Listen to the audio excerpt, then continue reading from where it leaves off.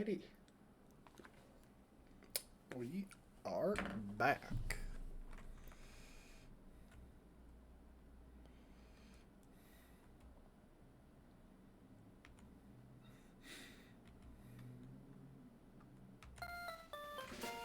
Last time we did a lot of catching Pokemon, mainly.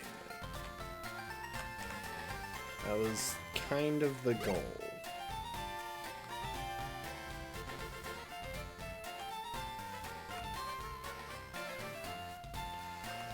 With that in mind, we picked up some new folks and then realized that if I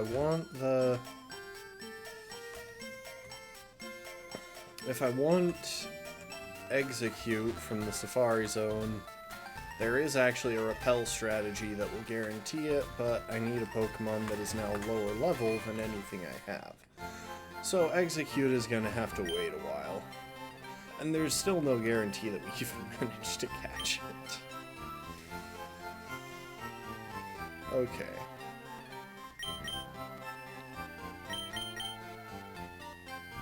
$150 steps.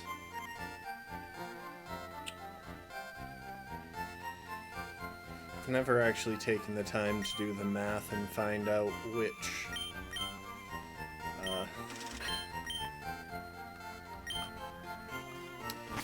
repel is the best value in these games.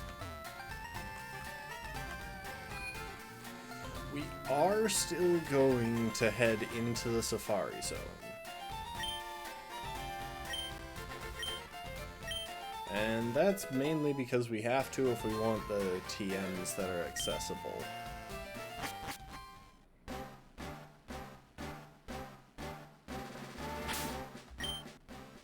Wait.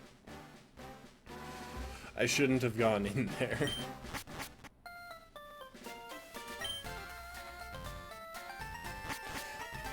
I just remembered, if I want to successfully repel stuff in the Safari Zone, I need at least one Pokemon that's like level 34 or something. So you know what? Instead, I want to see what we can actually do in Saffron City, because I haven't even bothered trying to enter Silphco yet. And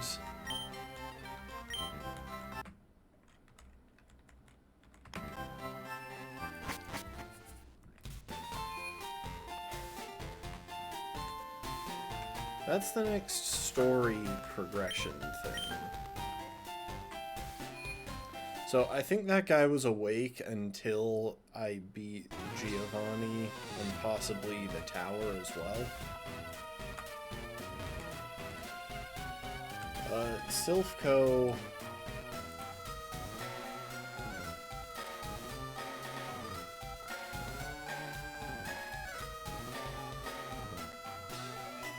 has a bunch of trainers that we want to fight our way through. So we might as well start chunking away at that.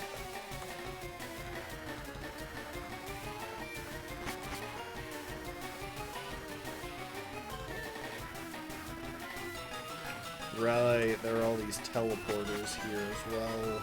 The teleporter puzzle. Well, I say puzzle, it's a maze.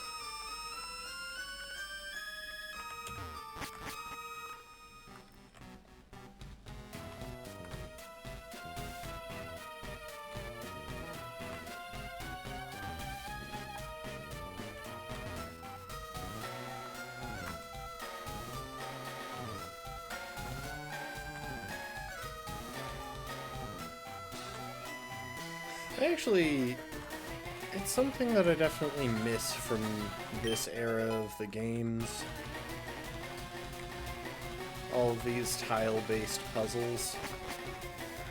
I would be totally okay with it if Pokemon just decided, you know what, we're going back to a tile-based structure. Oops. I wasn't paying attention, I was trying to see where that thing went.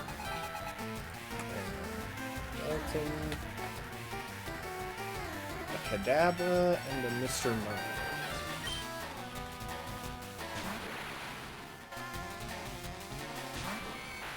Okay.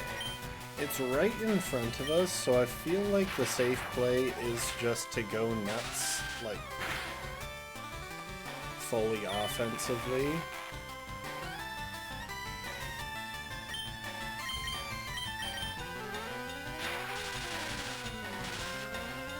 I will get synchronized parried, but that'll help me get someone else in safely.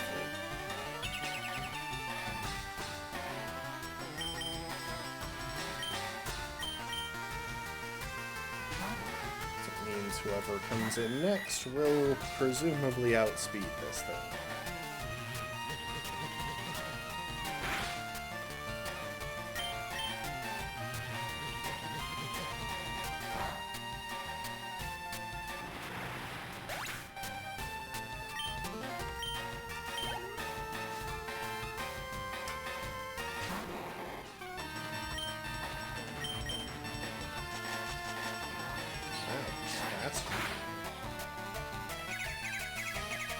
What does a level 29 Mr. Mime have? Psybeam, Encore, Magical Leaf, and Reflect.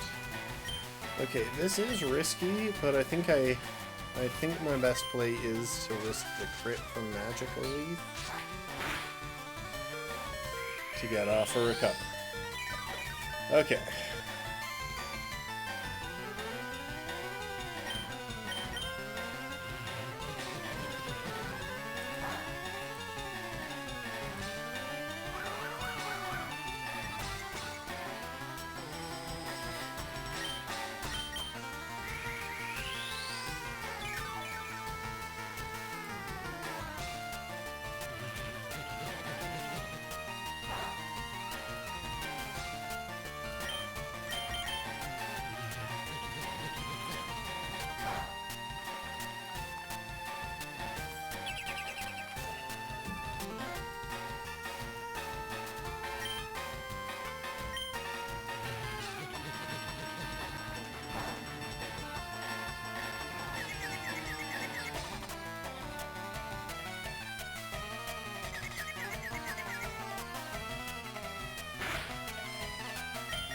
Funnily enough, I think how much damage it does in Confusion is affected by Reflect.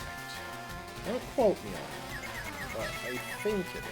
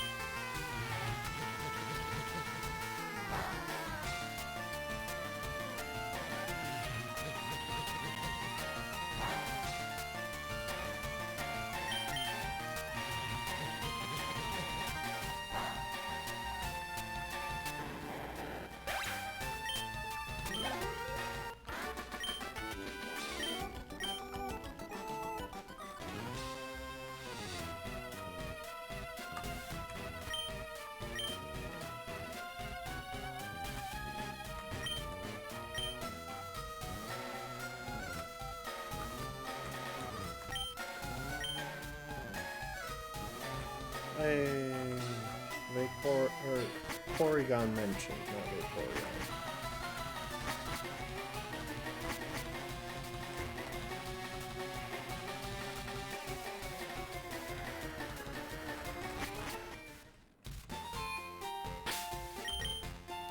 I am going to put my bike back on my registered item.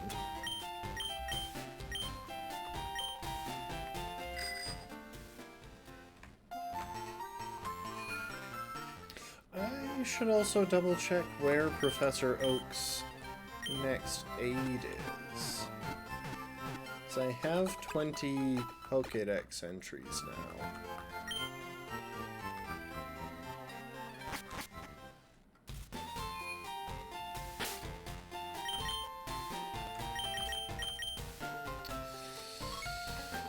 Let's see. The first one turned up on Route 2.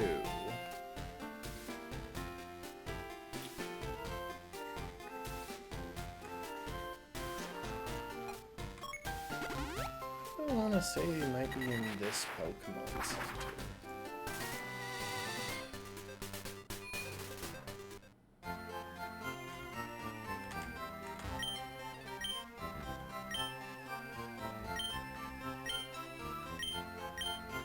Oh, that's handy, actually.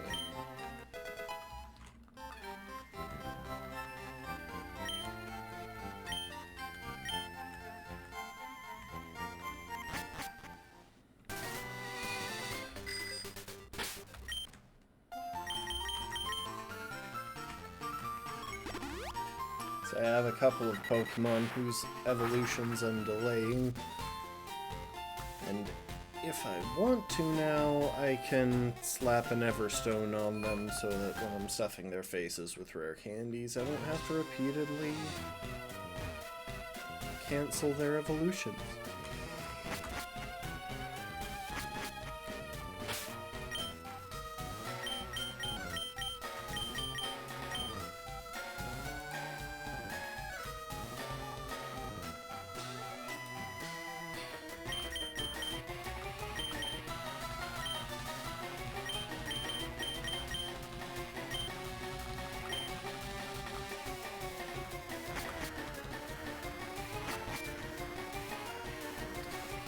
So this is a fun thing. If you don't do this right, you get locked out of this item until...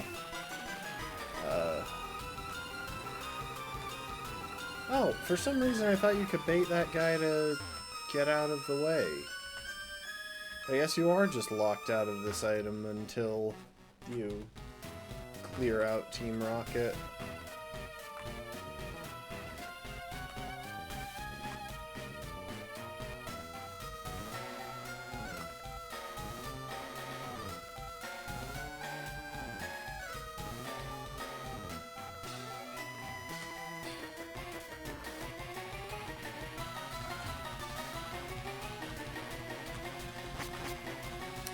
You know what's funny? I have no real recollection of the solution to this. You're friendly, right? Oh, no. Okay then. I don't know what floor I'm on.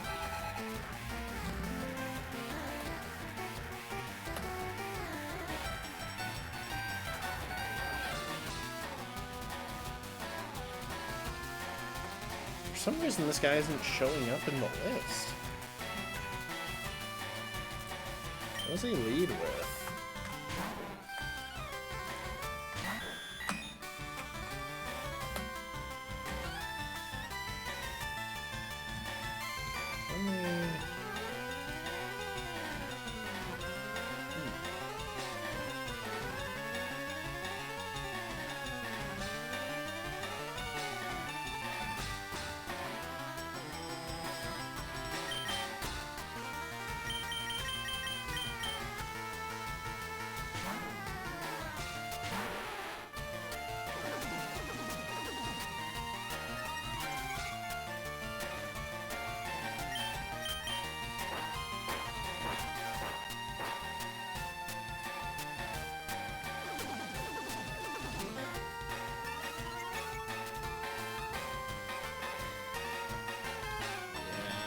Unfortunately, that was likely.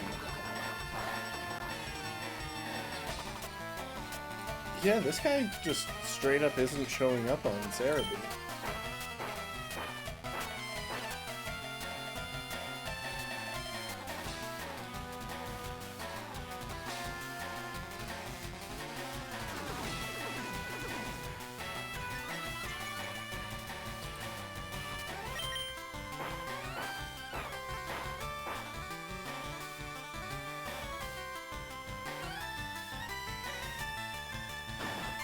There we go.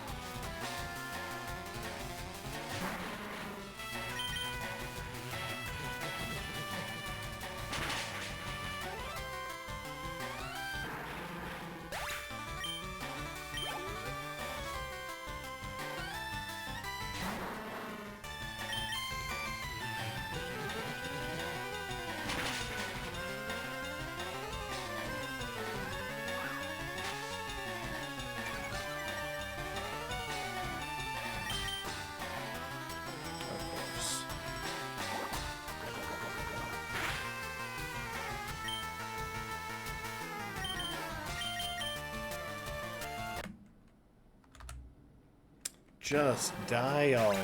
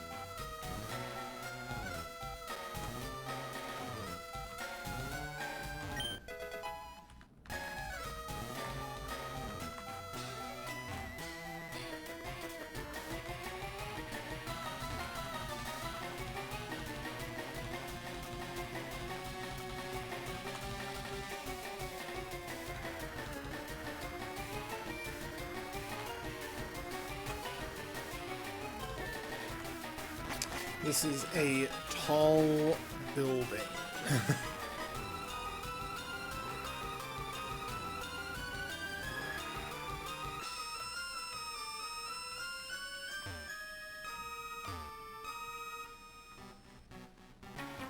Dang it.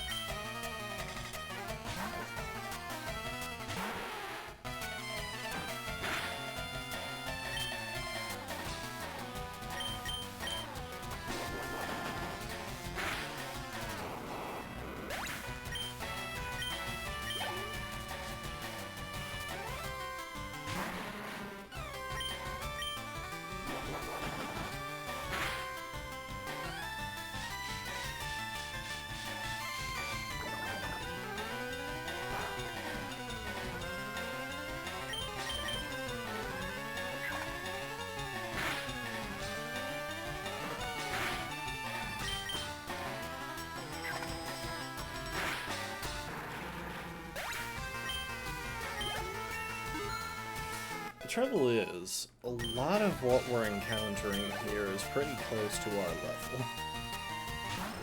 Presumably because we were expected to clear out more of the routes that we passed through on our way to Fuchsia before coming here.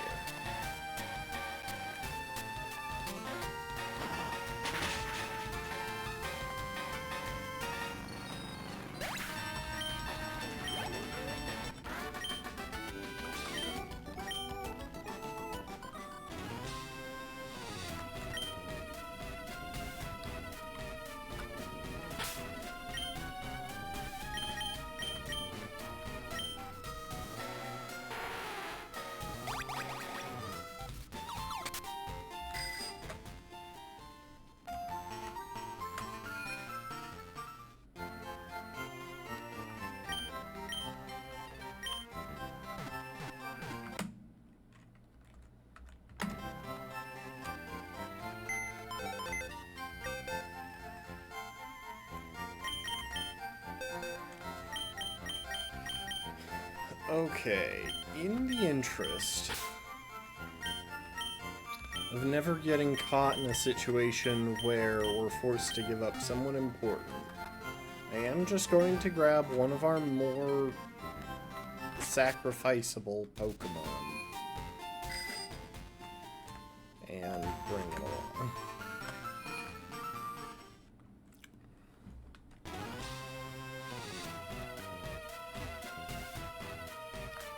And then, rather than what I've been doing, I think I will just start clearing the place from the ground up. It's not an efficient method, but if I don't remember how to navigate the maze, I would rather not be trying to remember which people I have to dodge while I figure it out.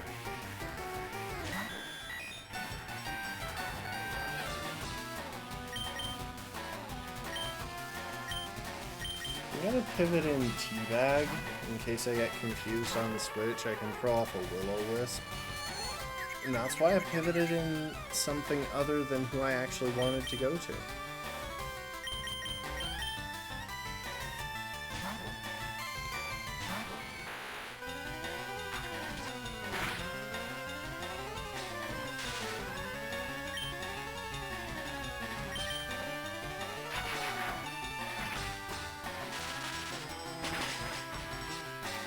You know, the more I think about it, the more I think how beneficial it would have been to keep Onix alive, just because strong normal types are kind of a problem for us.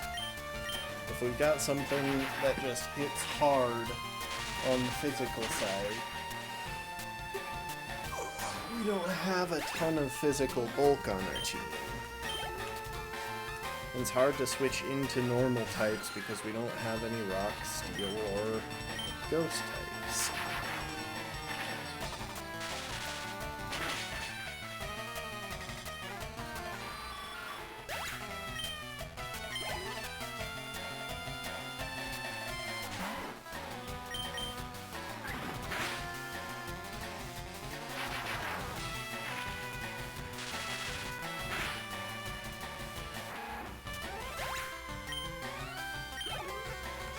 The positive here is that I don't need to be super careful with my level cap right now. Because I have access to all of the locations that I need to visit before hitting my current level cap, I have a decent amount of control.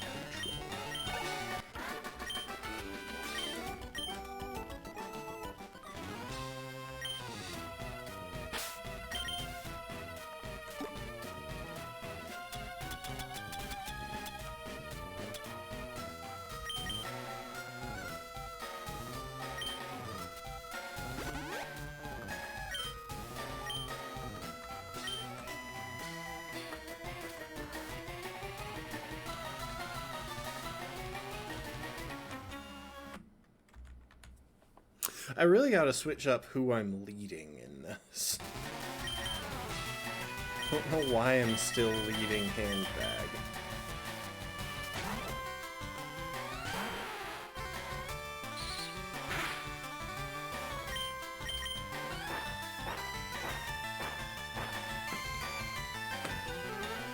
Evening, Rafton. Good to have you.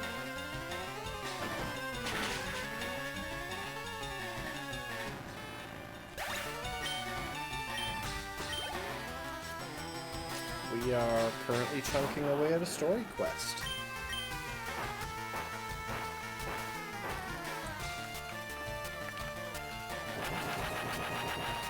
Get owned, Voltorb.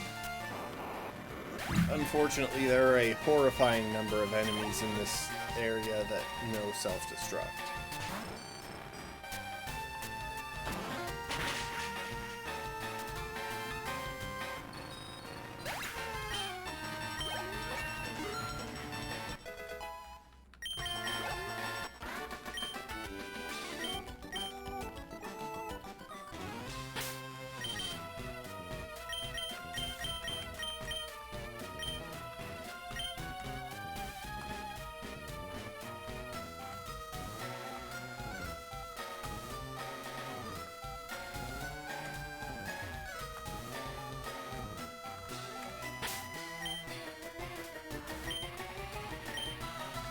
just gonna trigger this battle. I don't feel like having to dodge this guy next time I come through here. The challenge is, there is a location in this area where you can heal, but I can't remember how to access it. Because you have to, like, go out of your way to go through some teleporters in order to reach it. Once upon a time, I had the path to that place memorized, making it a lot easier.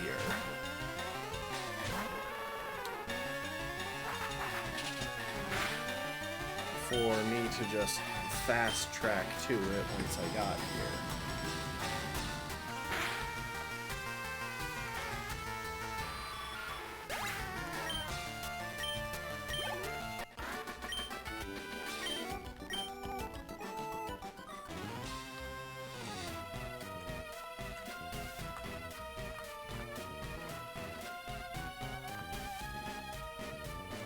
Okay, that's the second floor cleared out.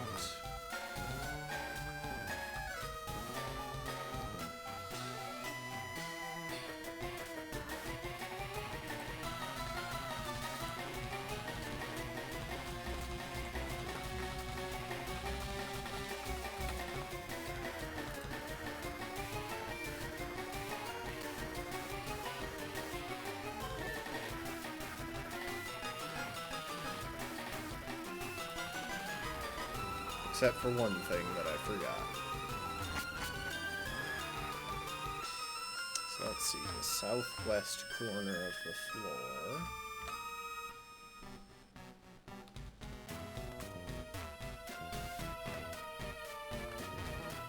Okay, it's in that room. I can't get to that item yet.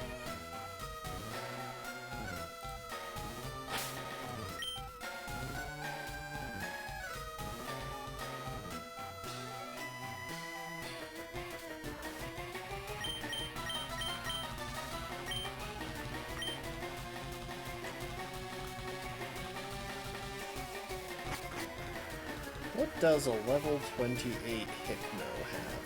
Headbutt, Confusion, Disable, Hypnosis.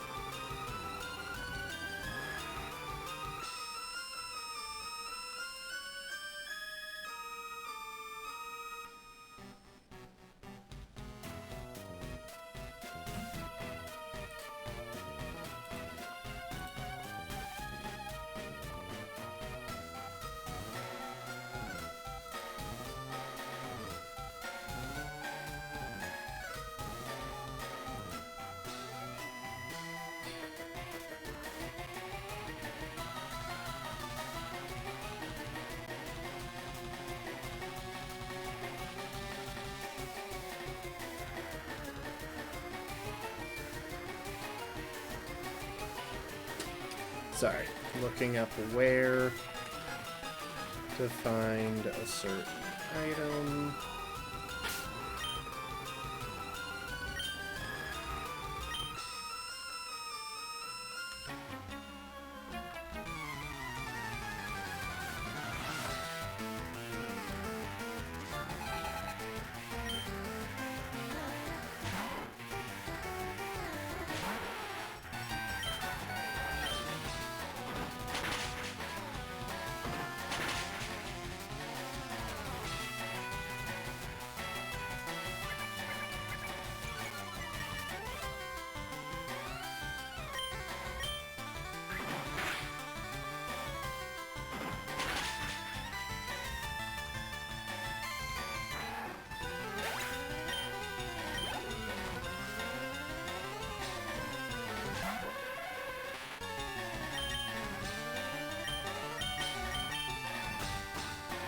With any luck, I'll switch in on like a hypnosis or something.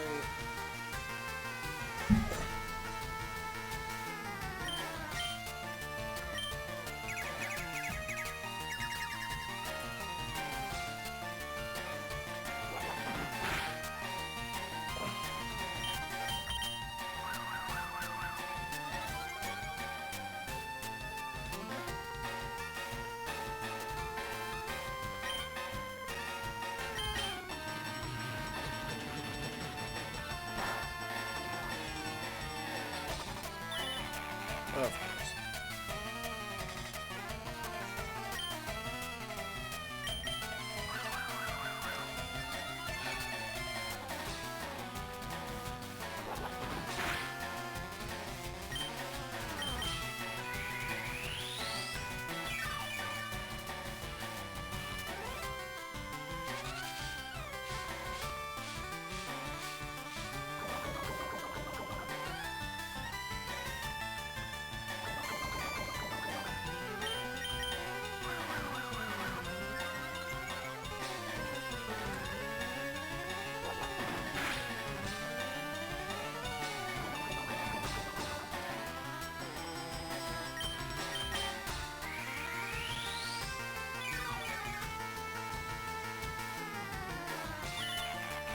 I can work with that.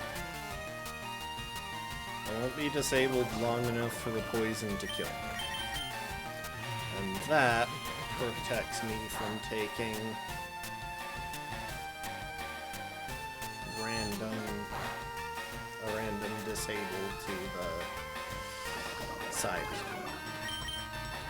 Failing all else, I can just switch.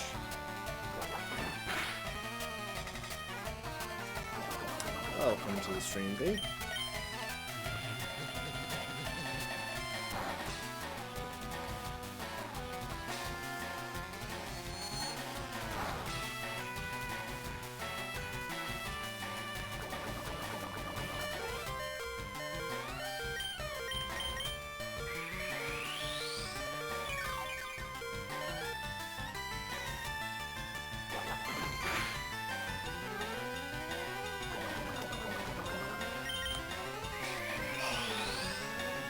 Frickin' psychic types.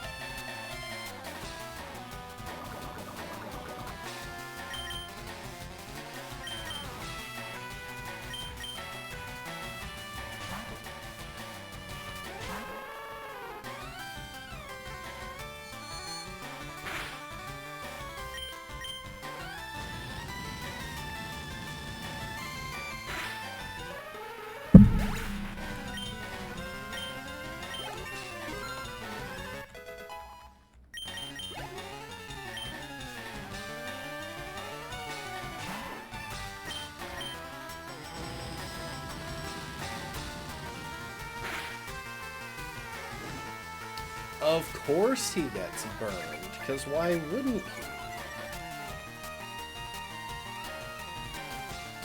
Why wouldn't I get a 10% chance to activate Guts for it? You know, it occurs to me that while I looked at the IVs on these Pokemon, I don't know if I ever looked at the...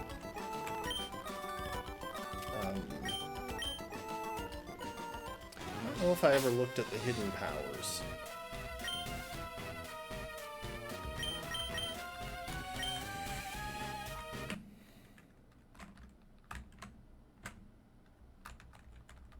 We're just gonna save some time here real quick.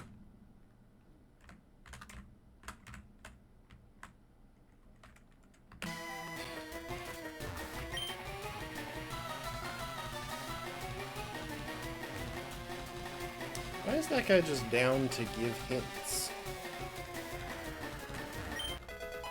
There.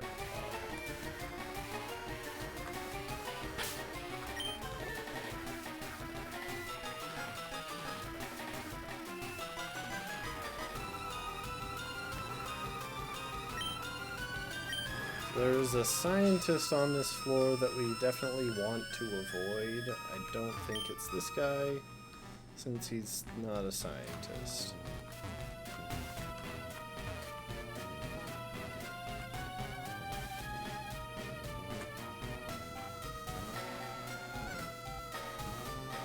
Okay, it's that guy.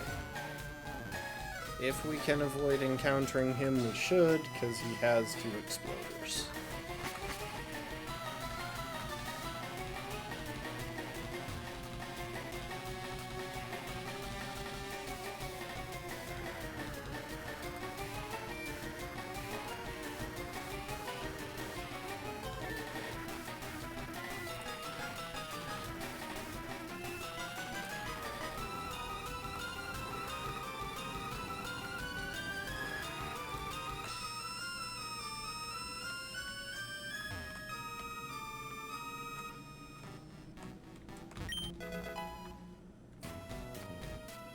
So, this guy has an Ekans, Zubat, and Cube.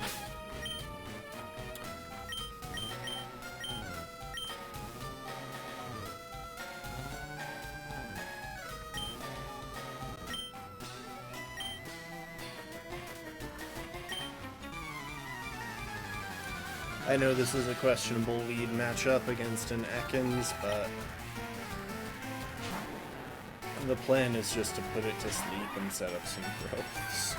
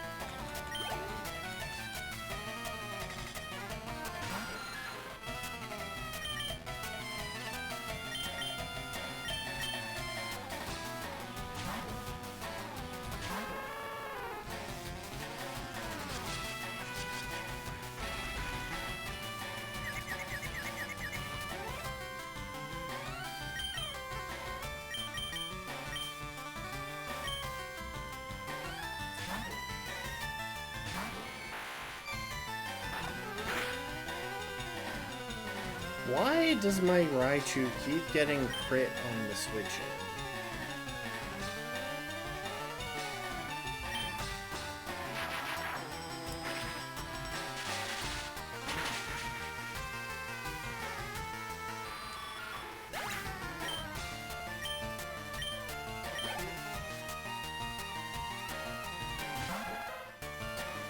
This is gonna seem like a weird play, but this is actually a good matchup for Trash.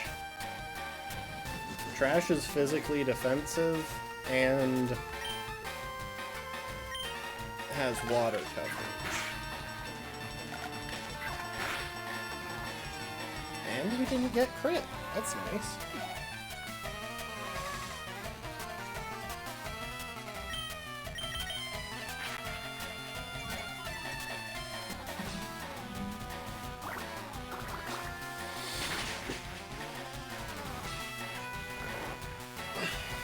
Okay, looks like Trash is actually gonna get a kill.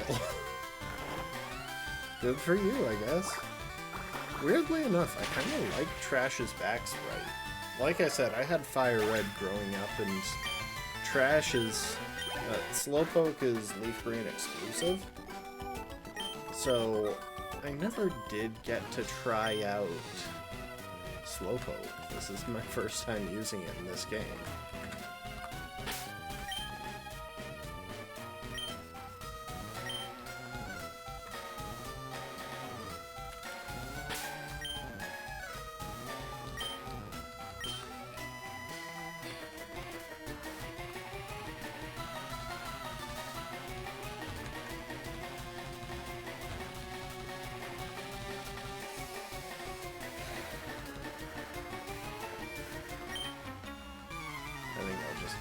This guy.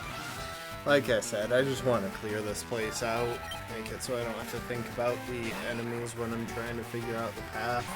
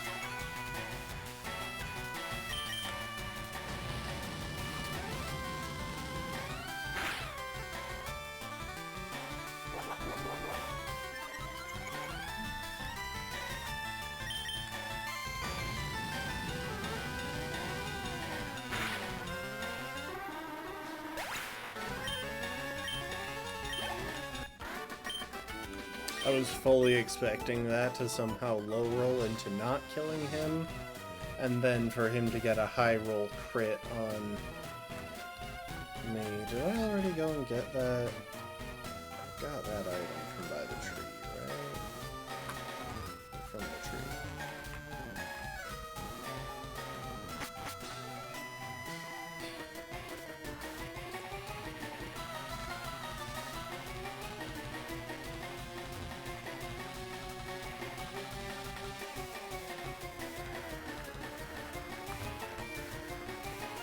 Okay, I already battled this guy.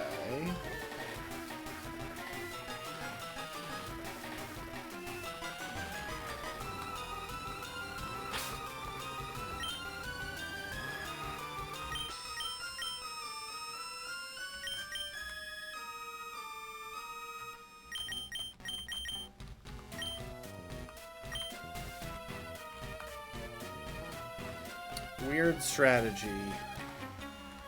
But I have an idea for this guy who has, once again, multiple exploders on his team.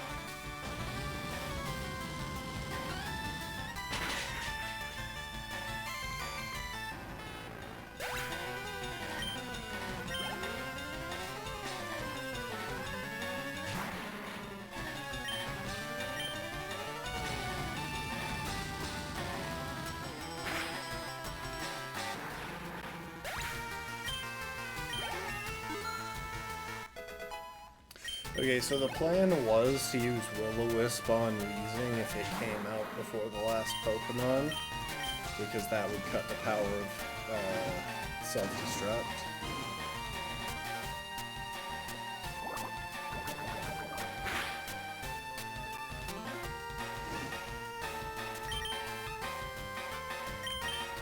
Everything else was manageable with strong stab fire moves. Coughing is kind of frail on the special side, so it was,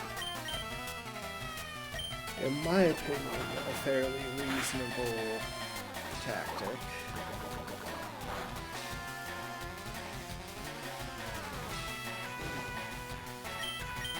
Admittedly, I did not run calcs for that coughing.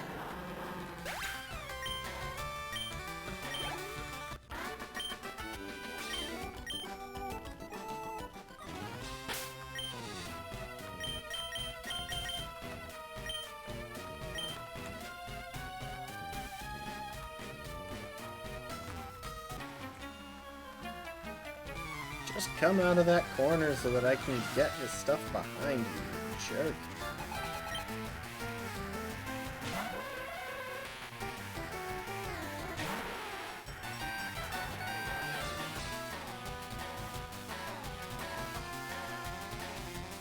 Oh, this is not who I thought it was going to be. I can take at least one confusion from this guy. It's a hypno after all.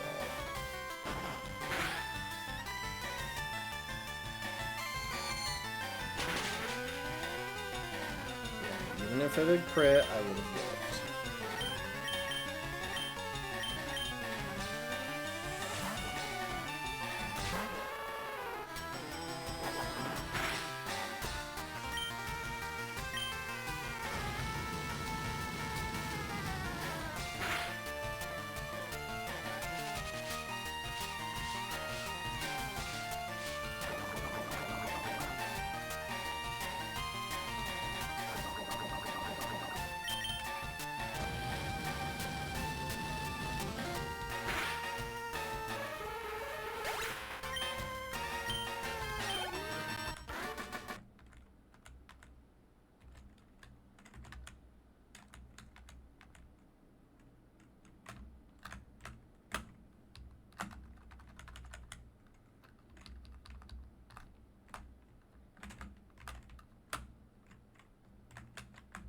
That was floor 5.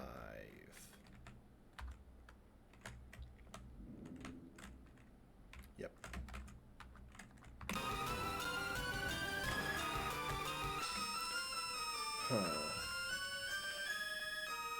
Part of the reason that went bad is that it wasn't who I expected to be the one I encountered.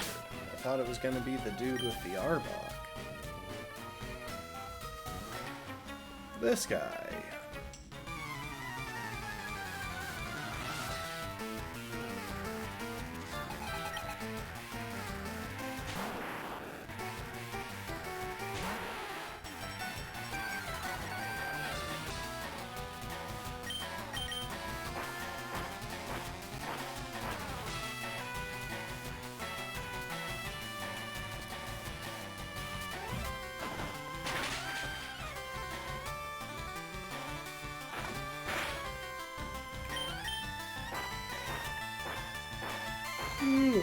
Huh.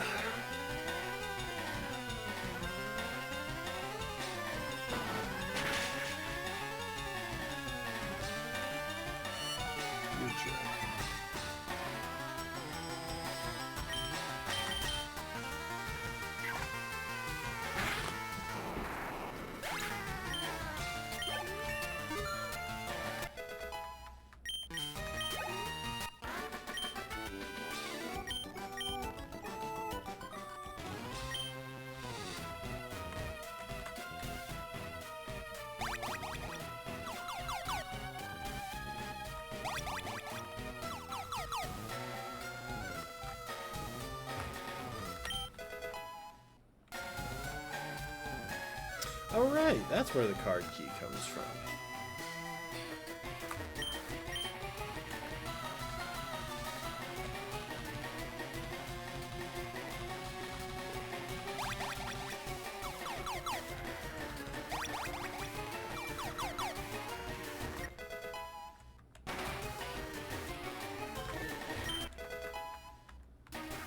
Hey, we got Focus Punch.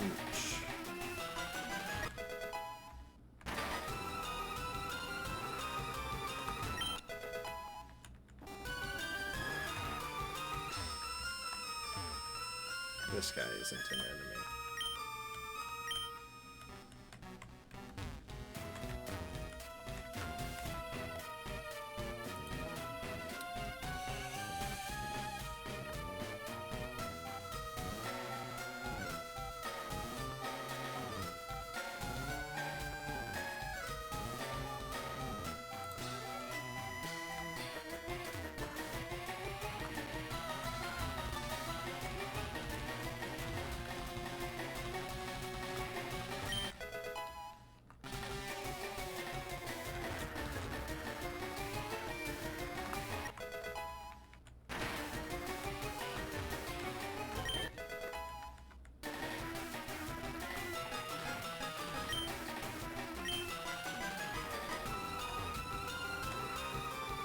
Sorry, gotta check all the plants because apparently there's an item that I haven't found.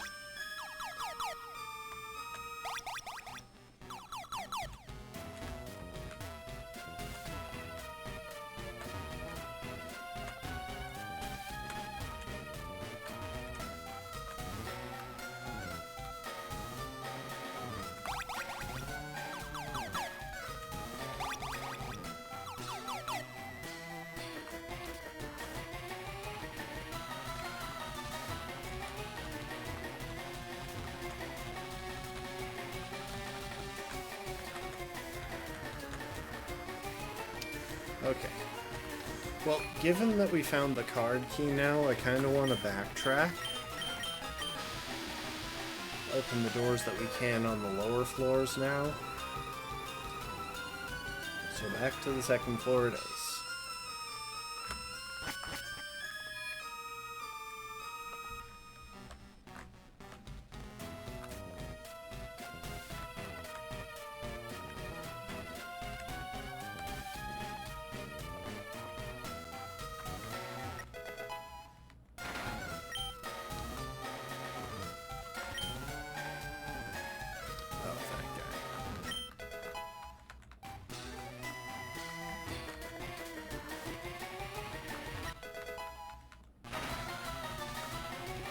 There.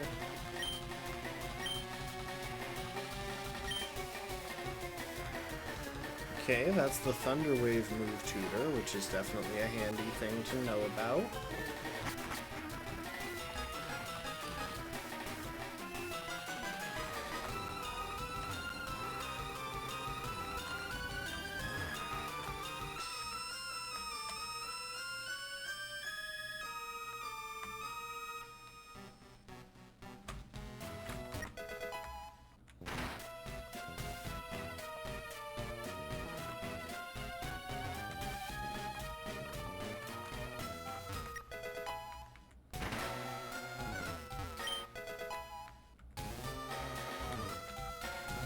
I'm gonna leave that guy behind for now because I don't want to fight the dude with the explodies.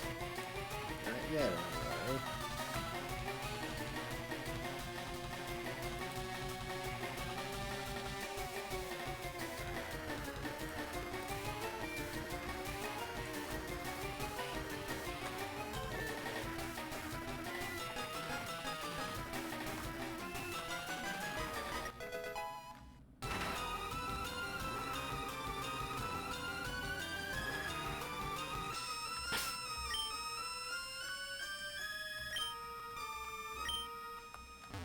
This guy has a single Splody. I should be able to deal with him.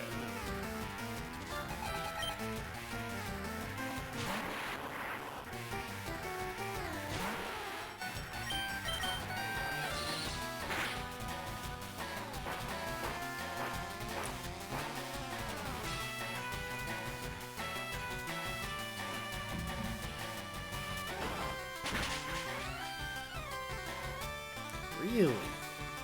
That wasn't a kill?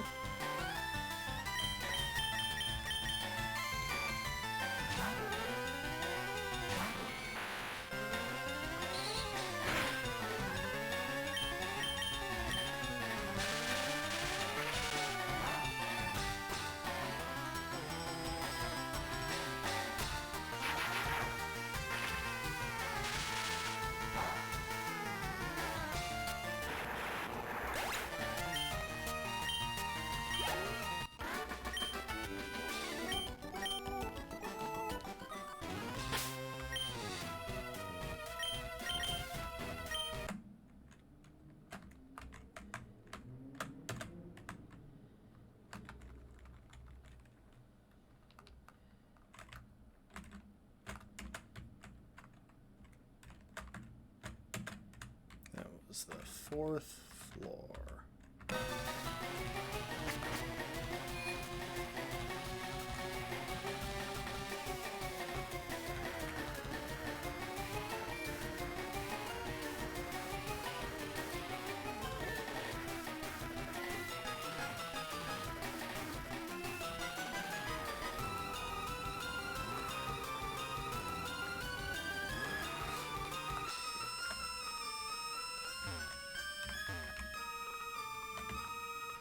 What's on that table?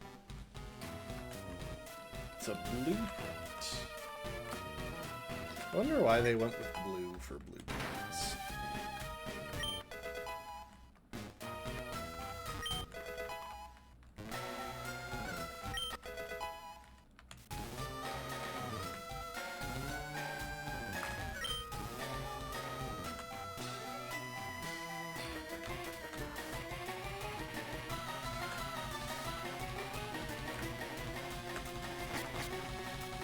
Okay, back to the 5th floor, which I believe I've full cleared now. So battled everyone, and I found the key card here, which is how I started unlocking stuff.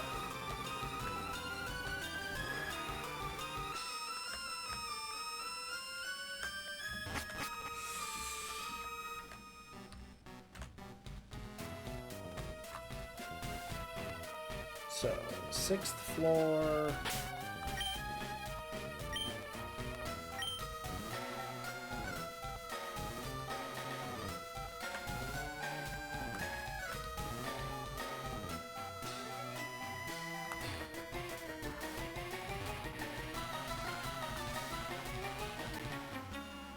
This guy should have a Machop and a Machoke. Good matchup for a poison type. And they'll get some attack ease.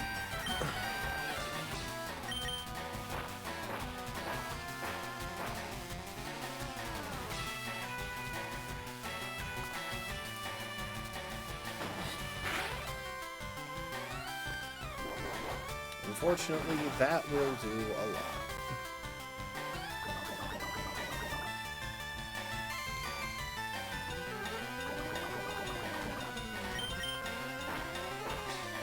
I probably could have body slammed.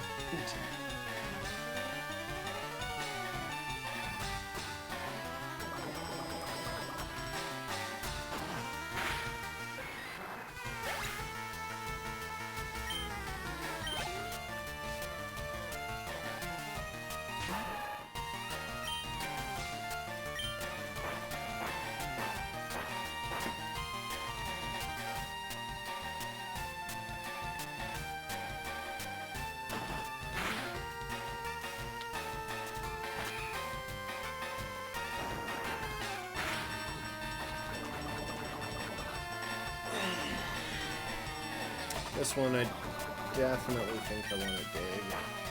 Body Slam is almost as strong as Stab Dig, but I don't know, I just prefer the other.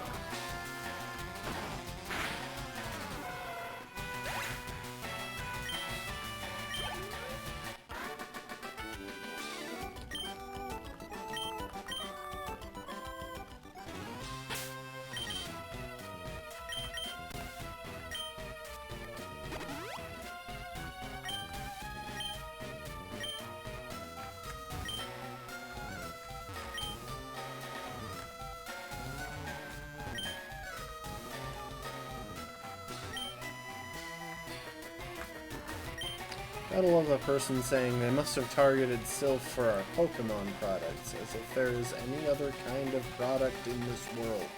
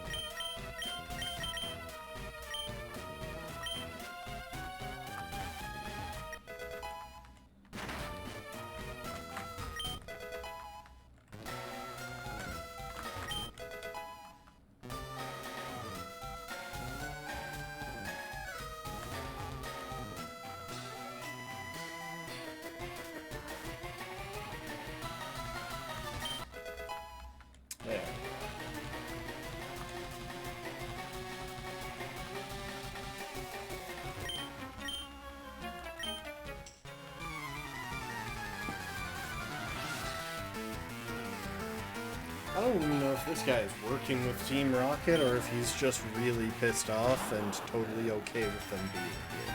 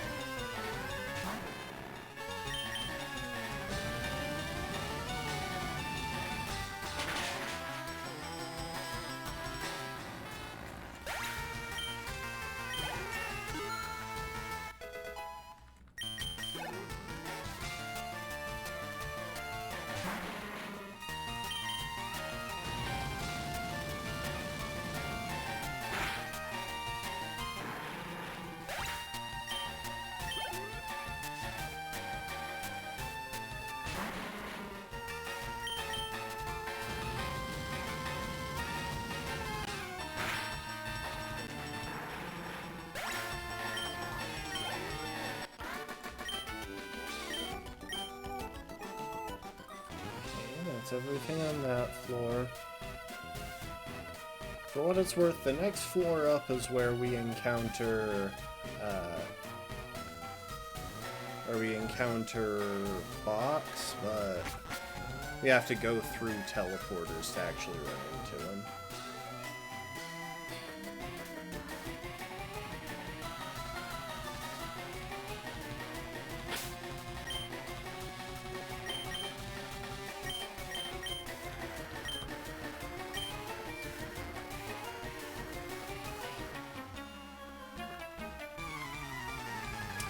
I'm guessing this guy has the 2 sand tree. Nope, he has the Raticate, 2 Golbats, and a Rattata. Well, if nothing else, we can afford to try and Sleep Powder in here. We can afford one more try.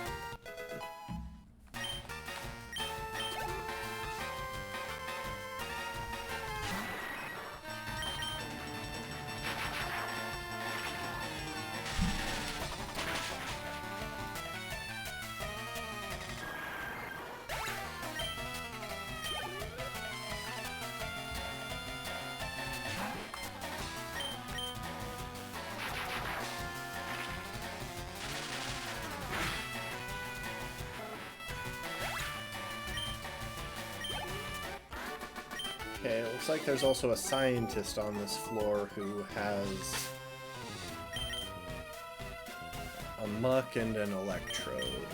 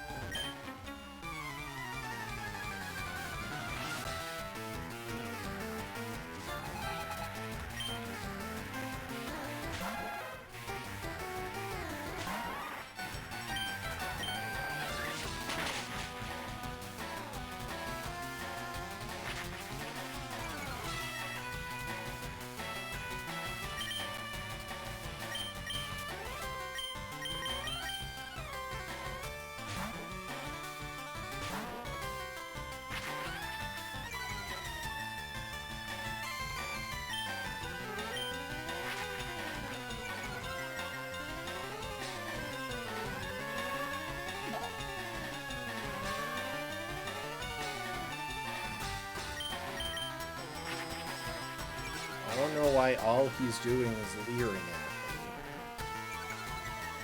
This is just being creepy.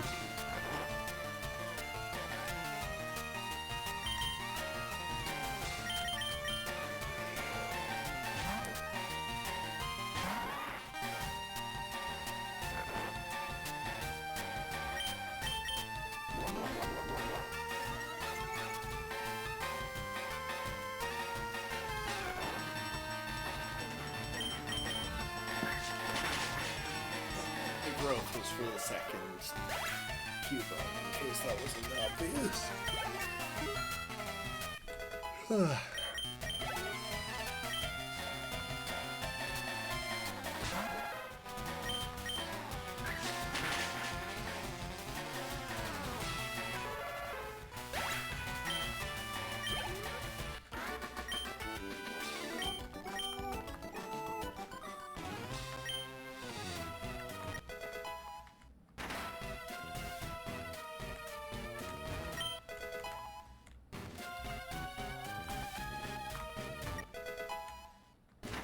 Okay, we got the TM for bulk up.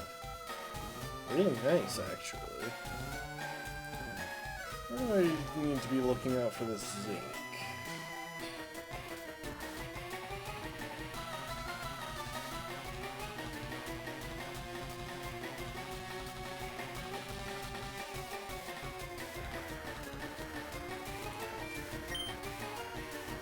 Here? Nice.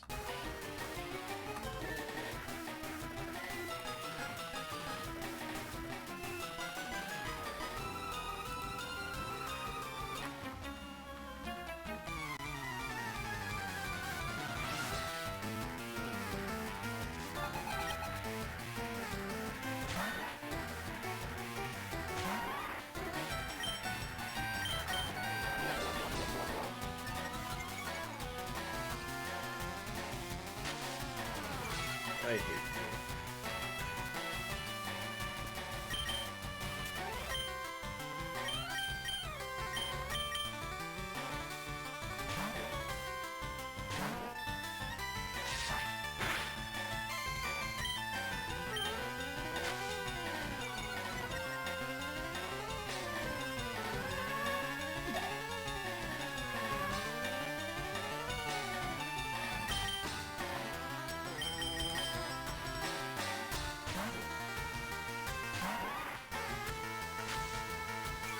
Still hate you.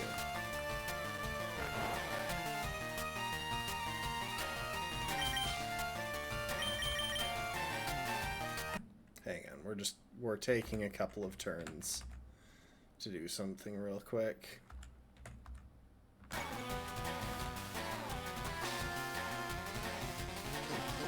Okay.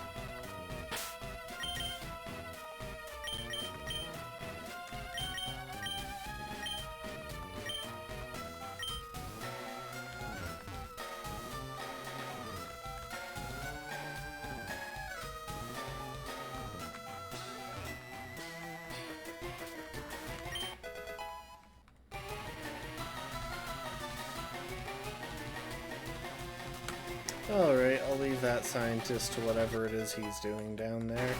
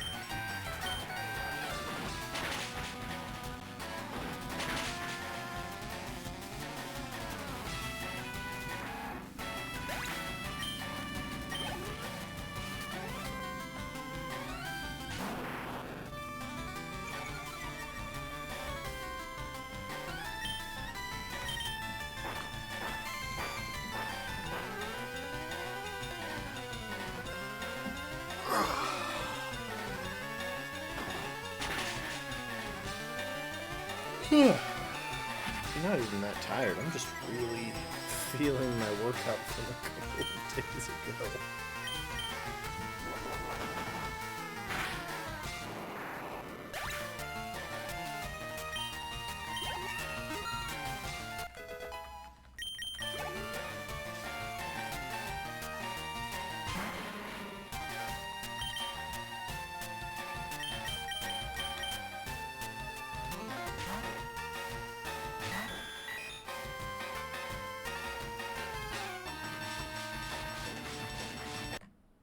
Sorry, that animation takes like a full minute.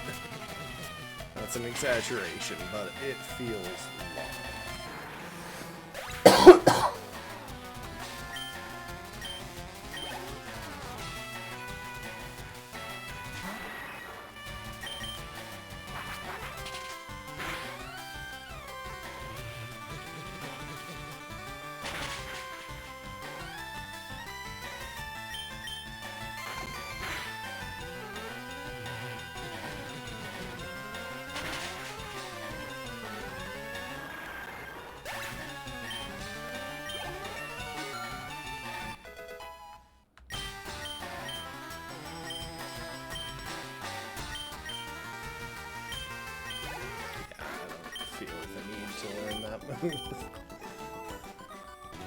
I have no plans of utilizing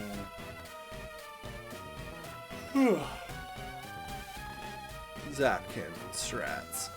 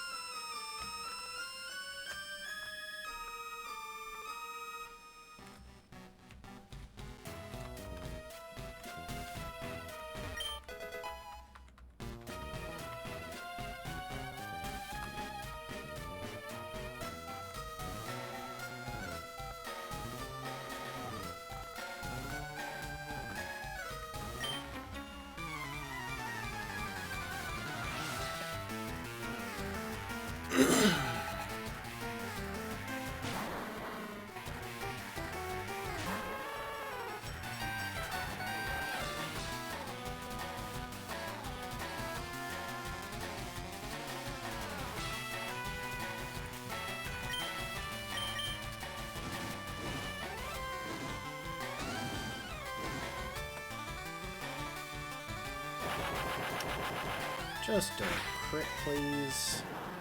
Thank you.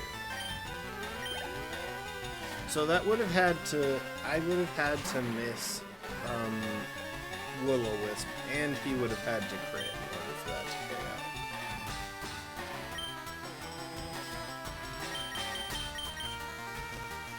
And now I think we're alright. This thing might self-destruct on me as well. Handbag has the bulk to take a self-destruct from a coffin. Okay, maybe not. Maybe I was better off going for another Will-O-Wisp strat.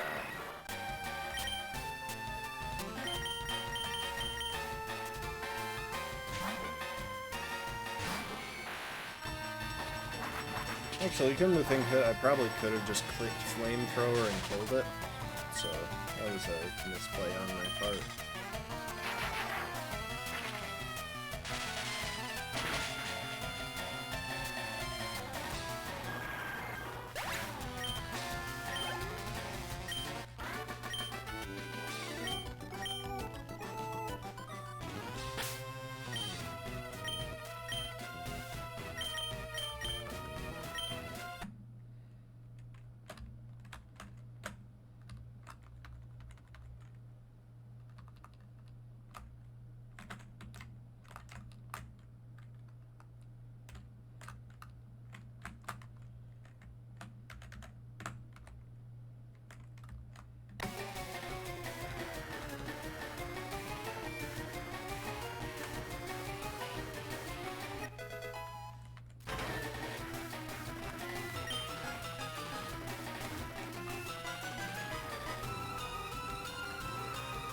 have a feeling I'm gonna have to kill this guy, so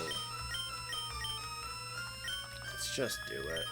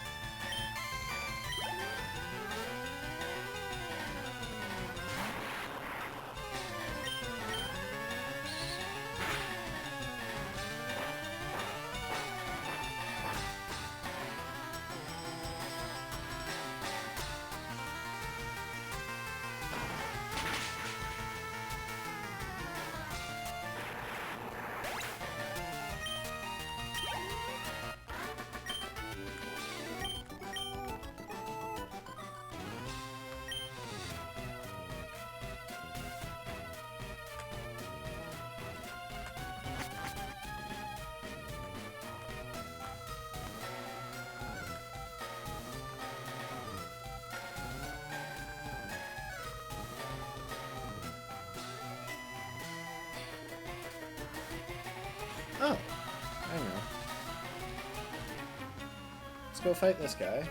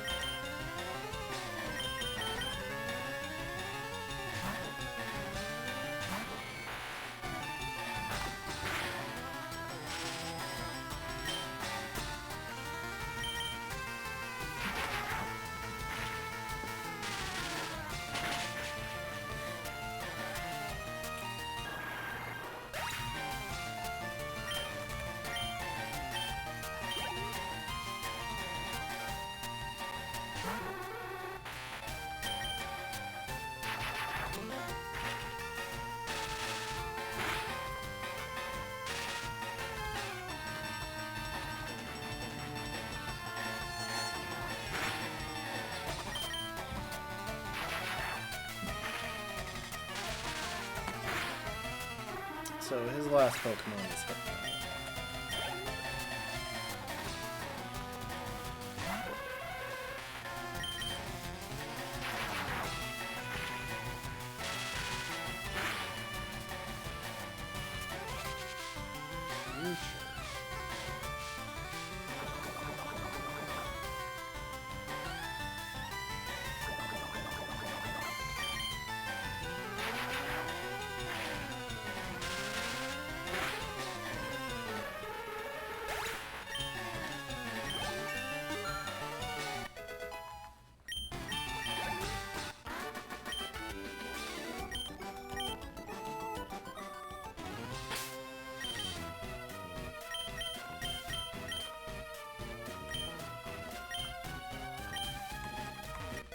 I realize that one of my Pokemon is poisoned right now, but I don't have to go out to the Pokemon Center. Because this person lets me take a nap. Okay, so the path to that is just get the card key and head to the 9th floor.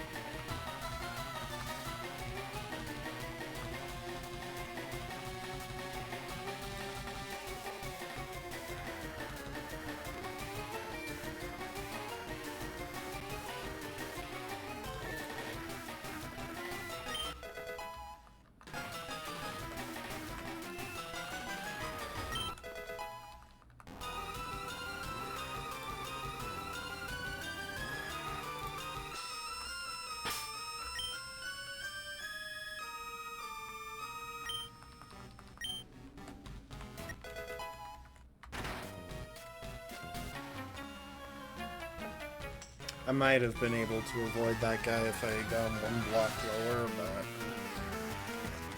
My general strategy is don't trust myself to take smart pathing when going through an area that I think I've already cleared.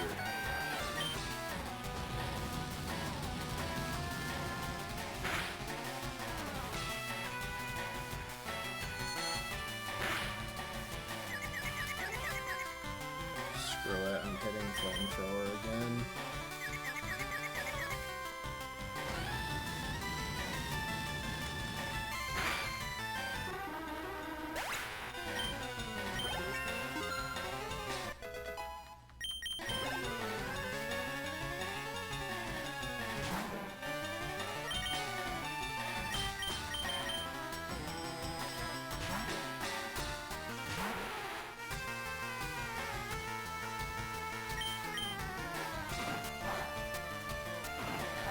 That is not what I meant to click.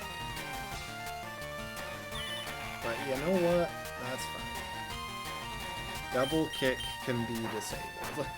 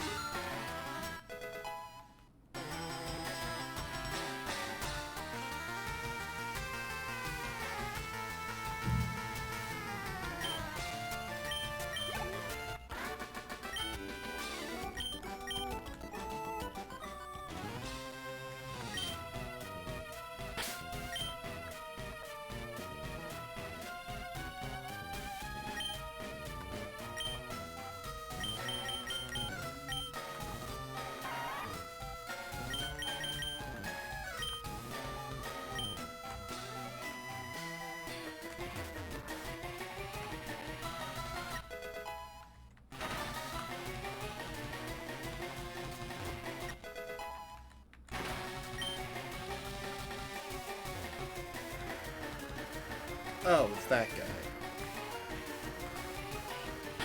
Pretty sure I've already fought him.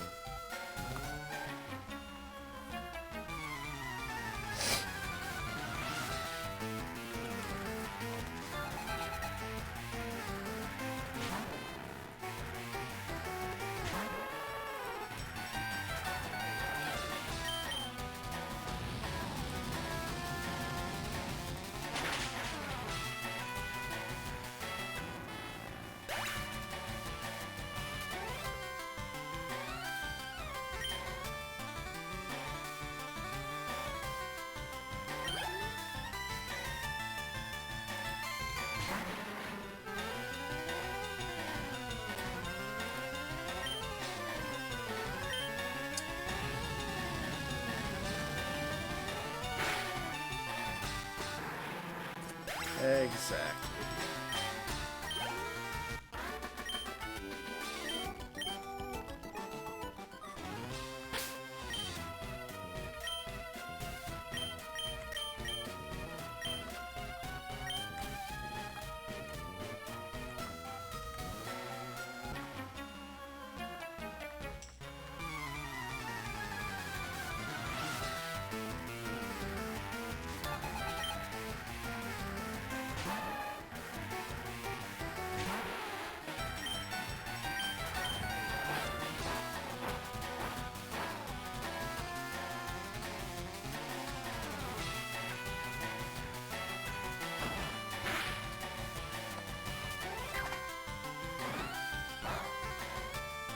poison? Dang. Poison actually would have been handy there.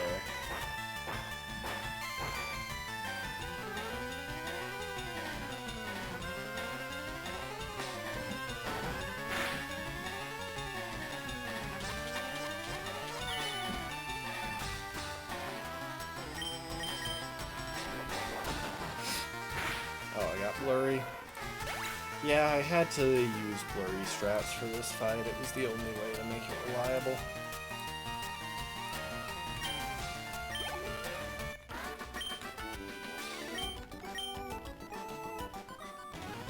Okay. We are gonna grab all this crap.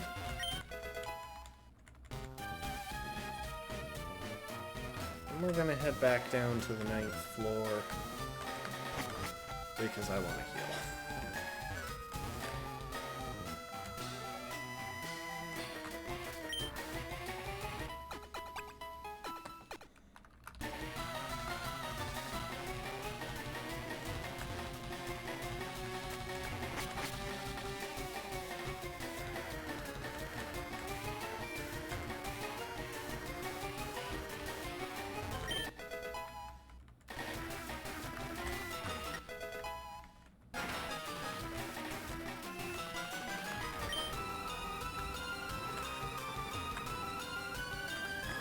You know, it actually occurs to me, I wonder if the takeover of Phonak News in Pokemon XD is supposed to be an homage to this. Anyway, this won't take me to the President, because the President's office is only connected by a teleporter.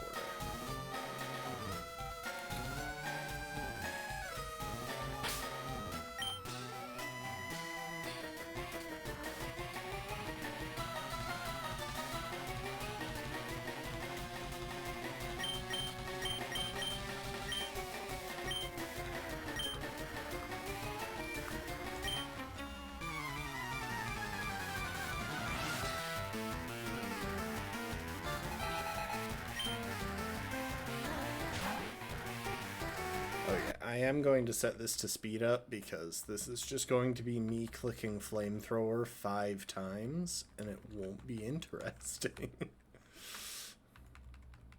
It's one thing when I'm actually trying to puzzle through the building or come up with strategies, but this strategy is click the same move 5 times in a row.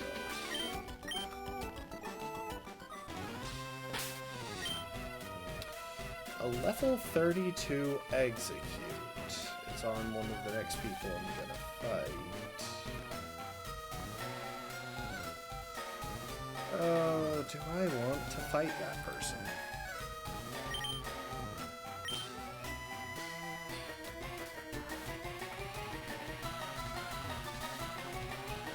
Well, it looks like I can't access them from this part of the building anyway. Okay, so there are 2 major fights left in the building. One of them is a rival fight, which I don't really want to do just yet.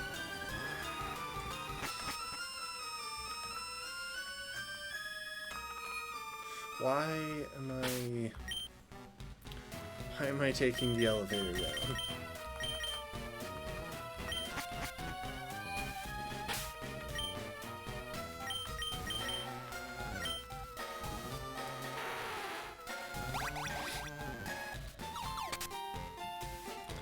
This is, I think, the hardest rival fight prior to the Elite Four.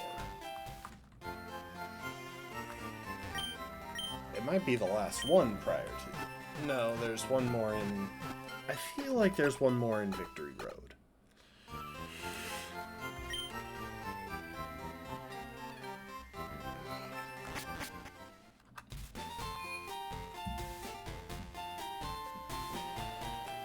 Anyway, we are pretty under level for the rival fight.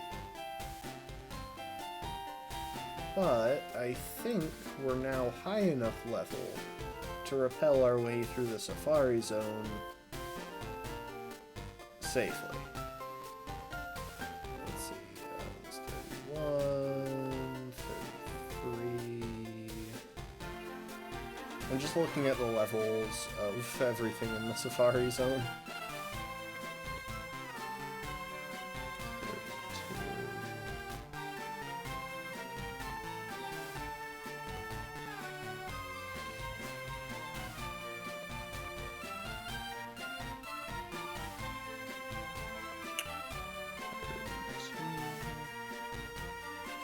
Okay, yeah. So we should be able to clear the Safari Zone without,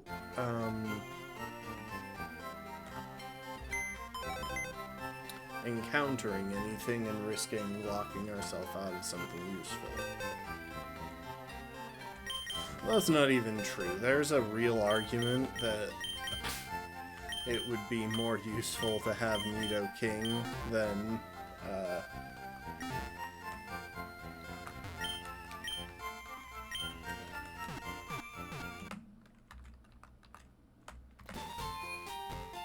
execute, even though it would make Nidoqueen redundant.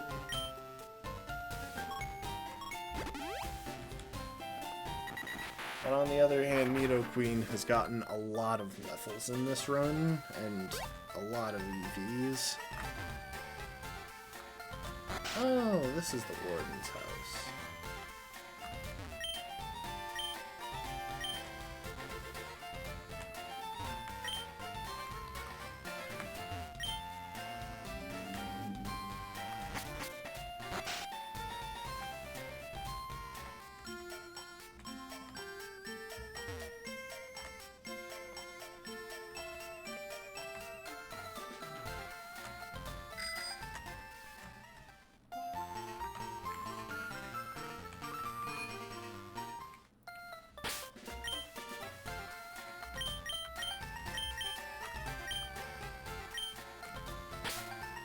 We're going to save, because I think I can use Repel here. But if I'm wrong, it's going to be another 500 that I've wasted on this without accomplishing anything. So...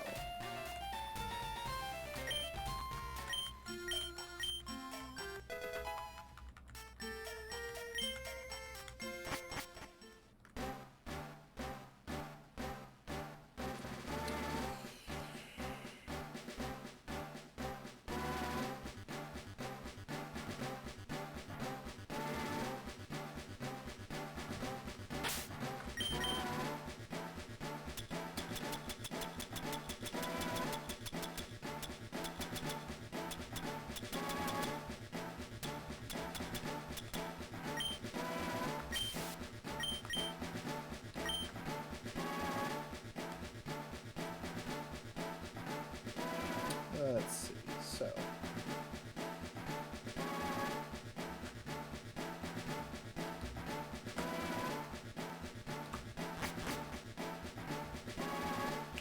that's the first section.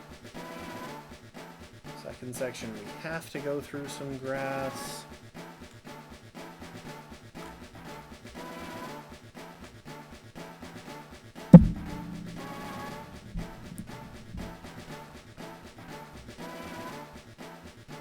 About the items around here. TM 11.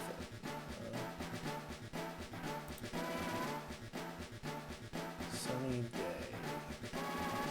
Won't worry about that for now. Was there another leaf stone in this section? There was one in the last one too. I suppose I could have just brought a Pokemon that knows cut and just cut my way through all the grass.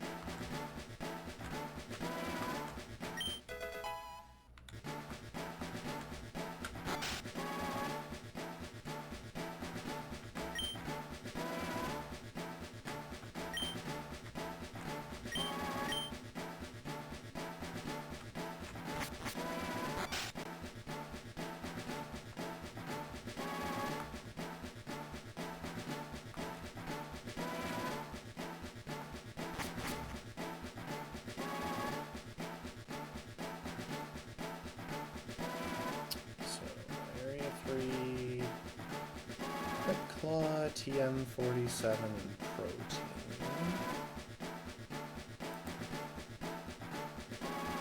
TM47 is steel, which I don't think a single Pokemon we have can use. I wouldn't mind the Quick Claw,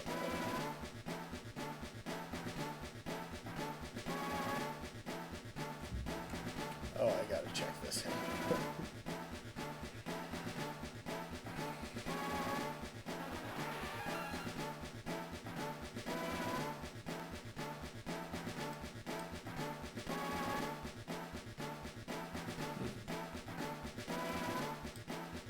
Sorry, I forgot how slightly complicated the map of this Safari Zone is.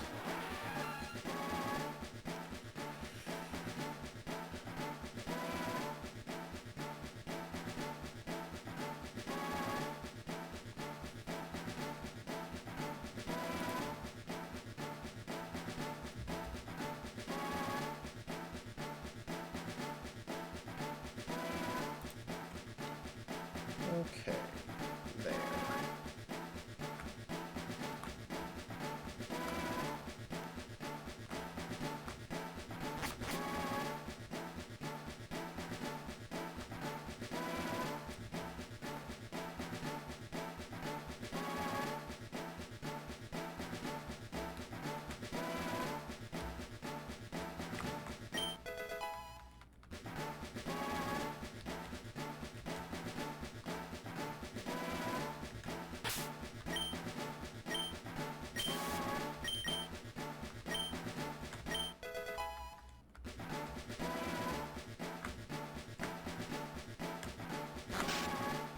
So I believe here is where I get a special prize. Nope, okay, I was wrong.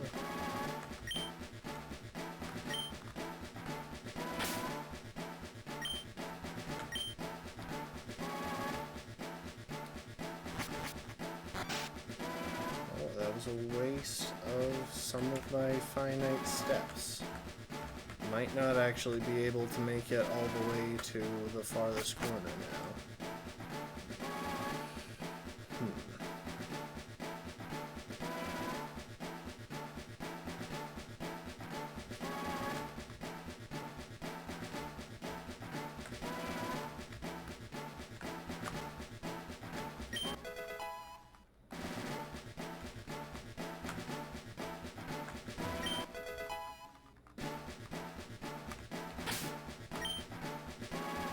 Maybe.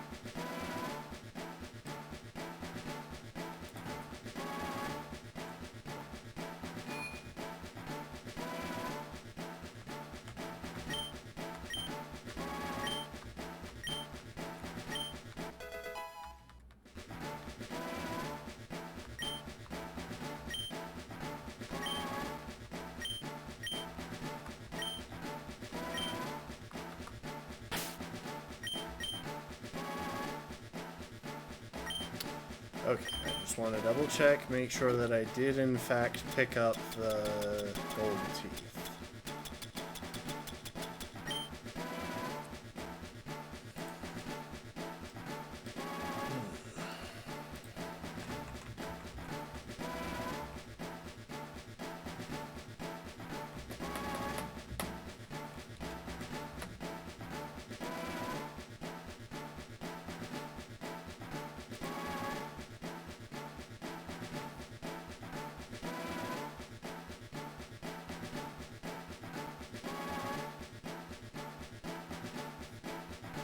Okay, I think we might need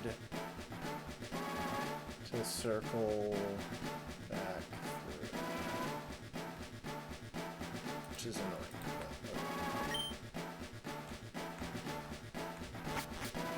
okay. Oh, wait, never mind. They're right there.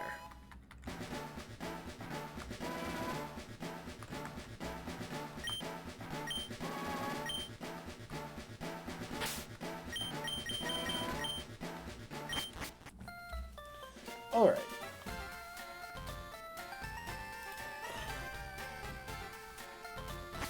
We got everything we needed from there. Let's go take the Warden his teeth. That'll get us the HM for strength. I love that sprite for Slowpoke.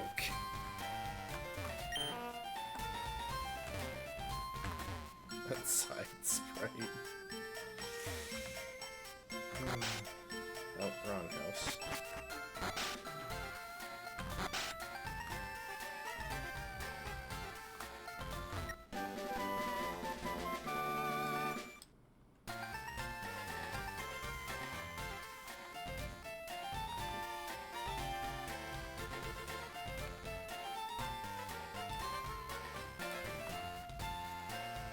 Thank you, lassie. You're a real lifesaver. No one else could understand the word that I said, not even the one. I was too ashamed to show my face around the office even. Let me give you something for your trouble.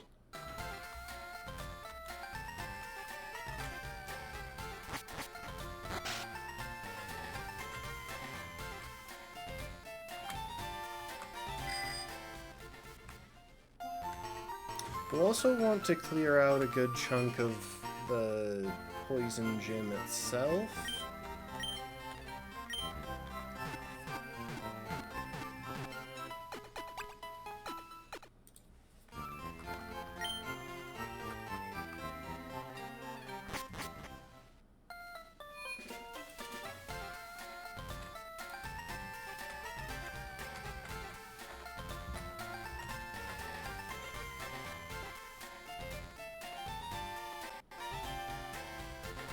Okay, so we can use strength out of battle, although we don't have anything that can actually use it. So I'm gonna make it an executive decision real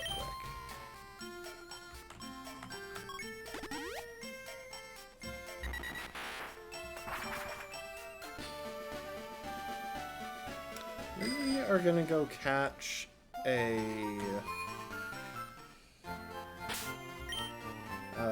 Krabby real quick.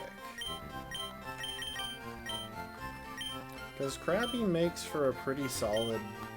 Wait, actually, hold up. Can Sandshrew use rocks... or can Sandshrew use strength?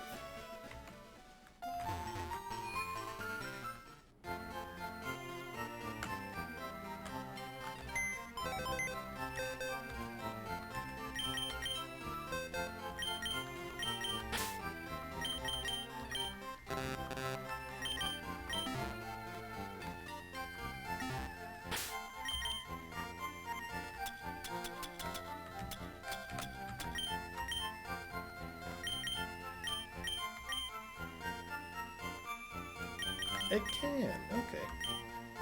And never mind, I don't need to get a Krabby to teach it that. Also, do I really not have Rock Smash yet? Wow, you can't even use that until you pick up the Marsh badge.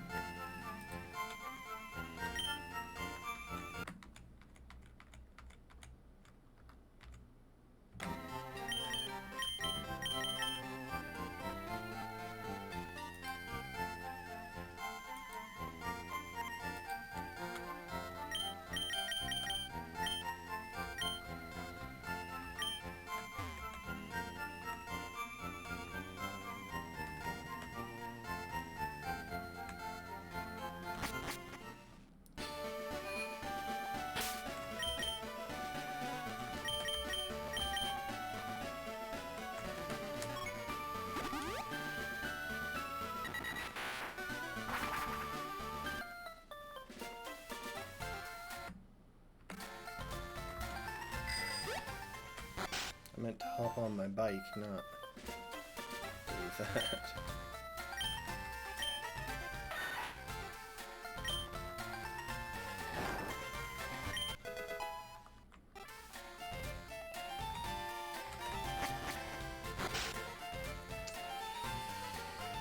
Alright.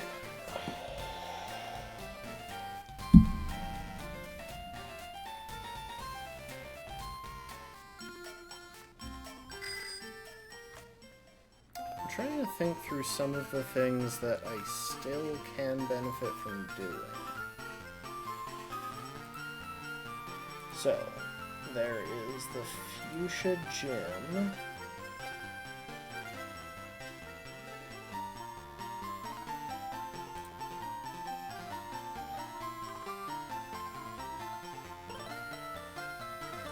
Which is half convinced that it's a psychic type gym.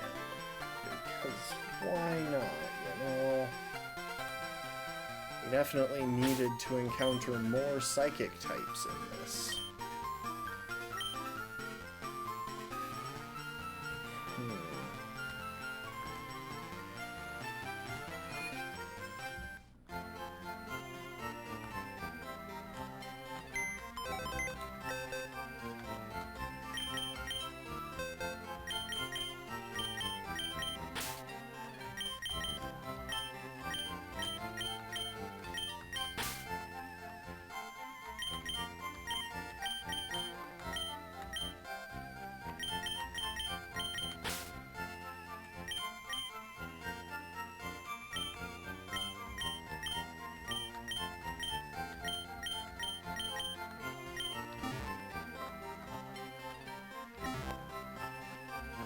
How high level did I want Clefairy again?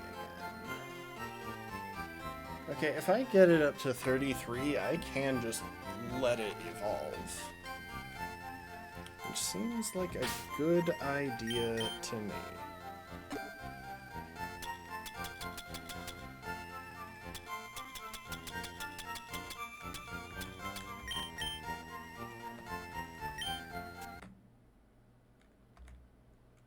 Didn't mean to level up Trash.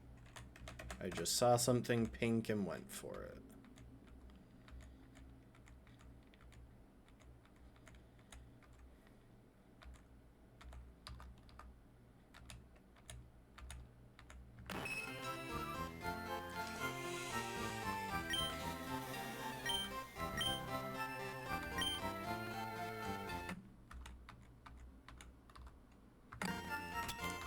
Now we can break out that Moonstone and evolve Clefairy.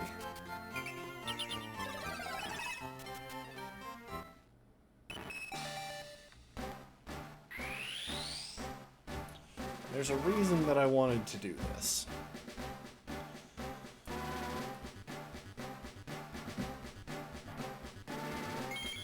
We've been encountering tons of psychic types, but having a normal type with having a fairly bulky normal type with a normal type stab move should help us break through those a lot more easily, even if it's coming off of a fairly unimpressive attack stat.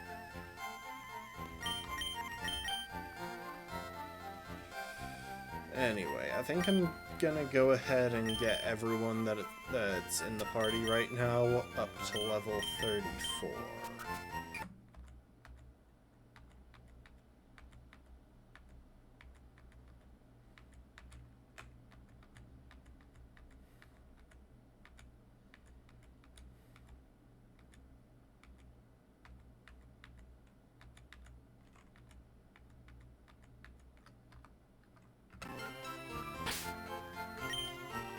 Do I have any good held items now?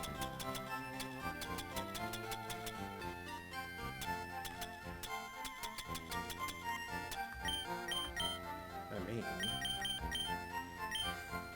Trash can never evolve in this run, so it works.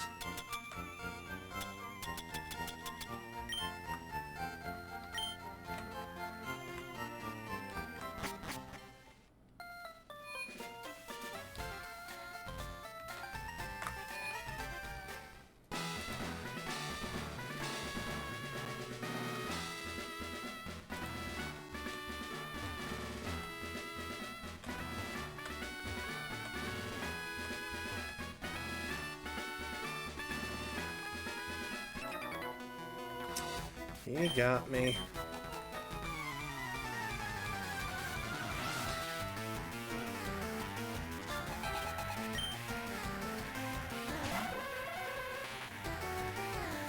Oh, this isn't the one that I thought it was going to be, but okay.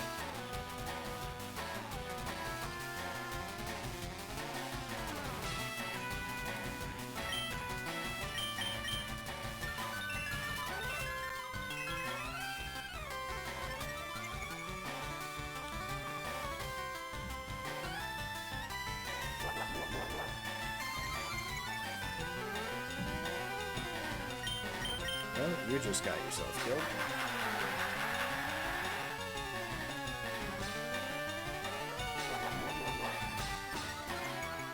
I just have to remember to pay attention so that I notice if the encore ends before I kill it.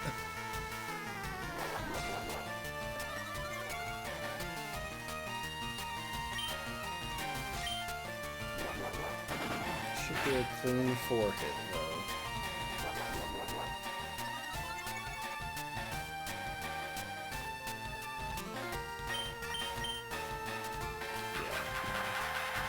We just want you to keep encoring.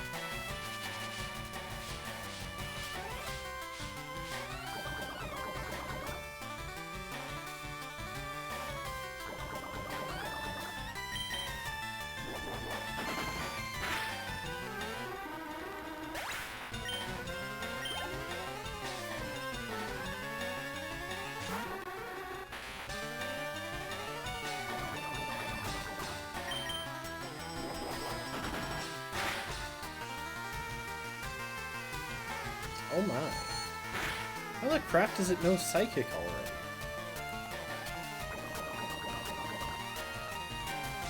Wow, exactly at level 31 for Drowsy.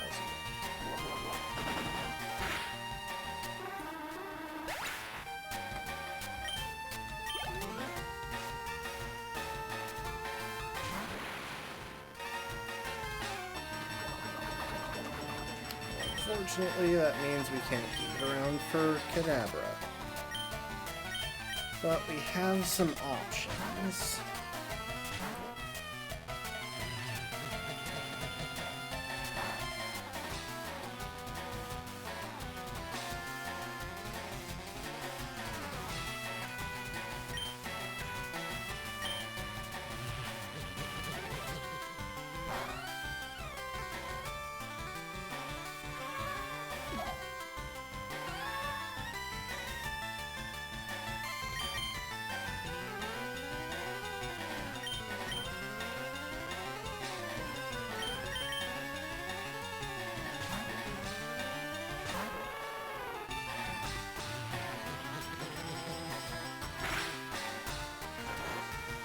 Okay.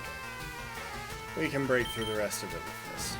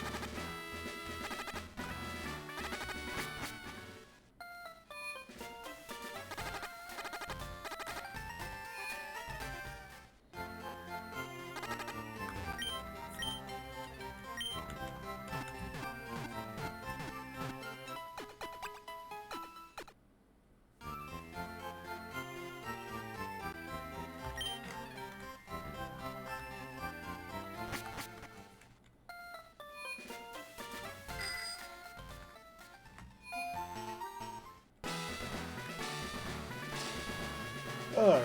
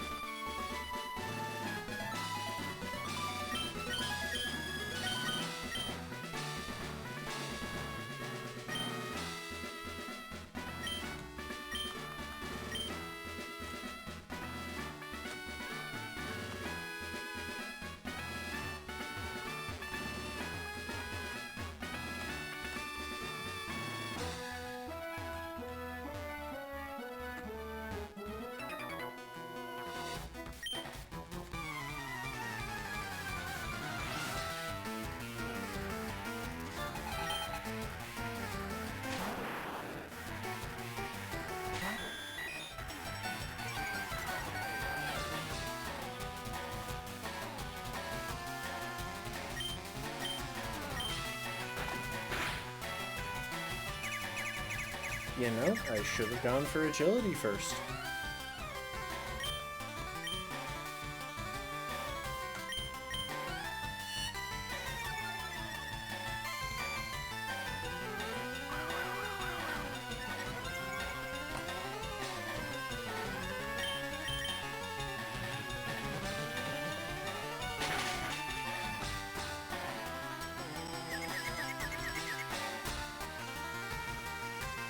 Well, now it's going to manage to paralyze me with Glare.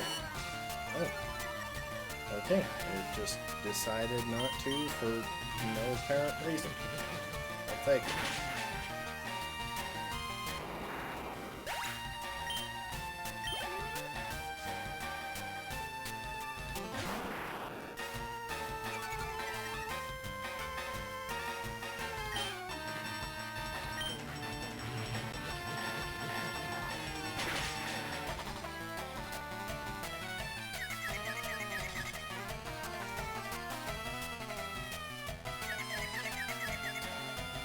Hey, we got one.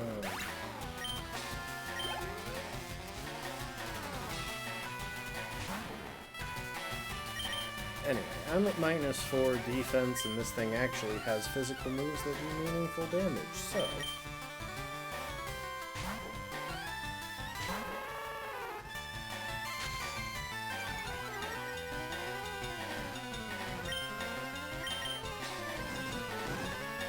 That was a crap shot, but it can't one-shot me, so why not?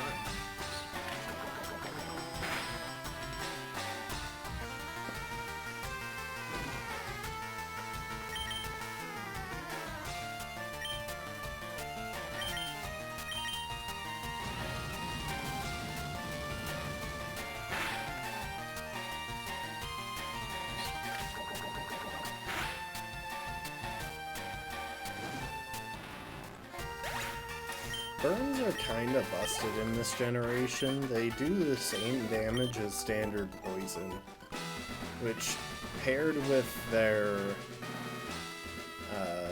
attack lowering effect, just kind of makes the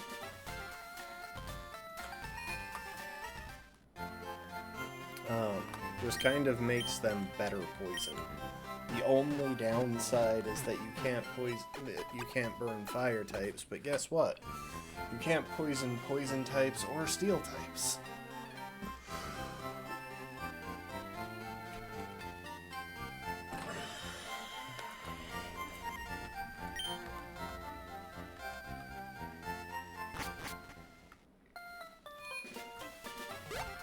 Oh, I'm done. Come to think of it. Back in we go, sorry.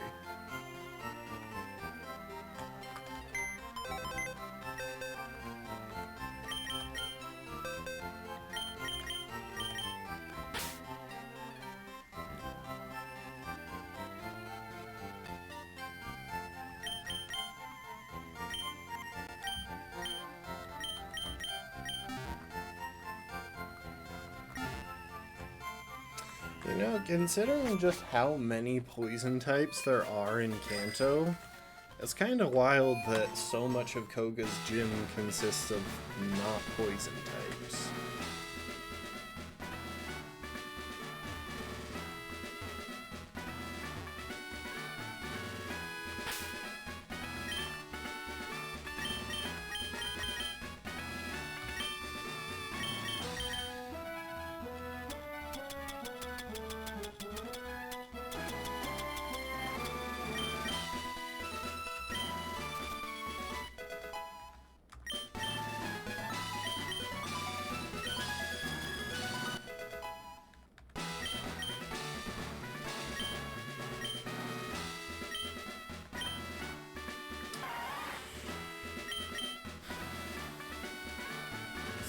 Honestly, really tempting to swap something out for Sweet Scent.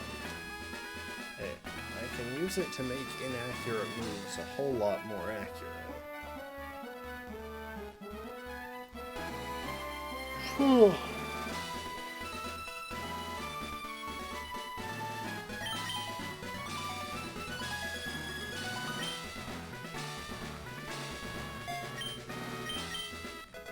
I might regret that, but I like the idea.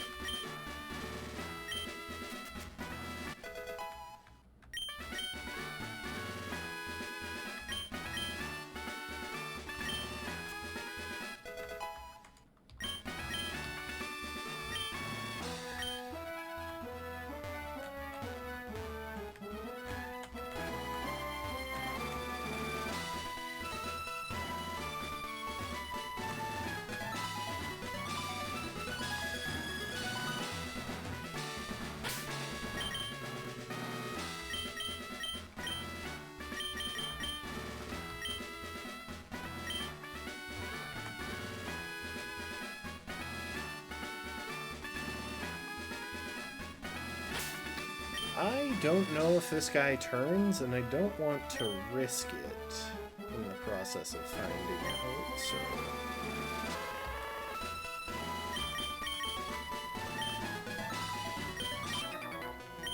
I'm just gonna battle him, just to lock that in.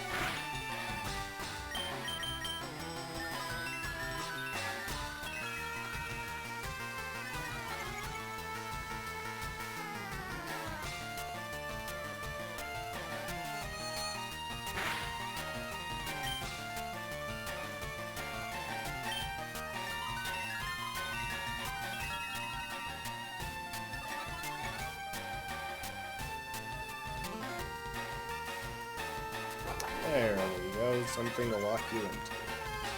I just didn't want to get disabled when I clicked Secret Power. I mean, yes, I could have encored it, but...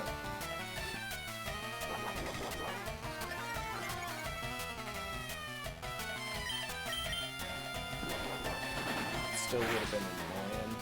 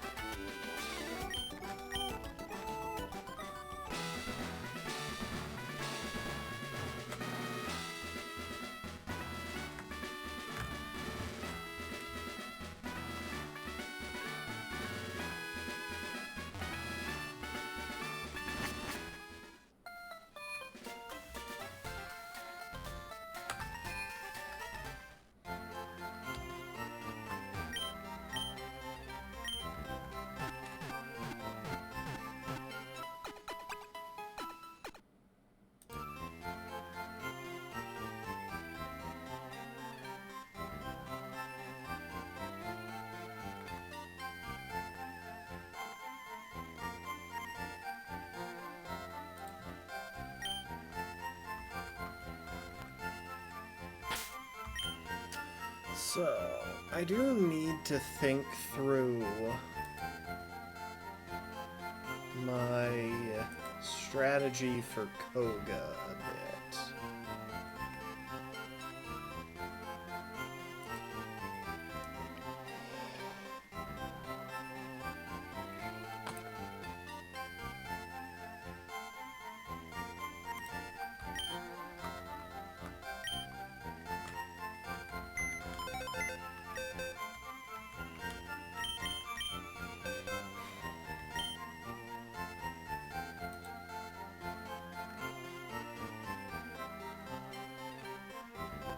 So at the moment, my best answer into Koga is probably Conversion Porygon.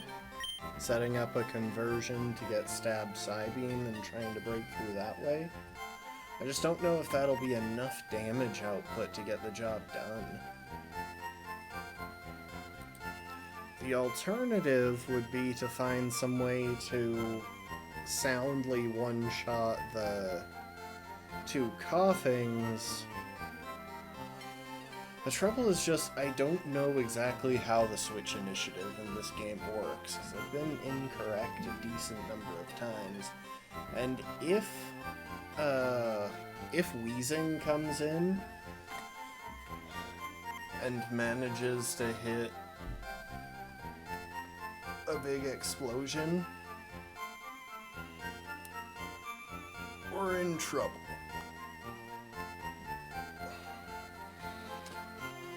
The fact that I didn't score a Starmie that I wanted, or a Staryu that I wanted in any of my earlier encounters, does make it a bit of a pain because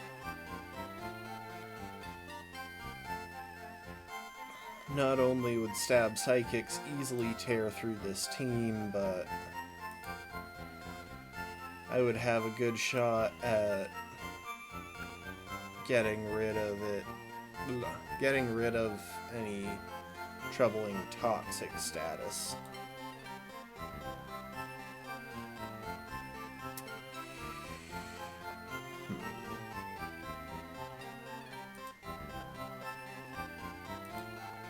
Okay, here's what I'm thinking. We go ahead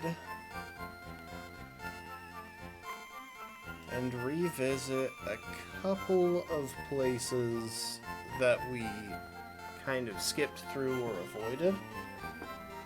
See if there are any useful items there. We'll start with that. You know, that substitute move tutor could also be handy. If I dropped a substitute on the lead Coughing, that would give me a chance to deal with... Yeah, actually. Hold up. If I taught substitute to Nidoqueen, for example, that would do really well. Because Koga's team only has moves that do poison-type damage, which I would quad resist. Substitute would block Smoke Screen, so my accuracy couldn't get cut. And it would save me from self-destruct. That's not a bad idea. Especially since we're getting so close to having superpower, which means we could probably afford to let go of double kick if we had to. Because I was already planning on swapping double kick out for superpower. It's just something hard to pass up about a 120 base power move with 100% accuracy in this game.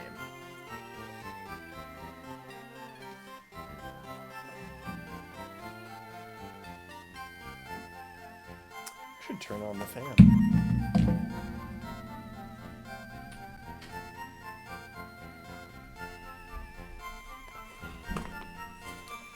yeah, we could totally go for that if we made sure that we didn't need superpower for anything else between now and the current level cap. Okay, that seems like a decent idea. With that in mind, what do we want to consider grabbing from other routes? So there's TM18 on the route to the east of us, which was Rain Dance.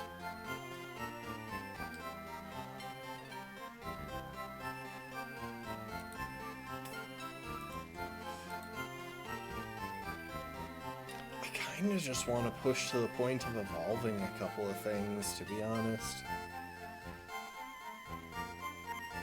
Yeah, so if I get Horsey up to 32, we get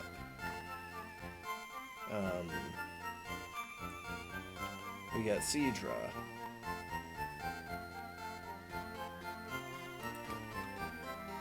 And that's within the level cap, so hang on, we can evolve you.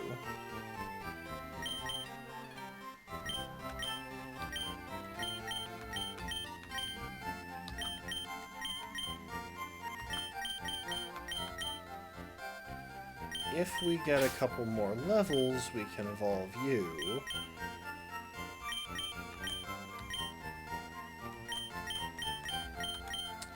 Same for you.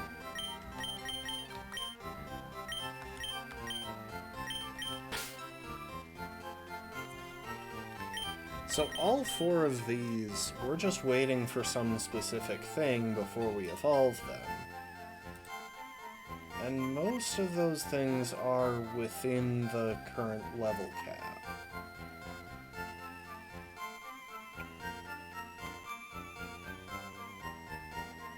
Weepin' Bell is the farthest out, is the one that's farthest out.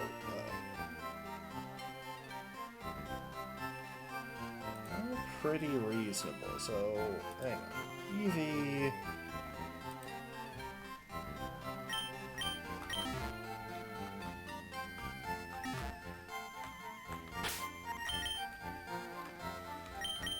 Let's just pour in some rare candies. Oh, I almost forgot something.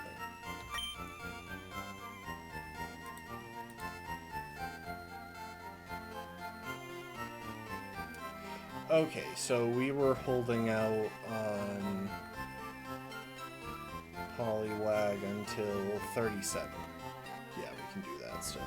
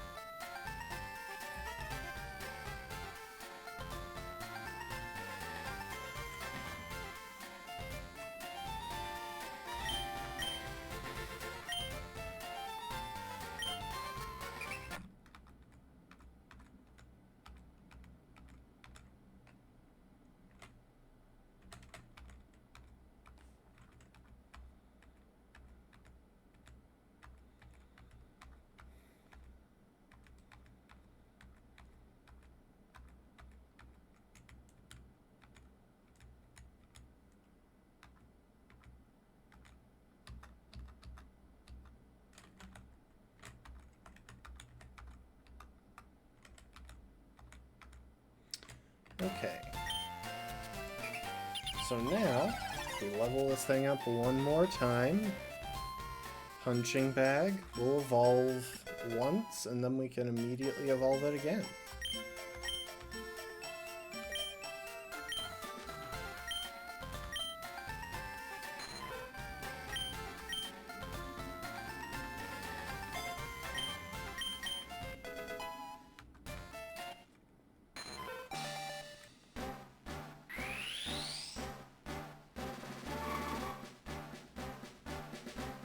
Enjoy it, you little tadpole.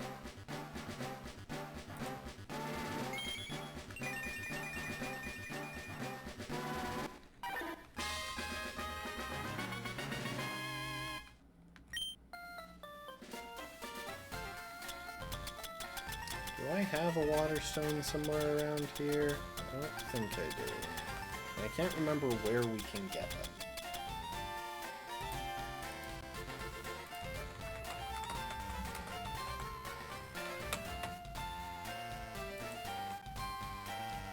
Water stone, fire red and leaf green on the Seafoam Islands. Okay, we don't want to wait that long, so we will fly back to sell it on, to just buy one.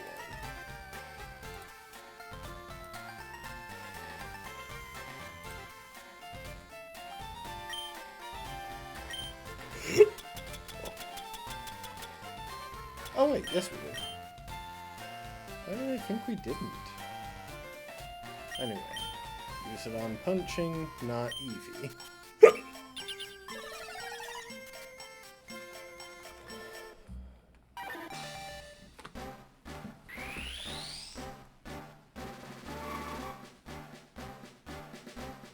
Now we have evolved past the point of being able to learn Submission by level up, but given that it has 80% accuracy and recoil, I would rather have the very slightly weaker Brick Break.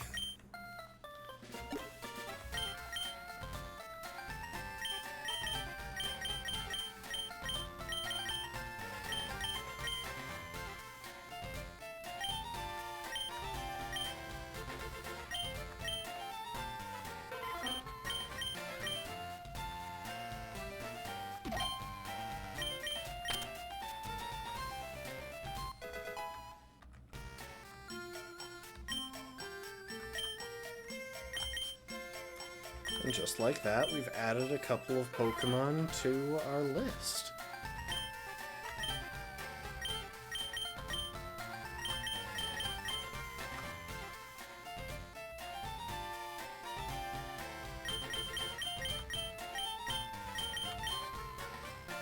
Also, I'm going to take care of something that I've been forgetting to do.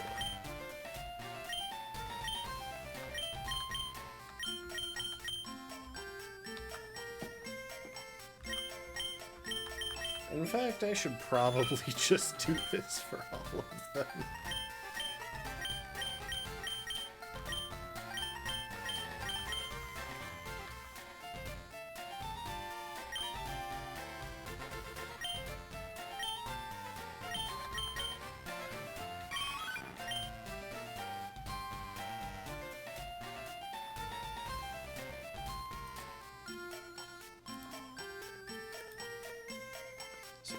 Eevee, we just gotta get to level 36, pick up Baton Pass in case we ever feel like using it.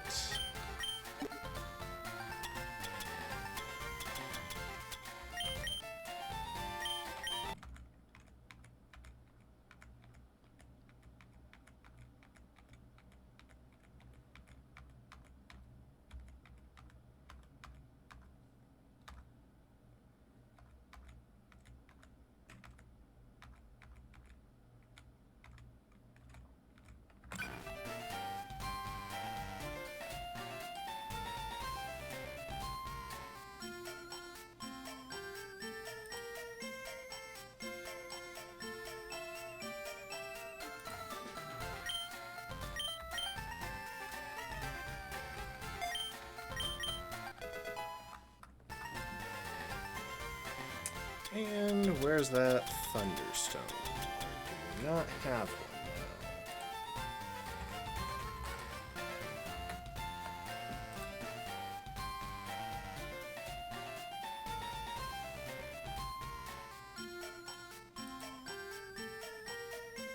We might not have one at the moment. Well, we'll worry about actually evolving. Right now, the point is just to get stuff up to the right levels.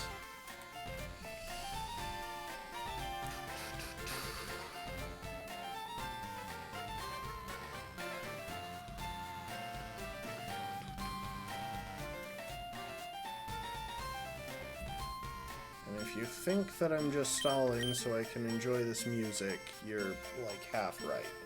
It is an absolutely delightful track.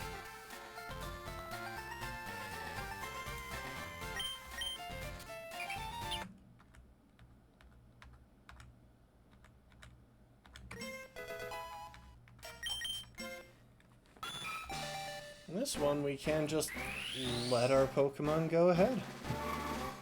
We don't have to hold off at all.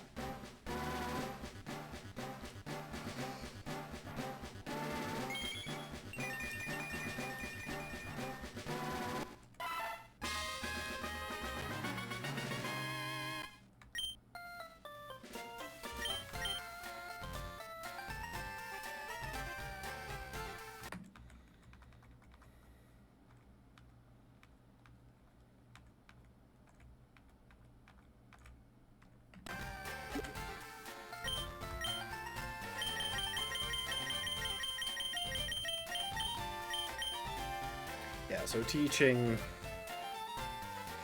Avo's Water Pulse did turn out to be a pretty simply a waste of time, but oh well.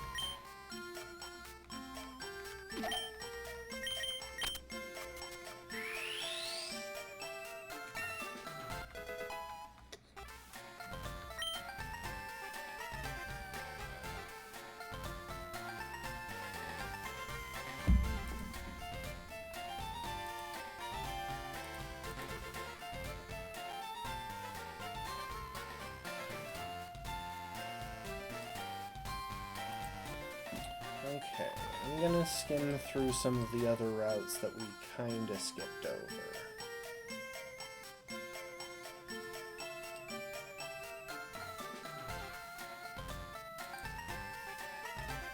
Just to make sure there weren't any important items that we never grabbed.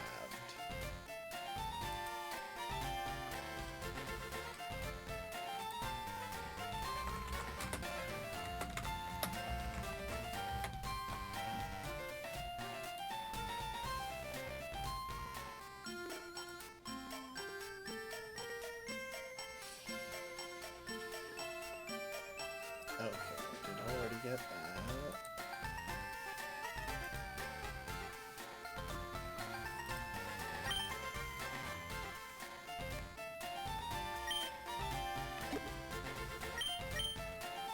Now this one's gonna be kind of a leap, but I think I'm good. I think I'm comfortable pouring a bunch of these in, because we're not going to be using Seed Bag on either of the upcoming gyms. It's physically frail for it's too physically frail for Koga, and it just has a bad matchup into Sabrina.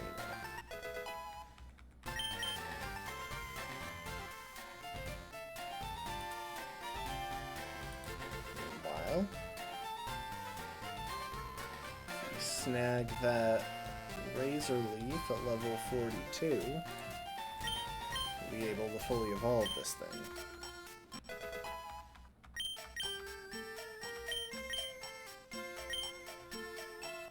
And also we'll have Razor Leaf, which is just a pretty solid improvement over Vine with 35 base power versus 55.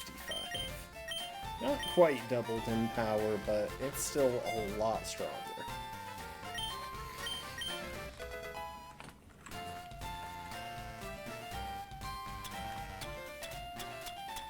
Alright, I'm going to scroll through these, see if we have... see what evolution stones we have. Okay, we don't, other than a moonstone that I don't think we'll ever get to use now. We could go back into the Safari Zone to grab a Leaf Stone, but I think I'd rather just fly to Celadon.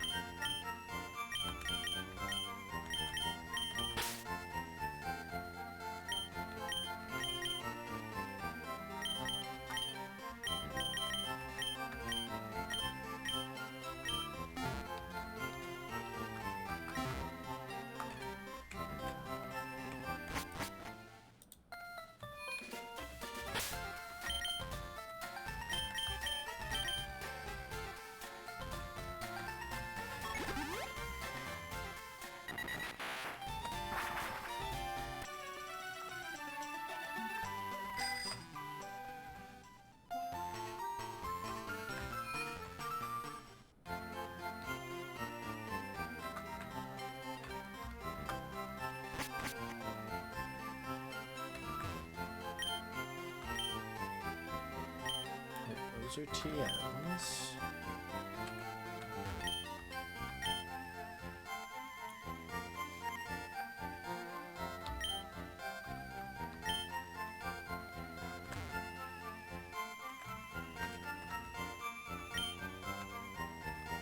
I should have looked at the directory before I started going up.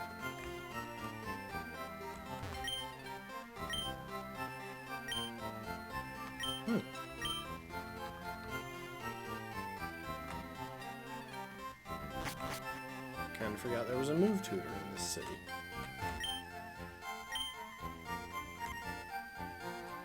Okay, I think it's here. Yes.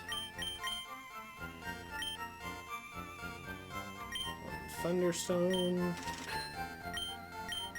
And one Leafstone.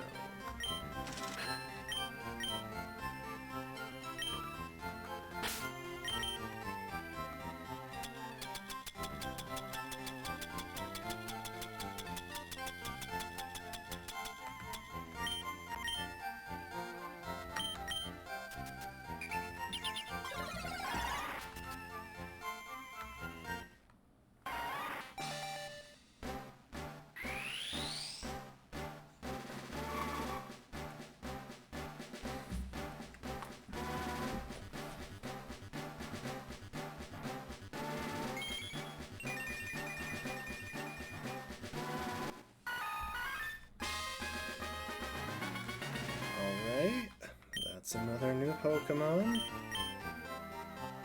And again.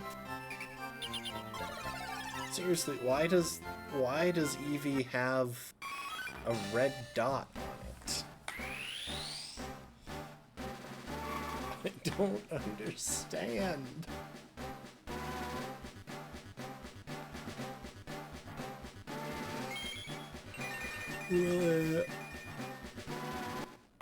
I think it's gone, but it could just be in Jolteon's mouth.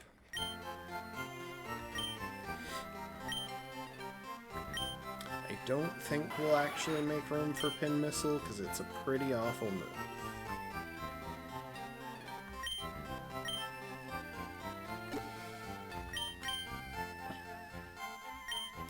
But we have Thunderbolt.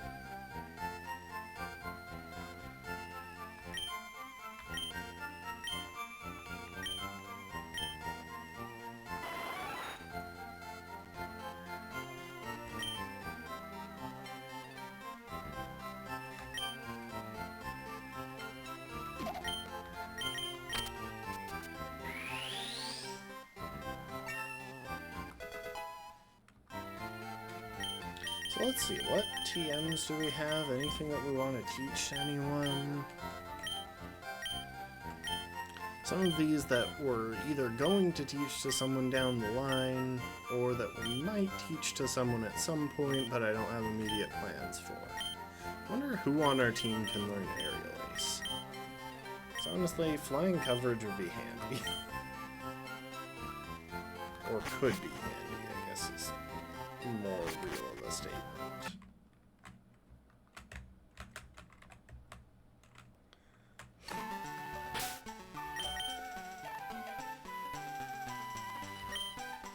So, how many Pokemon have I registered now? 26. Okay, yeah, I really don't know if I'll get enough for the item finder. I'm kinda tempted to cheat. Just to get the item finder so that I can get leftovers. Because... Actually, no, I might get exactly enough, because I only have 2 more encounters and they're both 2 evolution stage lines. Got Execute and Staryu. Of course, this assumes that I'll actually be able to catch Execute, which is not even close to guaranteed.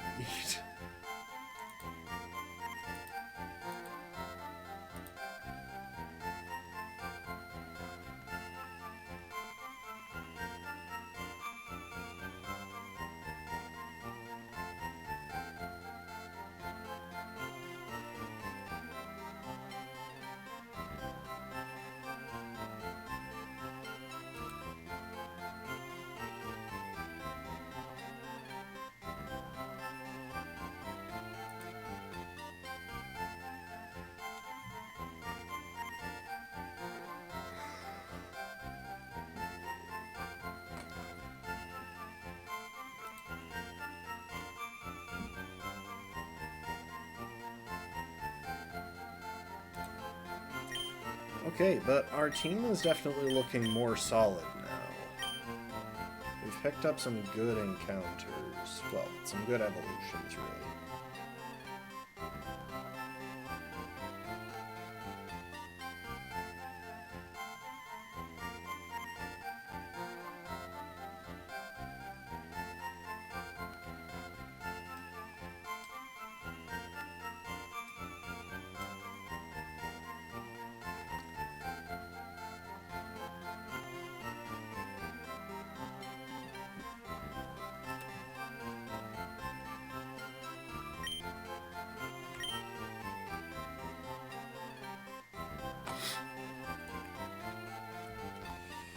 Alright, let's think through our options again. So, back in Silphco, we could go take on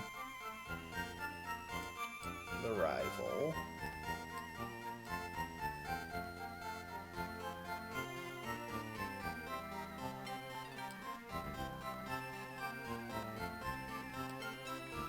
But he is still kind of high level. And we have to pass him to fight Giovanni, who's even more high level. I think the one that we do really want is Koga, which means we want to pick our team for Koga and prep.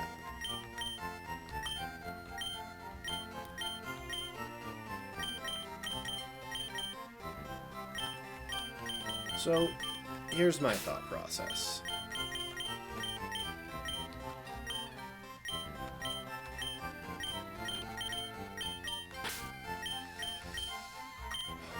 The core of our plan is definitely School Bag.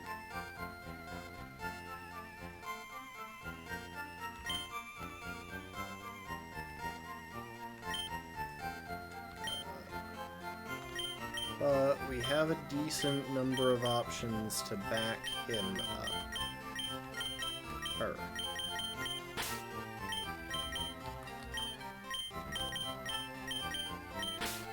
It's kind of just a matter of picking from those options. So in terms of who does well into that... Okay, actually, first thing I want to do is think about who would do well backing School Bag up, and I think Coin Purse is the obvious pick there, just with being able to come in on something, throw out an encore, and give me a little bit more control over what I'm doing.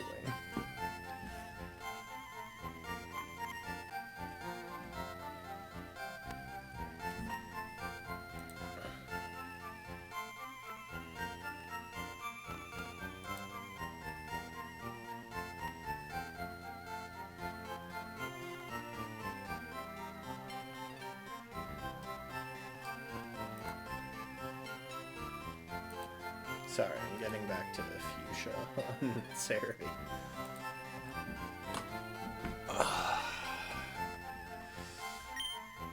Now, as a backup offensive option, Handbag is still definitely worth considering. It's got enough bulk to possibly take a self-destruct from coughing if that winds up being something that has to happen.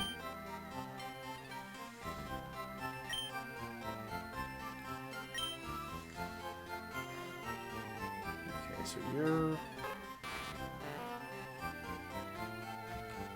I'm trying to check the bulk and the stats on my team members, because I don't really know where a lot of them are sitting right about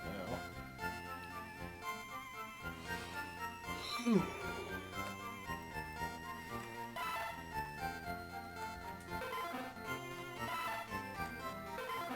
Punching Bag is surprisingly bulky.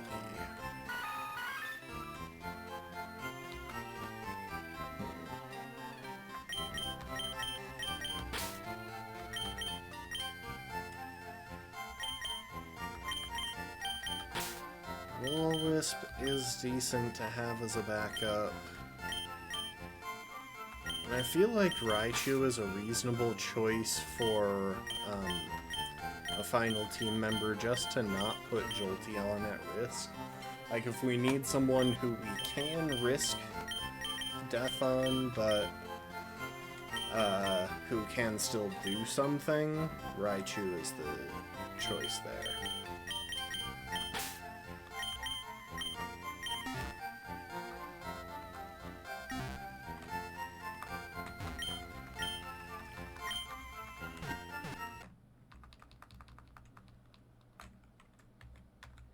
And now, to prepare, we're actually going to head over to Lavender Town.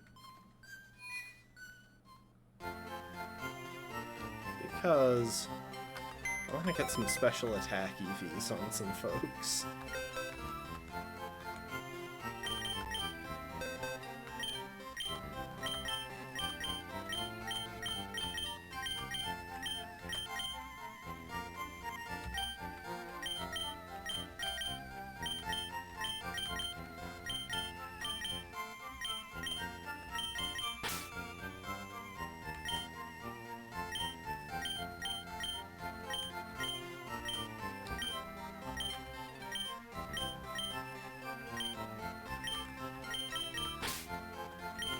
Just the ones who have room to spare on their stat distribution.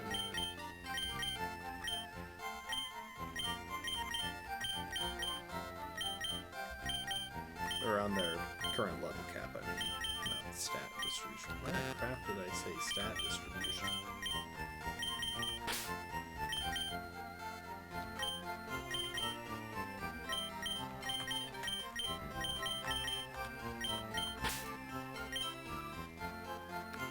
All of these guys are special attackers who I'm totally down with taking up to like level 37, 38.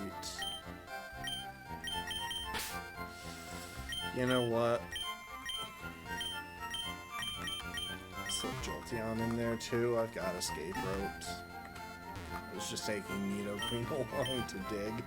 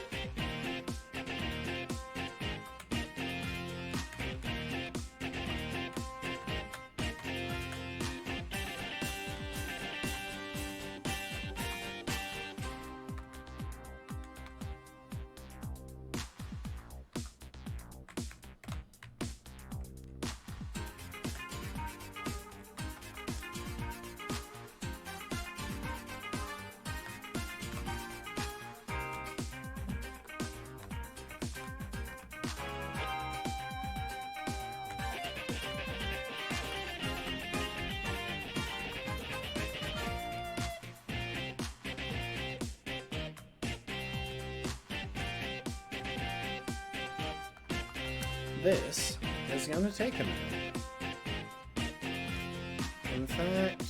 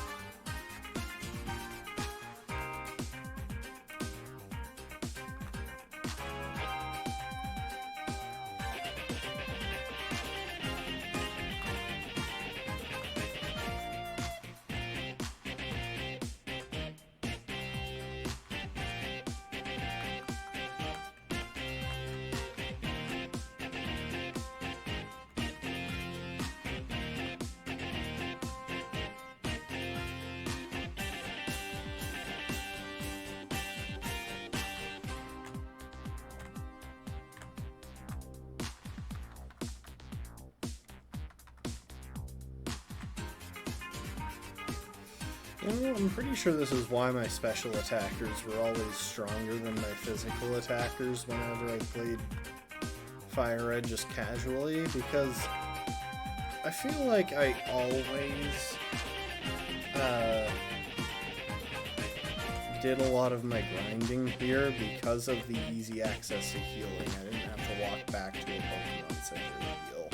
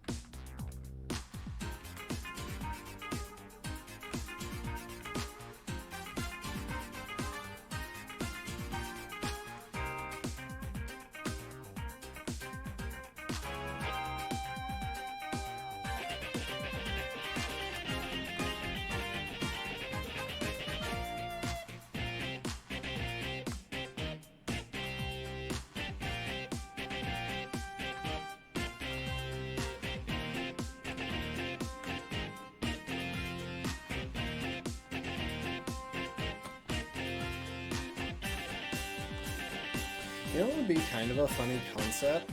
A monologue that is, like, fake? In the sense that rather than just using Pokemon of one type, you modify the game so that every Pokemon either just on your team or in the entire game is that type.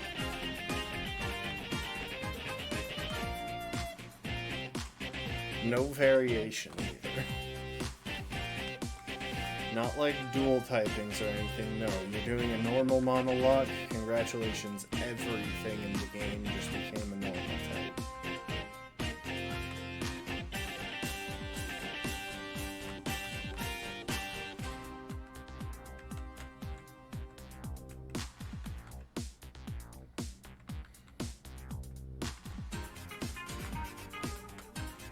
It's actually going really fast.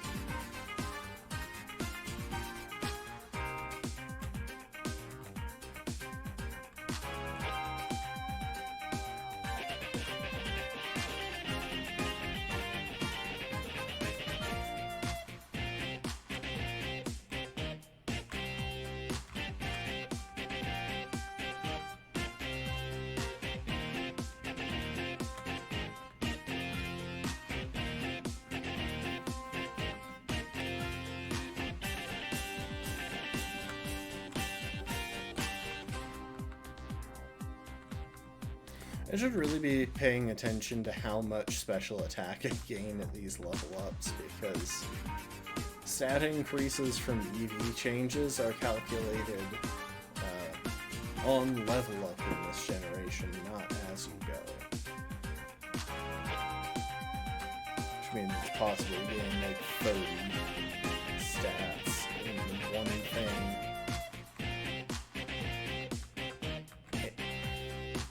30 stats from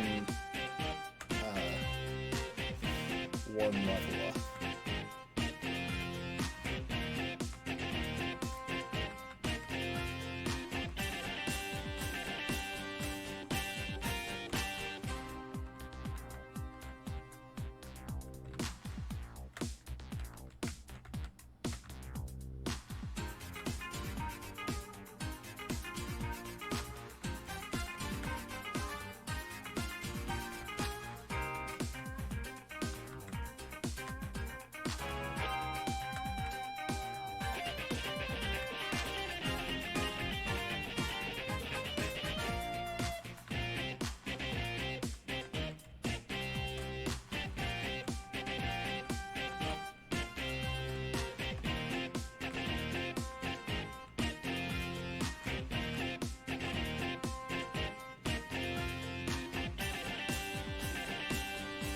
So yeah, y'all are probably seeing why I like this method. All I have to do is walk back and forth, and almost exclusively one Pokemon turns up, which lets me focus my stat increases, and it takes like 4 seconds to go and heal.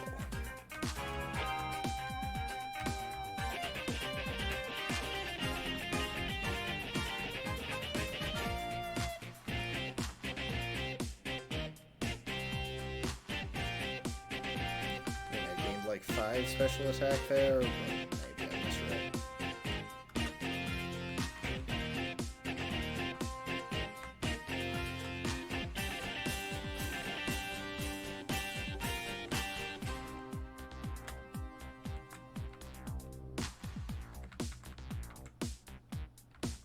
I will kill the Cubones with some of these Pokemon if they're defensive. I think it's just worth it.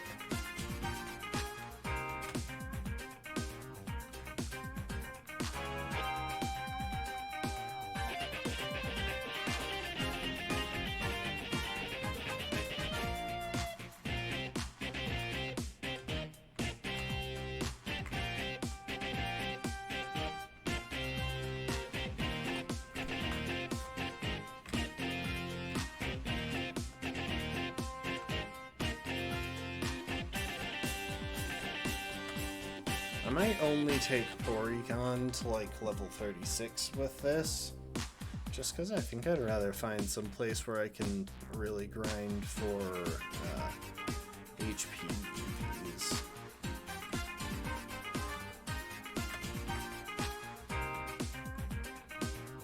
Given how often I try to use handbag defensively, HP EVs are probably more valuable to it than special attack.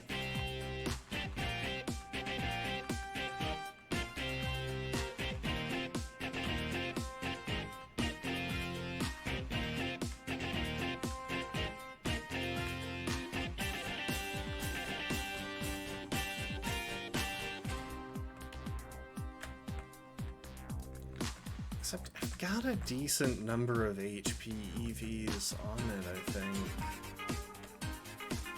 You know, it just occurred to me that it's been a while since I saved.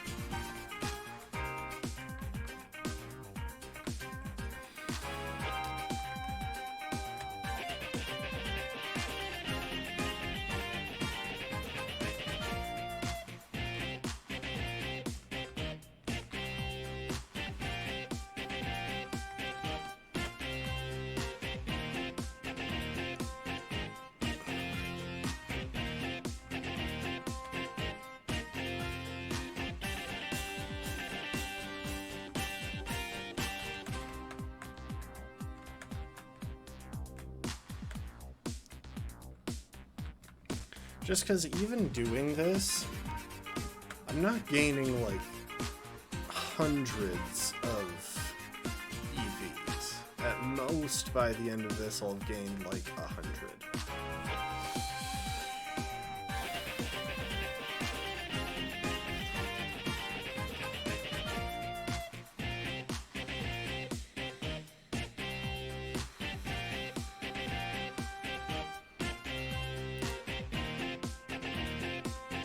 I want to check something.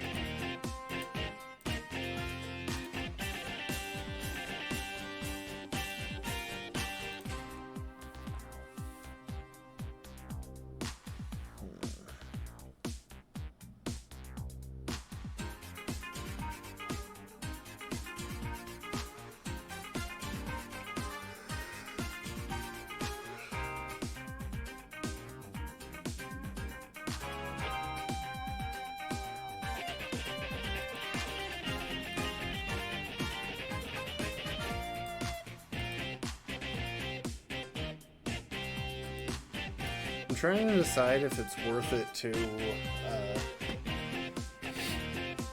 if it makes more sense to drop agility or side win. Because I've still got at least one matchup where I want conversion strats.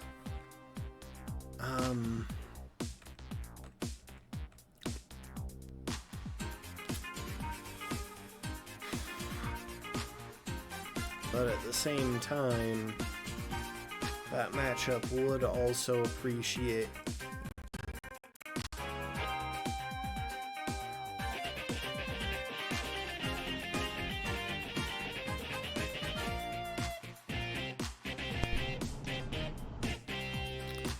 that one matchup is against Sabrina.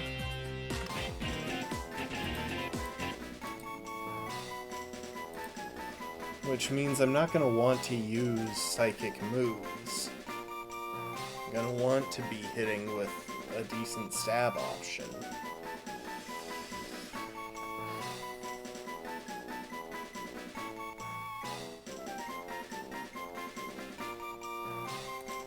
Weird question. Can this thing learn... It can learn Shadow Ball.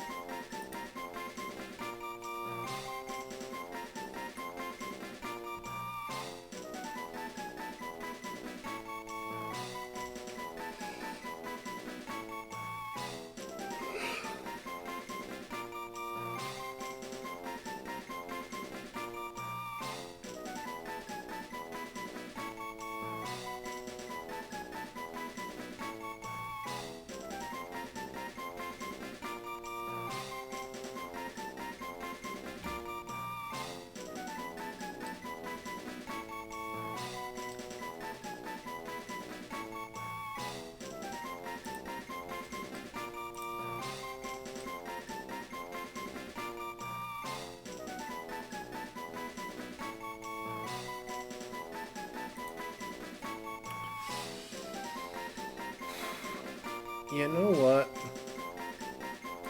I'm gonna go for it. Replace Psybeam. I don't think that we'll be using Porygon at all in the Koga fight.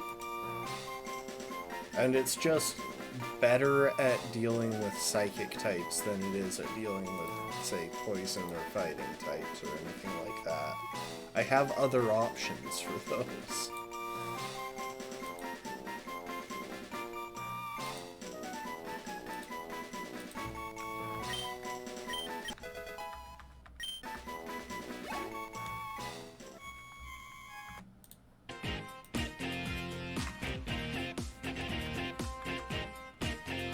Except now I literally can't train it here, so...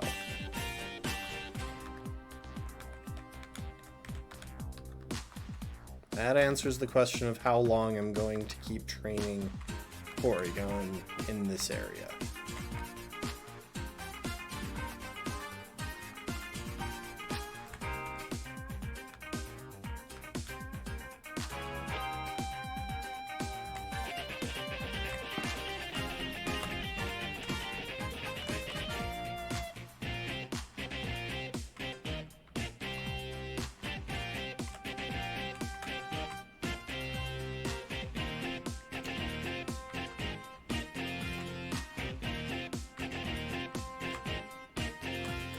Now, Ninetales is definitely the one who really needs this, because Teabag's special attack IV is, I think, 4. Which is why its physical attack is so close to matching its special attack.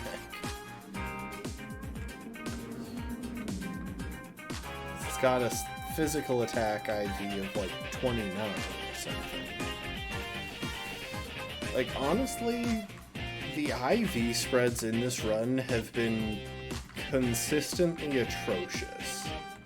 Like, it's not just that I'm not getting good totals, which I'm not, to be clear. I think my highest is like 110 or something.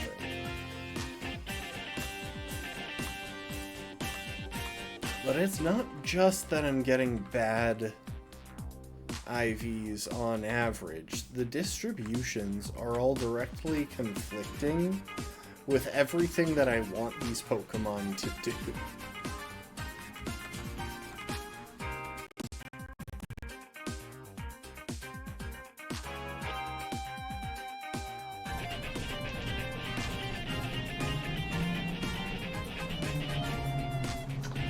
Sorry about that.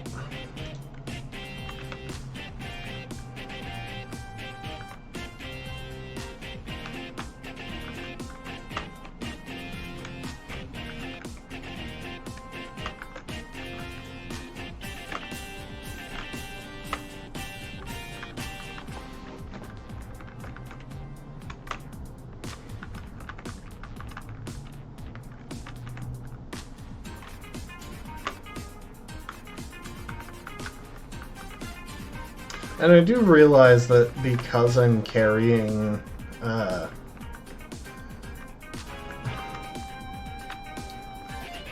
all these rare candies, this grinding does seem kind of pointless. But of course, it is for the EVs. And not just the one that I evolved into the Jolteon.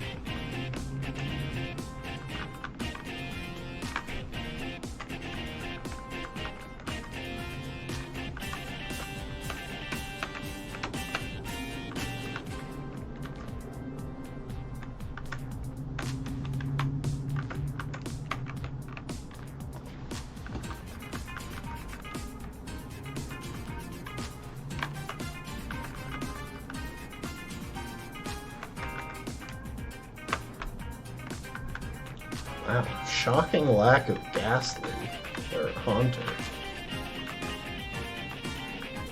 You know, there were multiple runs that I did in this where I had a Haunter as part of my main team because I didn't have anyone to trade with to evolve it.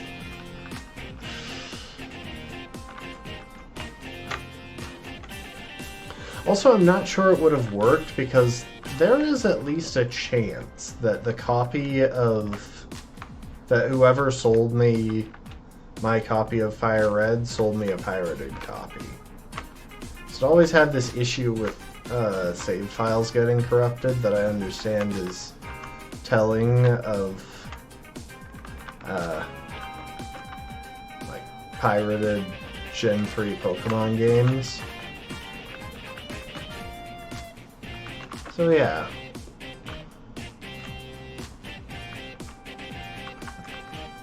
There's a chance of that. There's a chance that even if I had tried, I wouldn't have been able to trade.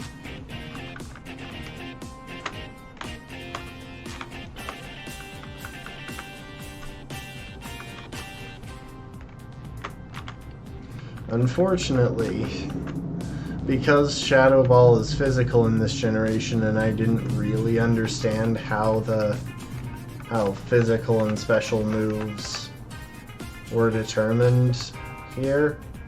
Also, I just realized I can't train up Coin Purse either.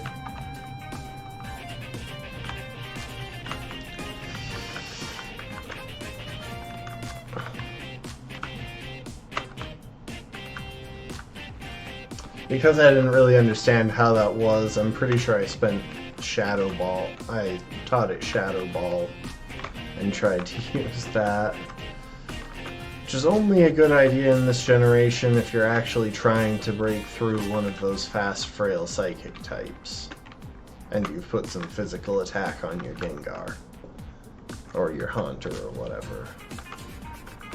Because Stab Shadow Ball is fine, and it's coming off of a It's coming off of a bad attack stat, but not wholly unusable when you take into account a high base power move and stab. Not for, like, PvE. For PvP, nah, you don't touch that unless you're trying to catch someone off guard. But for this,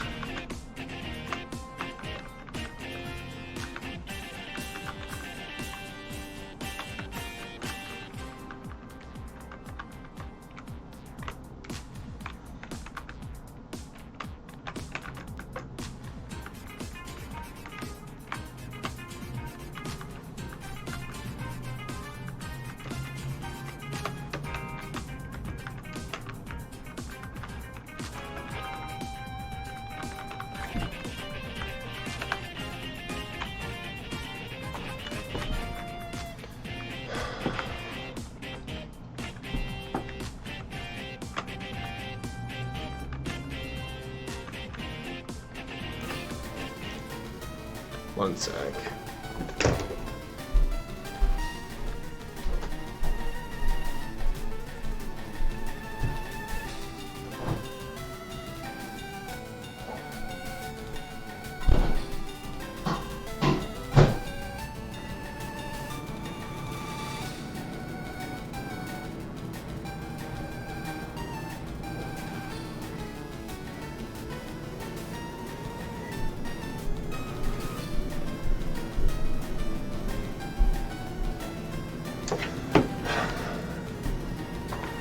Figured I'd toss some dinner in the microwave.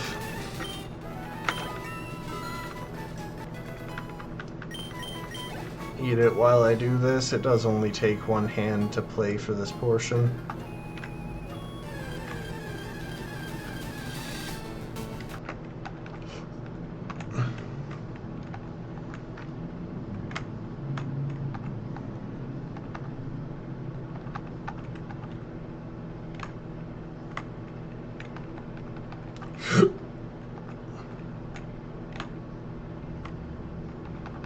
Jeez. These things are like a 10% encounter rate. I just saw 3 of them back to back.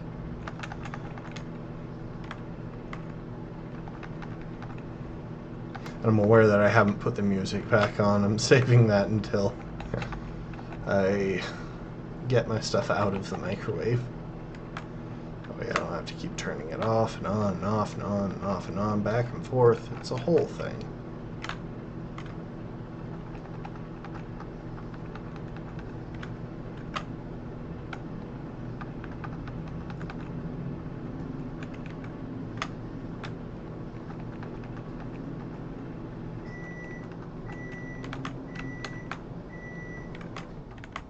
You know, I didn't mean to go back to the healing spot quite that soon.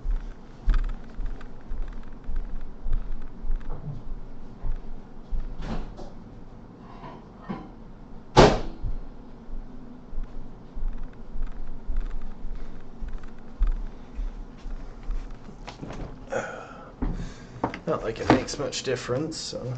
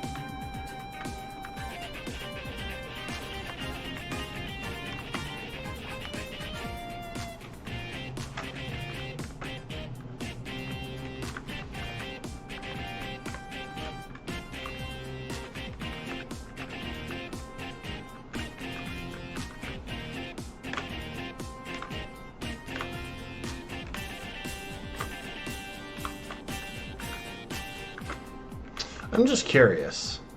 Wow, Twister does enough to one-shot some of those? That's insane. That's 40 base power non-staff.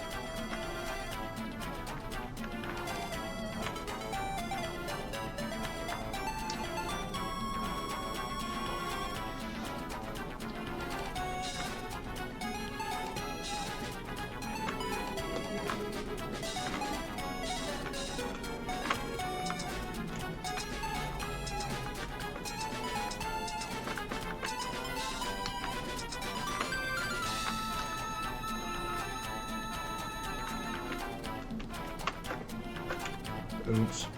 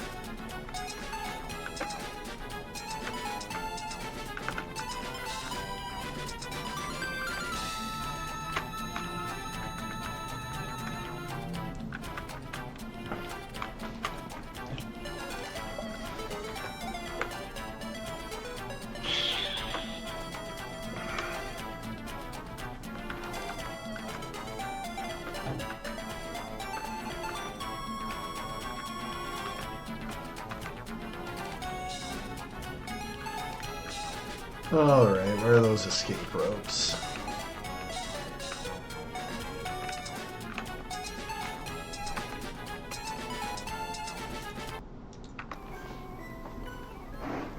I'll be right back. I think I'm going to toss the last slice in the fridge.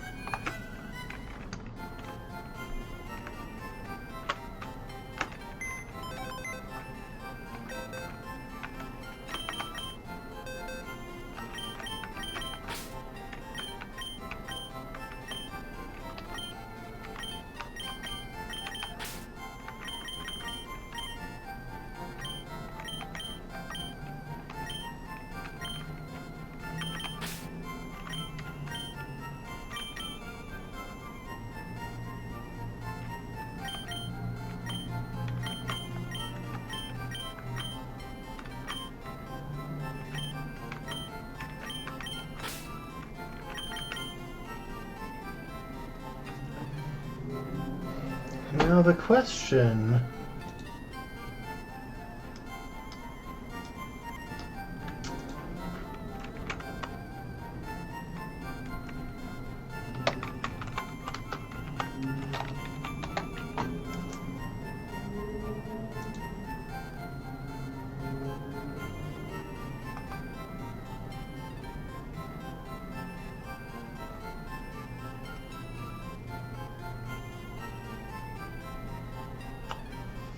Sorry, I'm trying to think where we could go to pick up HP EVs.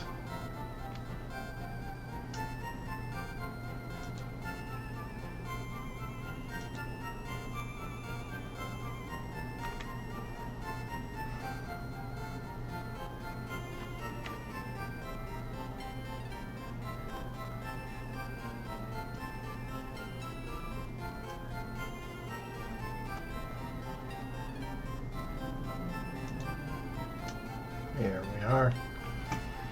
Okay.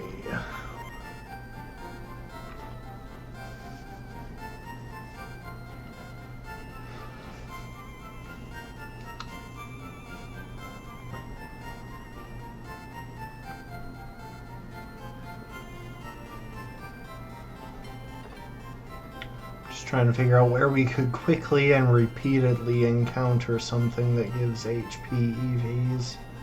And unfortunately, it looks like all of the places that are effective are places at much lower levels, meaning we probably don't want to do a big level grind for it. A big level grind in those places.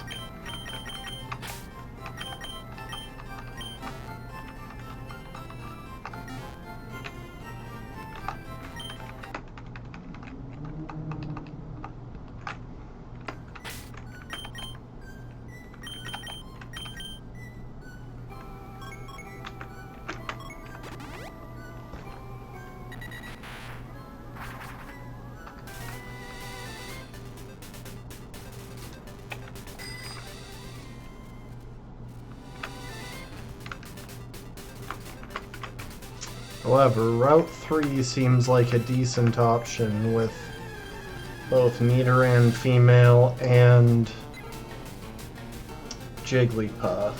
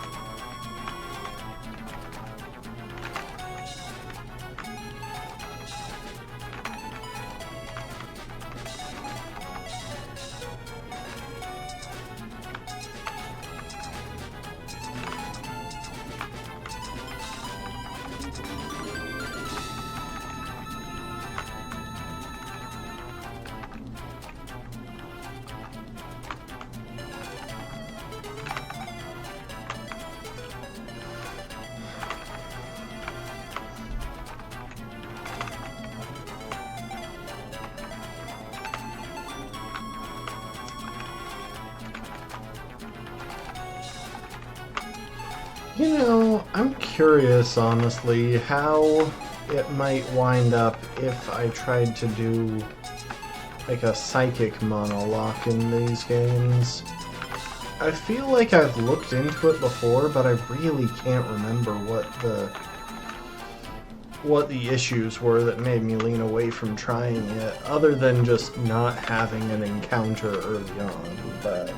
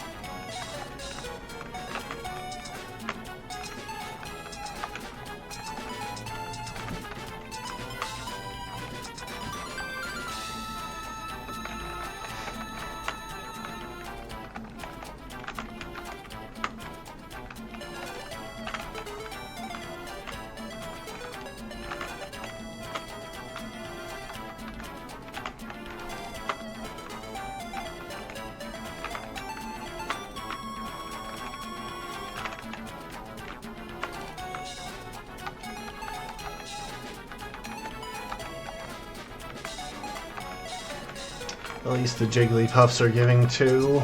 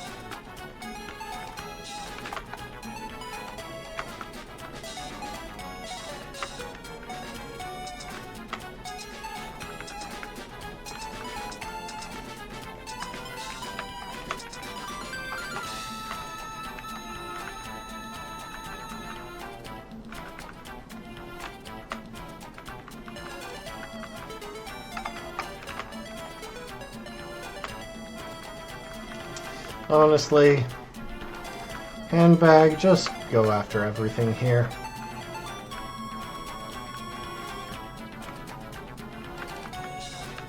I will say having only 10 tri-attack is honestly kind of annoying.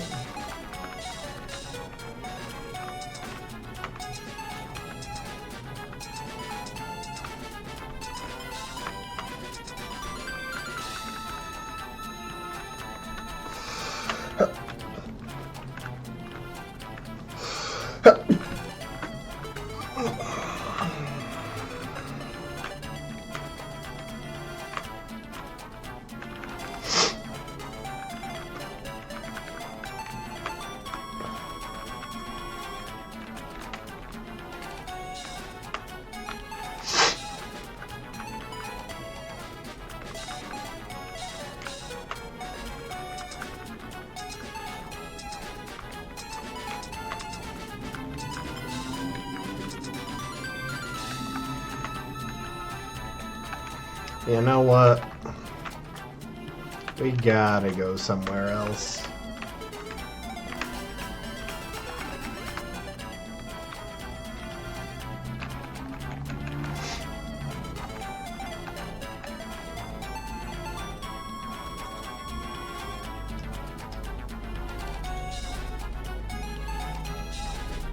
Well, there's a decent place to pick up speed. EVs.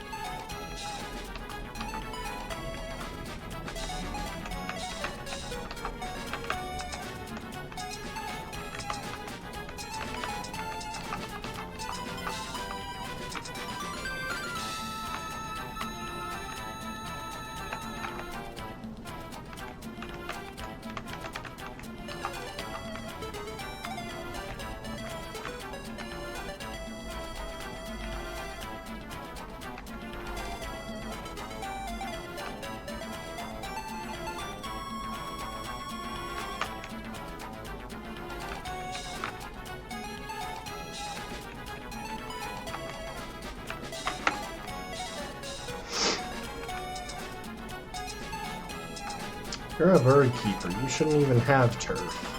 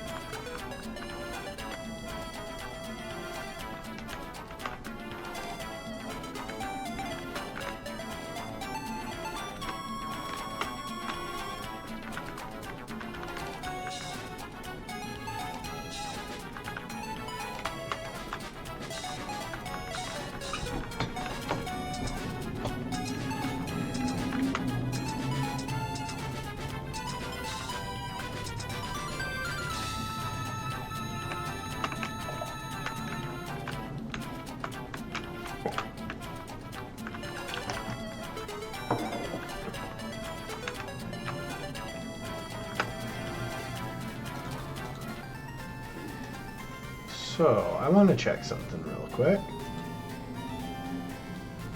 Rock Tunnels inhabitants. Defense, attack, defense, speed. It's kind of worth considering, except the Pokemon that I want to be training in defense are normal types, currently carrying only normal type stab moves.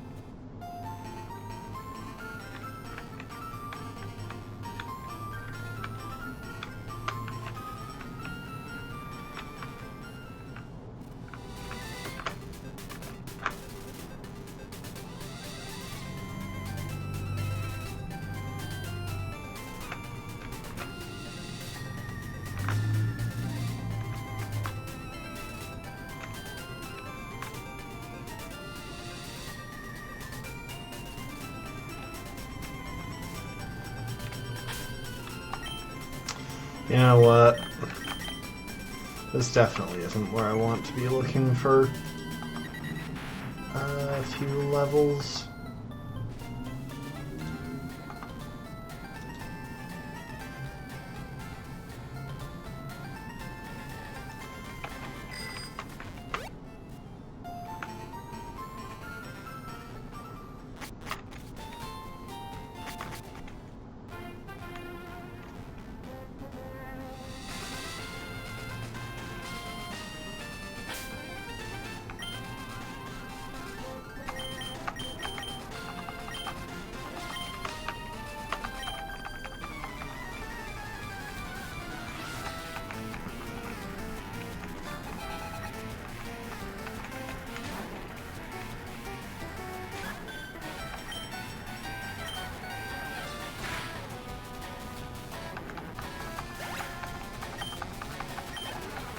You gotta remember to turn battle animations on before we actually fight Koga.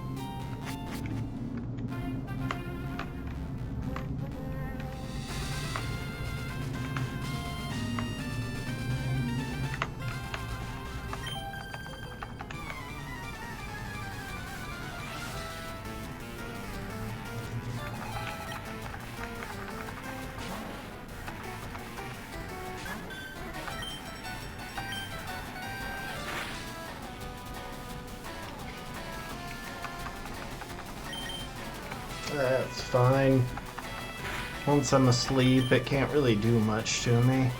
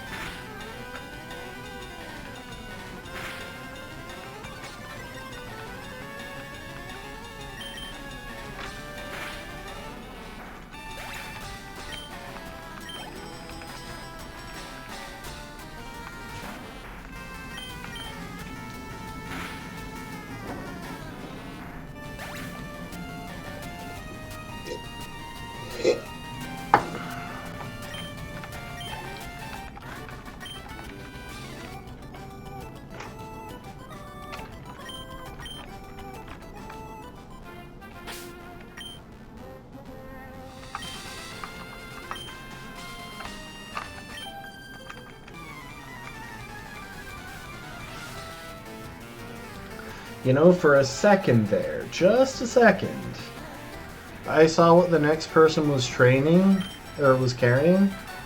Like, not this person, but the person next to her. And I was about to freak out until I realized that I was looking at the row showing her repeat fight. Because I saw a level 49 Pidgeot and a level 49 Wigglytuff, but no, that's if you rematch with the Versus Seeker.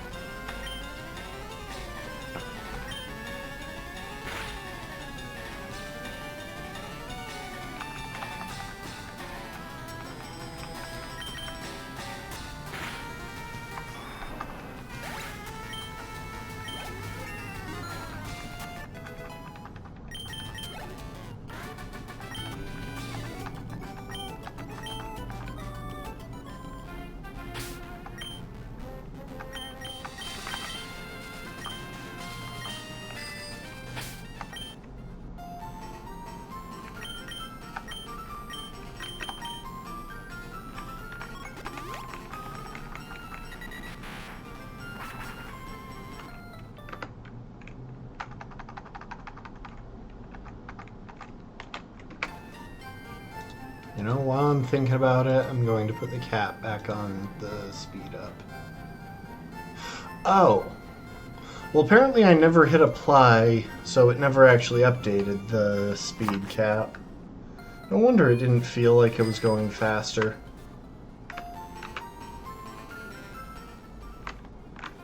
Hang on. I have to test something.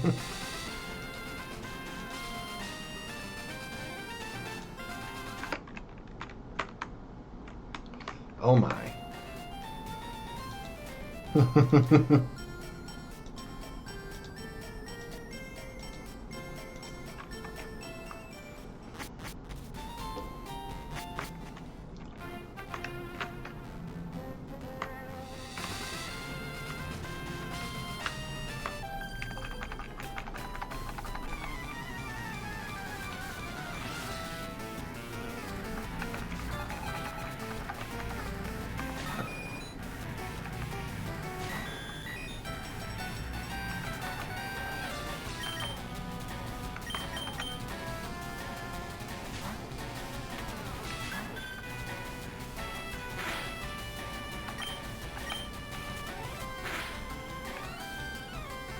Oh, nice crit. I will gladly take the crit.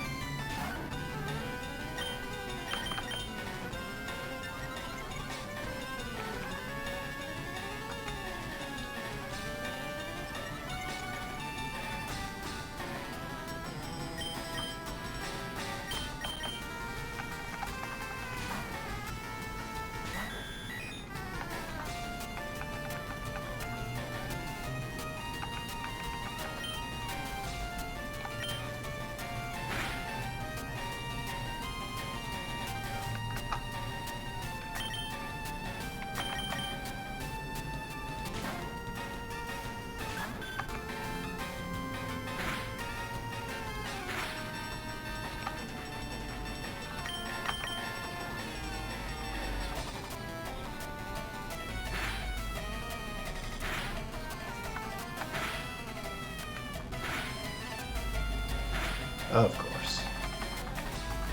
I lock you into it and you immediately start getting 5 hits. Why not?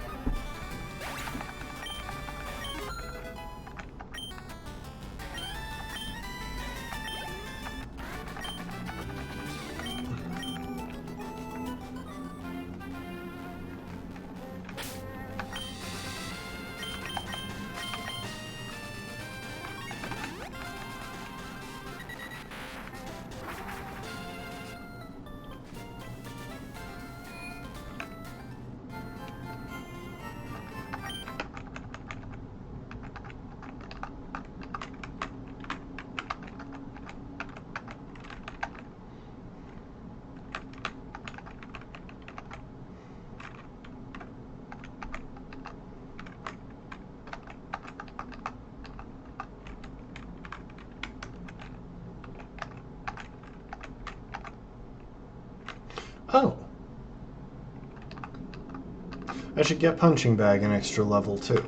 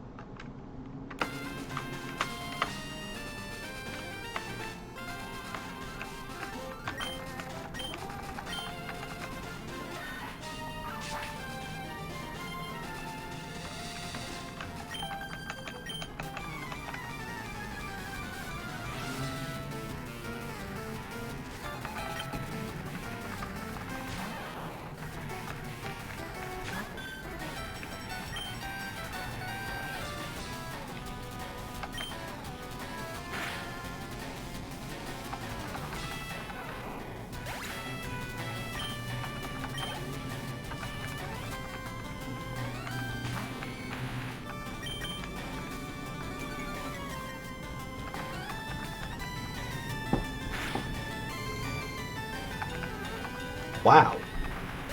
Back-to-back crits.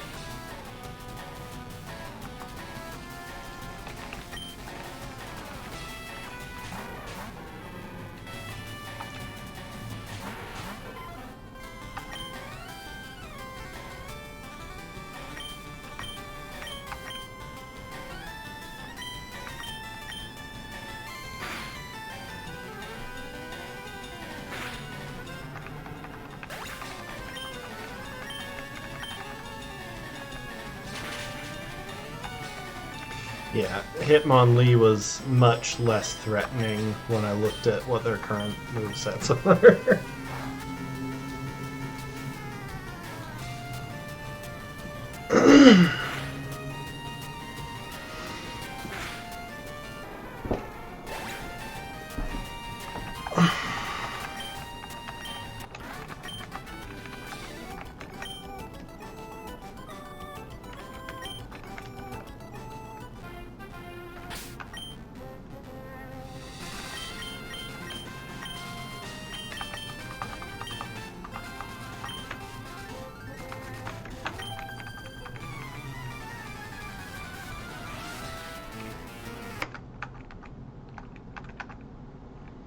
I'm just gonna make this pick up a little bit when it comes to the pace.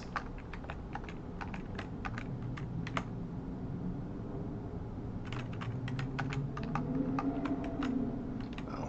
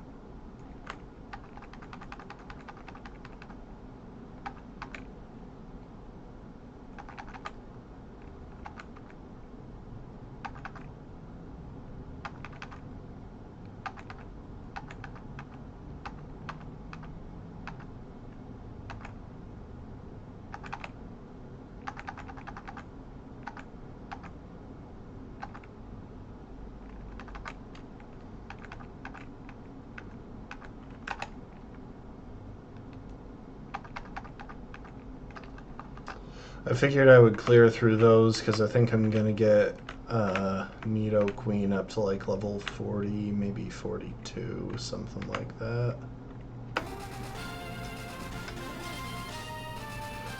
Okay. Route 14 then.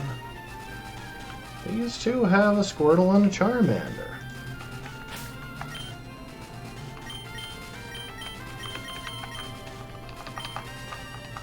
These two can take that.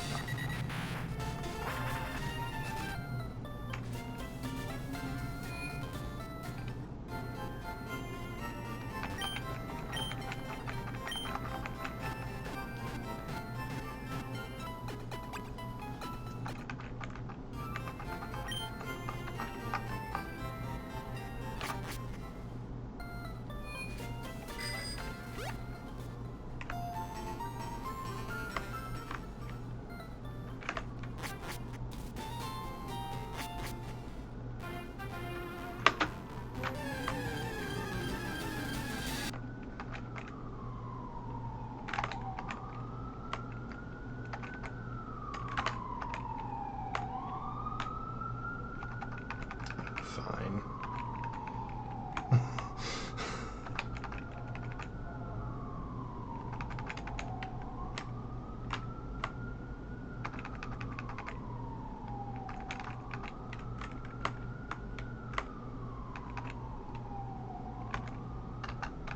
You know, I hadn't thought of it before, but Bellsprout does give attack EVs in this game. I guess just in general. I don't know if its EVs changed from generation to generation, but I guess there are worse things for me to try and train punching against. Truthfully, I want HP and attack on punching.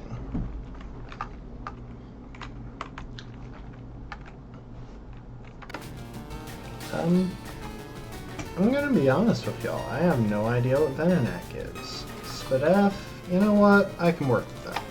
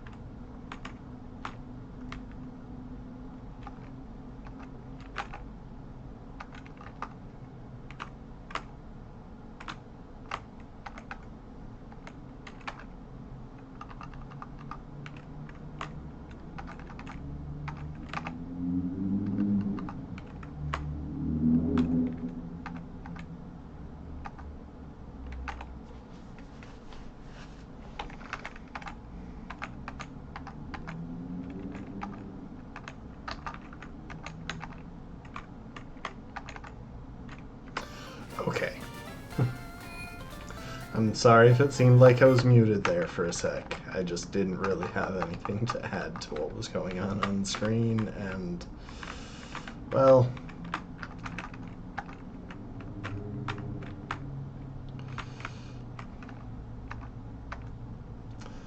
I had the speed up on to make it go by faster. Honestly, though, this does seem like the right call.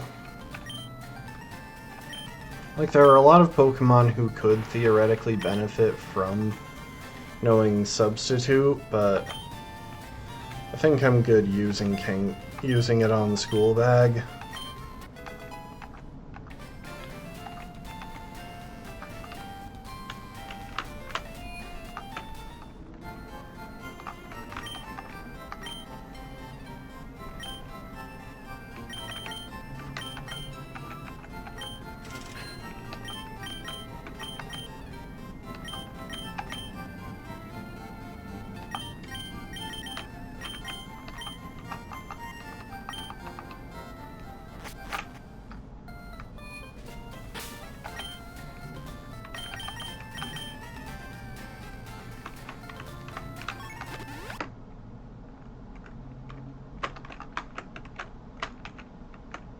Want to do some shopping real quick.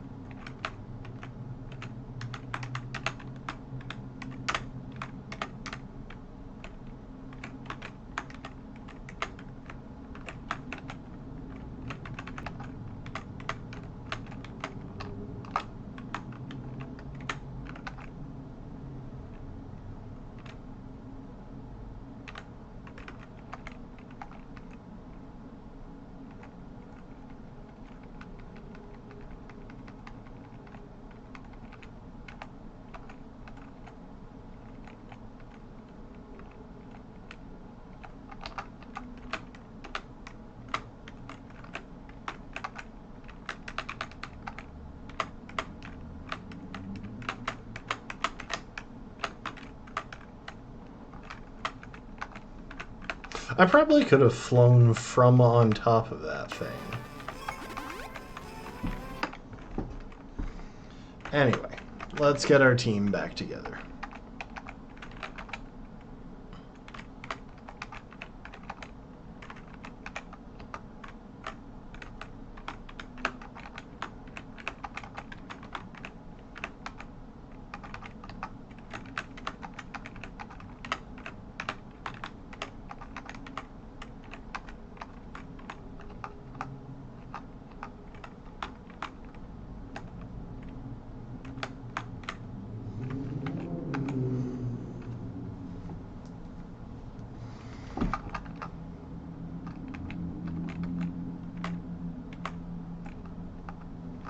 So the only issue that could realistically come up with this is if Muck goes for minimize on turn 1 and manages to minimize successfully several times.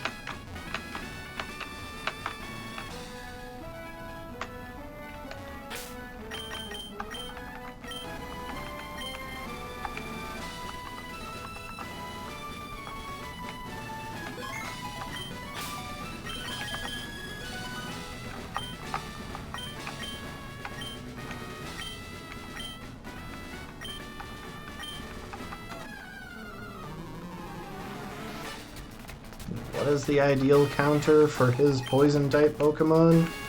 Other poison-type Pokemon. Like, I'm genuinely pretty sure that Venomoth with Psychic is one of the best answers into this gym.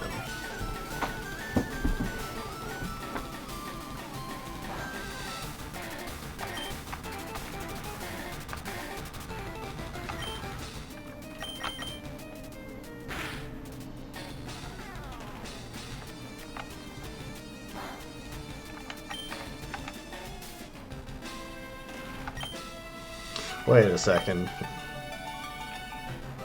Sorry, I am going to load. Next to nothing has even happened. It's just I want to swap back to having animations on.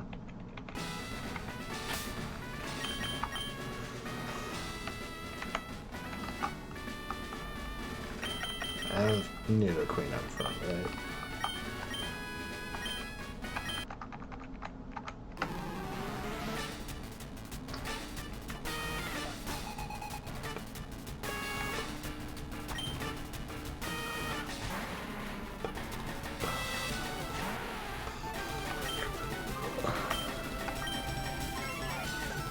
I should have put black glasses back on, too.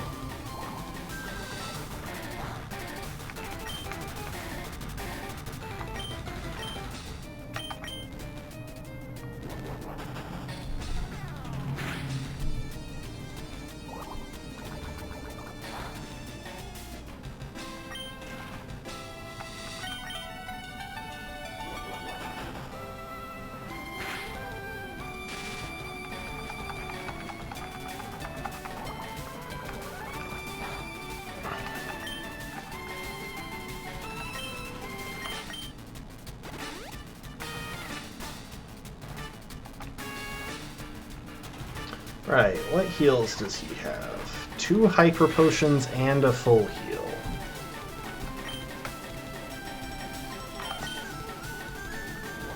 He's probably going to wind up wasting both of his hyper potions on this thing. Nope, just one.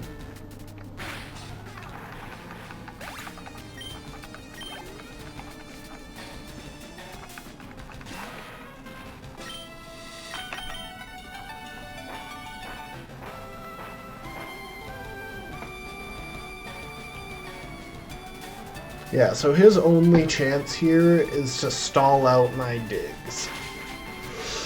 With minimize and acid armor and the like.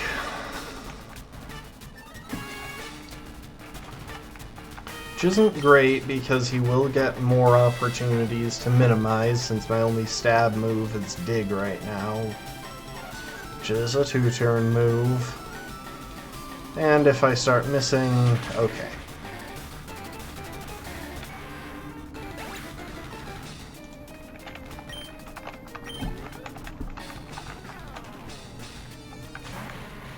If those coughing didn't have levitate, it would be so much easier to deal with.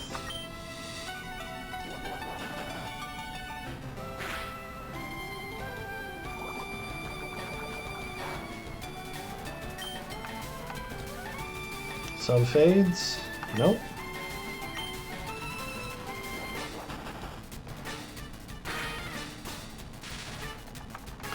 Okay, well, that's the last of his heals that's going to be gone now. Now the sub faded.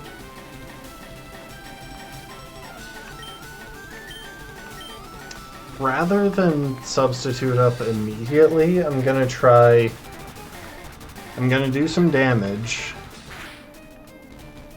And then I'm gonna throw up another sub. Because I was hoping he would explode.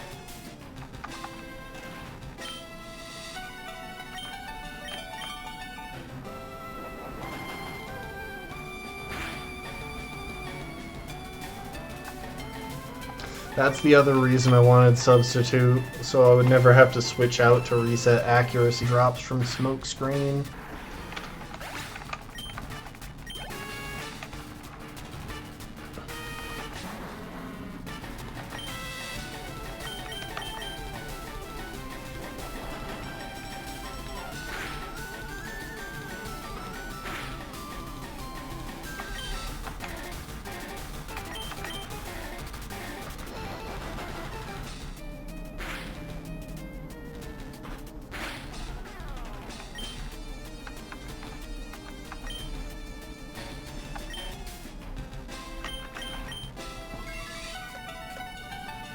Honestly, though, this gives us good insurance against everything that explodes in this game. which is mainly wheezing, coughing, wheezing, the coughing line and the Voltorb line.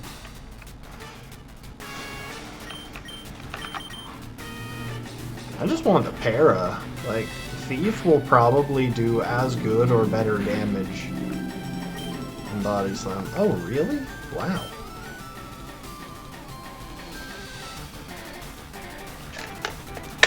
I gotta test something real quick.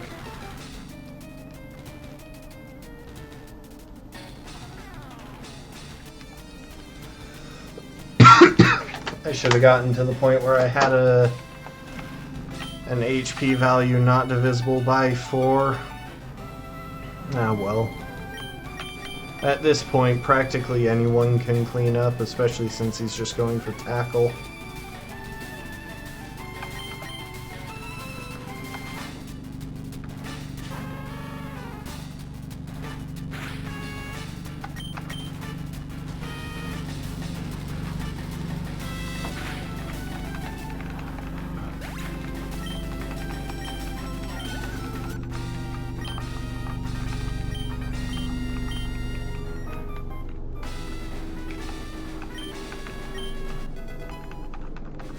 Toxic, handy.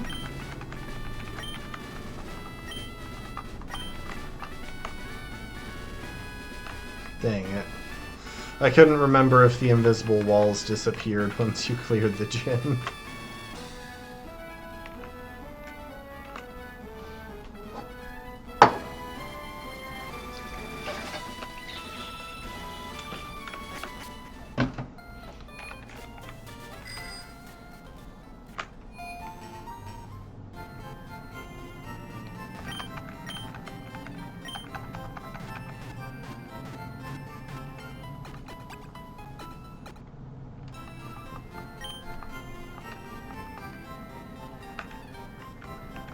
Okay, well, that's Koga down.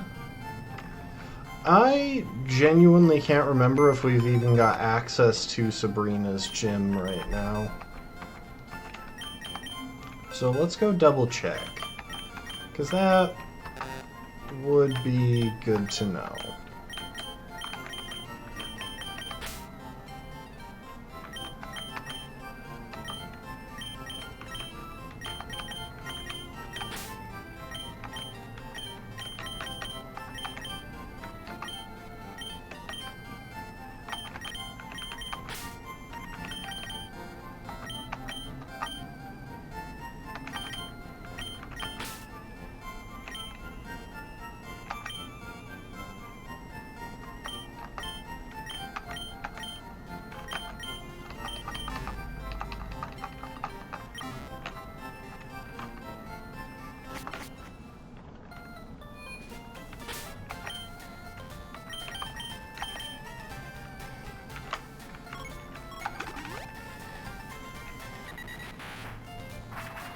Yeah, so I can't quite recall whether we can go into Sabrina's gym before we've dealt with Silphco. Nope.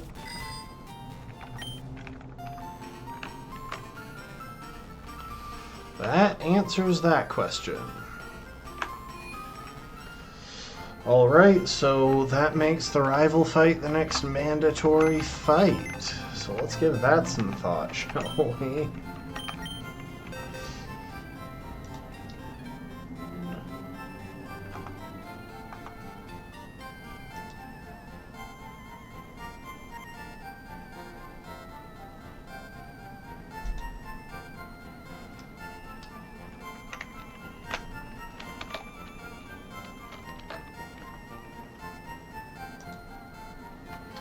Okay, so he has that team composition.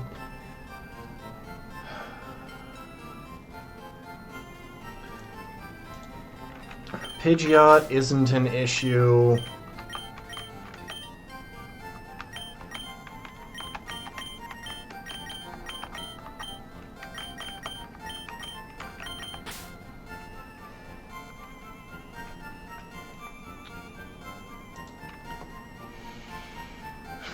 Growlithe moveset.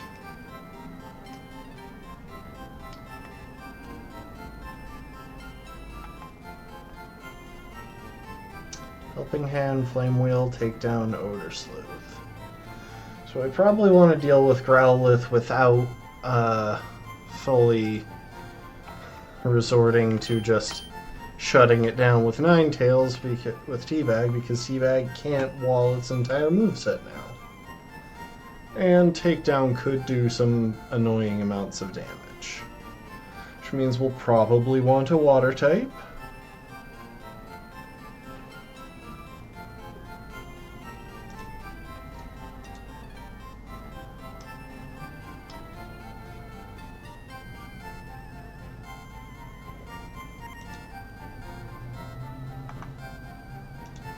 Pidgeot at level 37.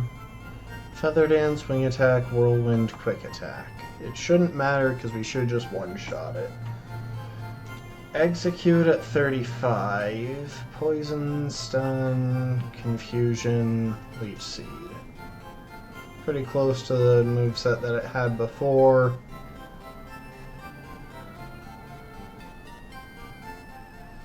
Porygon is still probably the way to deal with it.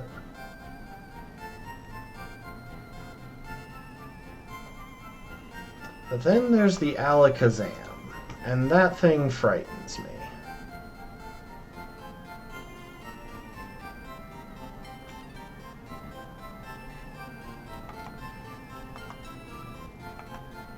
Thank goodness it's not at the level to know Psychic yet. Oh, actually, its only attacking move should be Calm Mind?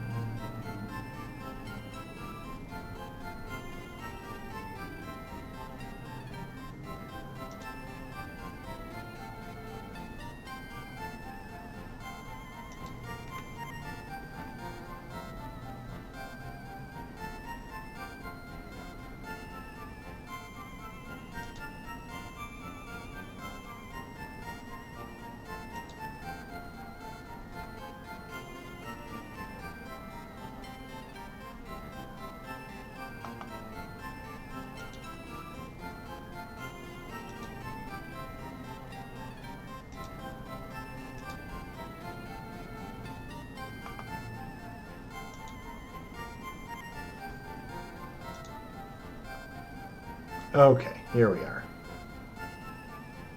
Yeah, I'm just using Bulbapedia to double check the full movesets, make sure they are what you would expect. So, I want to know how Future Sight actually works, because I'll be honest, it's gone through some changes from what I recall. Damage dealt uses the special attack stat of the user and the special defense of the target at the time of move selection, not at the time the attack actually hits. Okay, real quick, dumb strat, except not really, because it's going to completely shut down that Alakazam in this case, is that I'm just going to use Substitute again. I'm going to switch in my Poison type on an Alakazam and throw up a Substitute, and since he has literally no other attacking moves, I don't have to worry about it.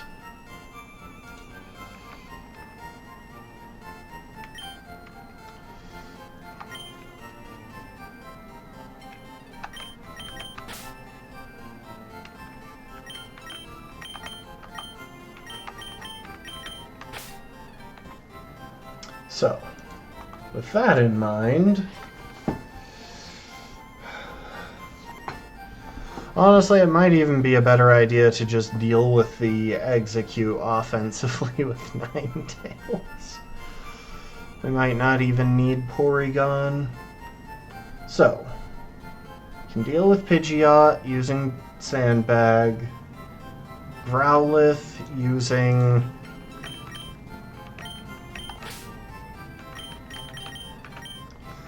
of oats.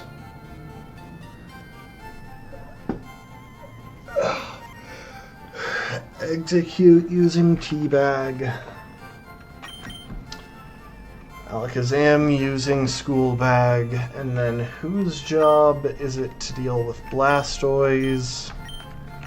Yeah, I think seed bag makes the most sense.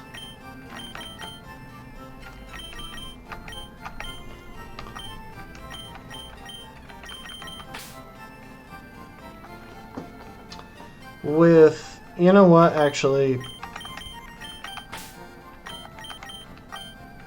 I don't feel like putting Sandbag in jeopardy any more than I have to.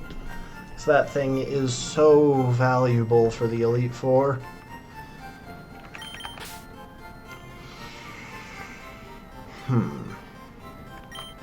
The question is, do I want to bring Coin Purse, or do I want to bring Trash? There's some legitimate potential with Trash, just because he can,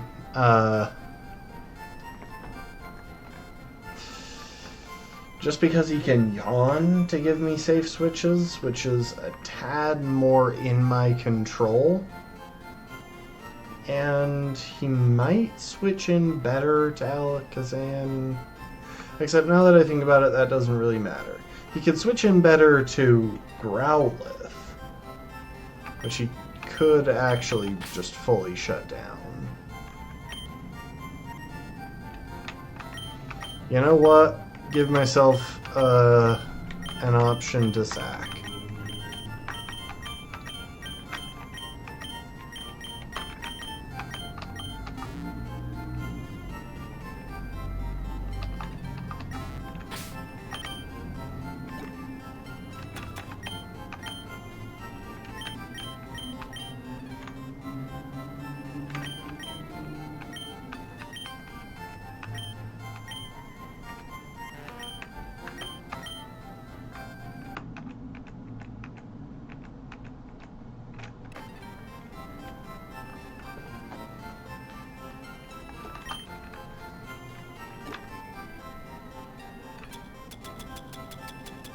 I realize I just went past the rare candies. I'm looking for something else here.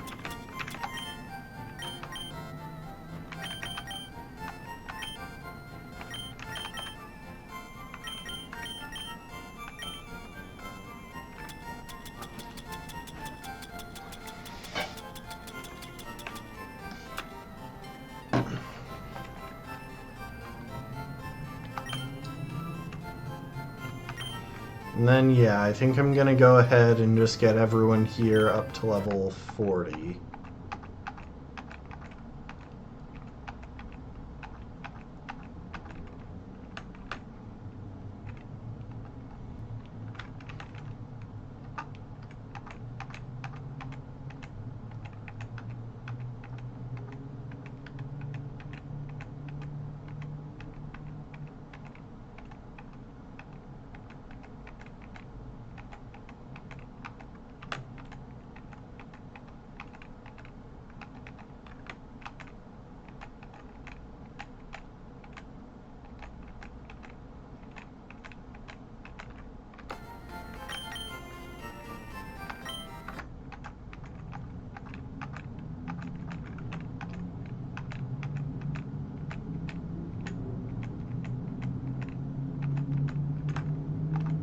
Just make sure I don't give anything to seed bag.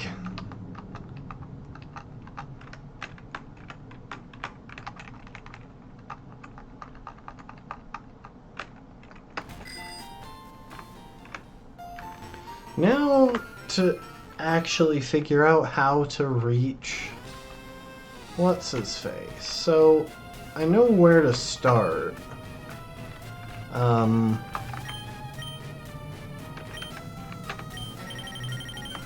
Which is by looking for rooms where I could only get in using the key card.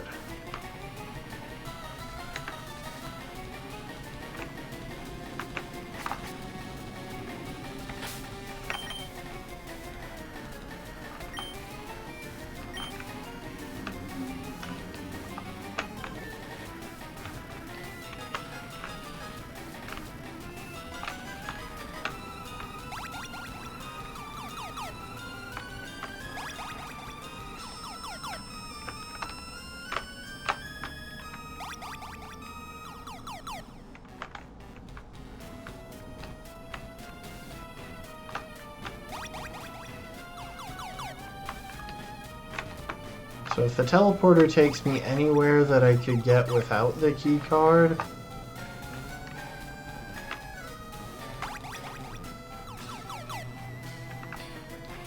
and I need to go elsewhere. That'll let me keep things organized if I avoid just chaining teleports.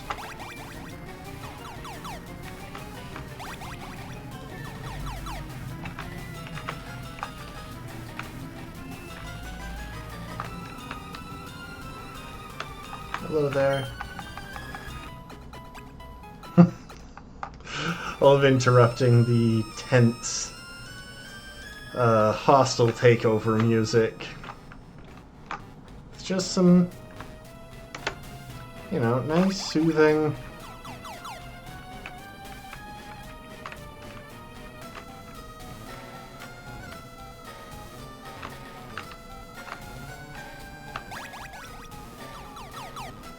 There it is.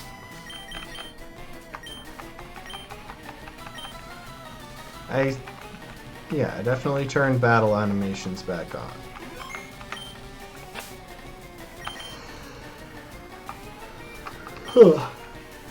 Alright.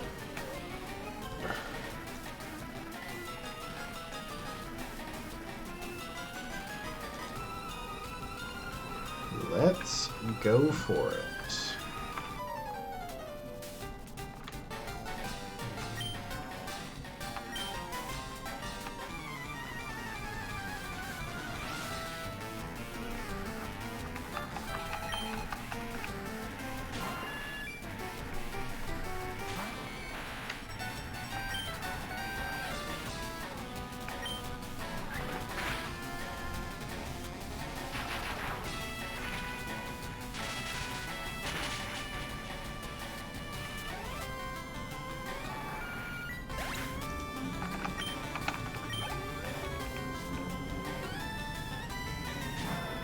Okay, so that brings in Growlithe.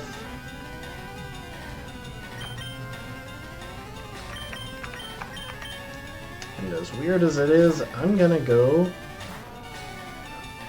to Trash.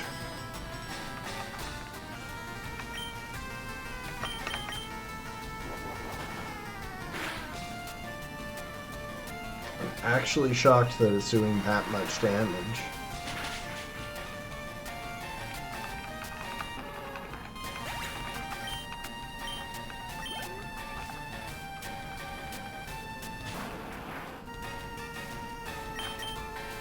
Alright, it's going for a dark type move.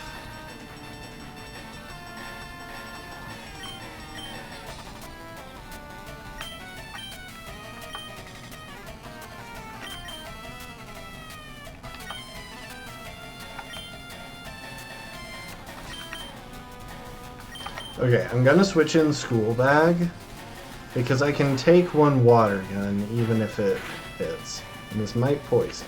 Okay, so now it's going to be going for Water Gun, which gives me a much safer switch into Seed Bag.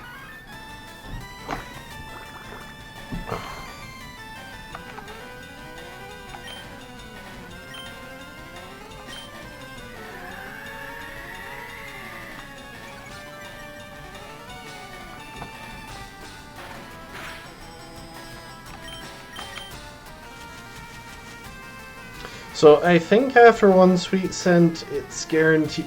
That's guaranteed to hit, but it might not be. So just to be on the safe side, I'm gonna hit with another Sweet Scent. What?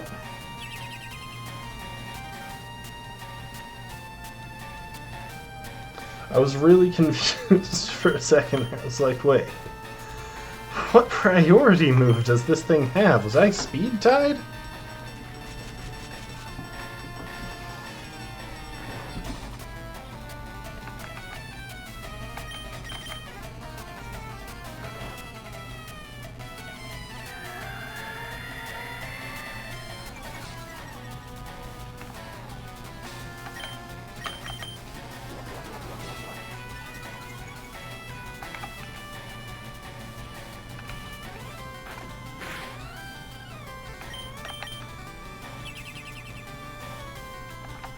Ah, I should have gone for an extra growth. Oh well. Let's start going nuts with Razor Leaf, which is definitely guaranteed to hit after those evasion drops.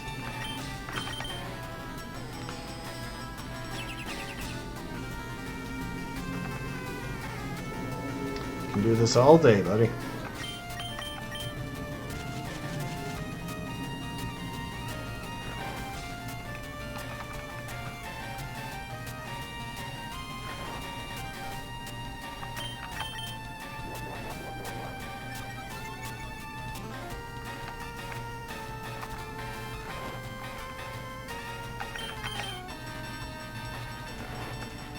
I really can't, is the funny thing here. Like, I definitely can't do this all day. Oh, shoot, I just realized. I forgot that I can surf now, which means now I can go and get another, Starmie check.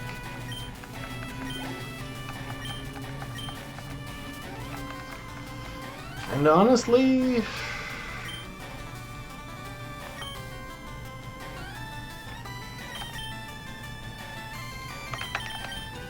it might be worth it to catch it even if it doesn't have the preferred ability, just because I'm about to get access to, or I'm about to take on the Psychic Gym, and I really could use an extra Psychic type to resist their attacks.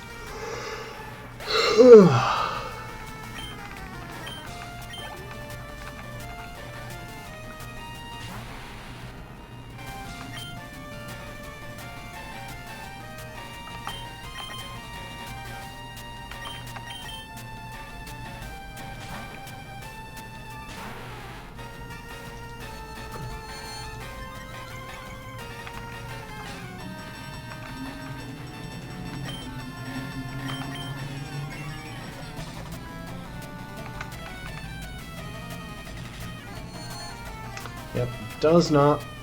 Well, actually, it does matter because I'm pretty sure Future Sight is like typeless.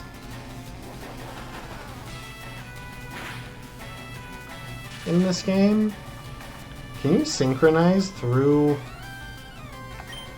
You can synchronize through a substitute.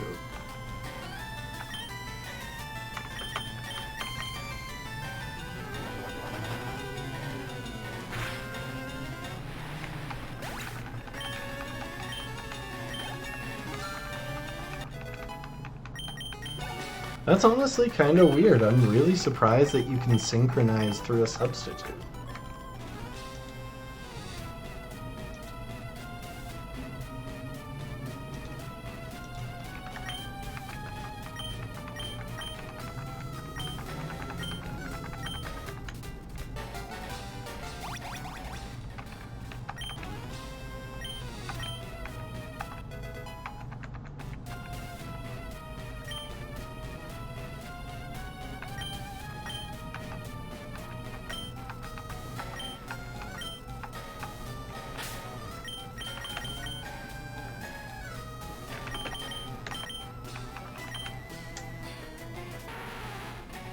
Now the question becomes, do I want to fight Giovanni next or Sabrina? It should probably be Giovanni next. Like, I'm not doing either of them quite yet because I would like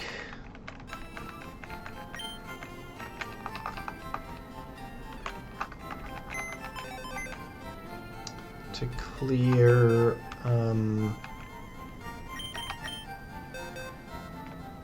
I would like to go and pick up my encounters. Also, I did just realize that I got an extra Pokemon there. Like, I knew I was going to get a Lapras from talking to that person, but I kinda spaced on the fact that that's technically another Pokédex entry. Oh well.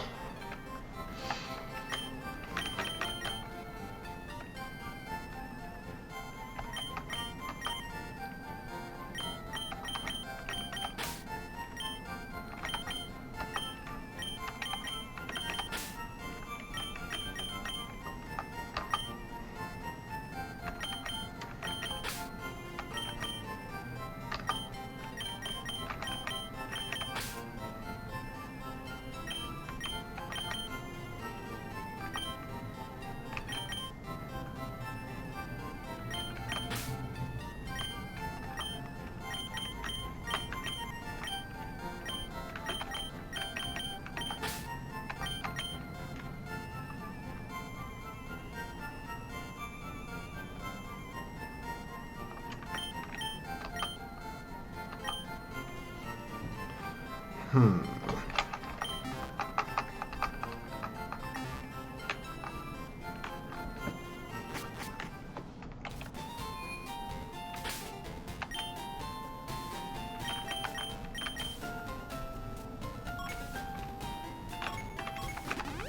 we're going to take the short route to Cinnabar.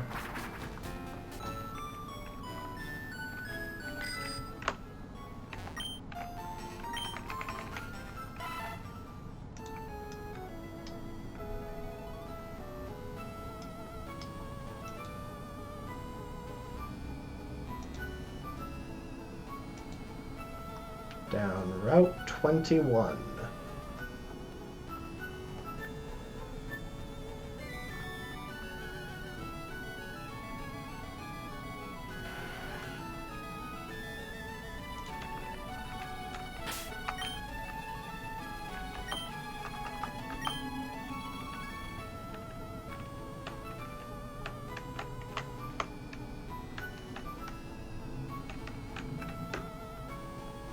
I almost got caught by that guy.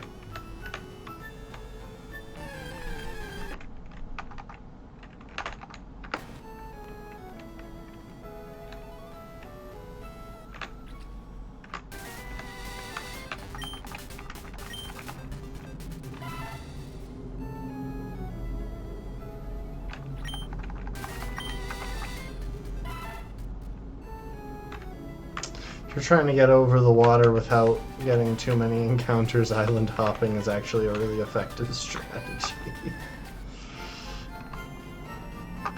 Also, for what it's worth, as soon as you beat Koga, that is the earliest in this game that you can pick up a resurrected fossil.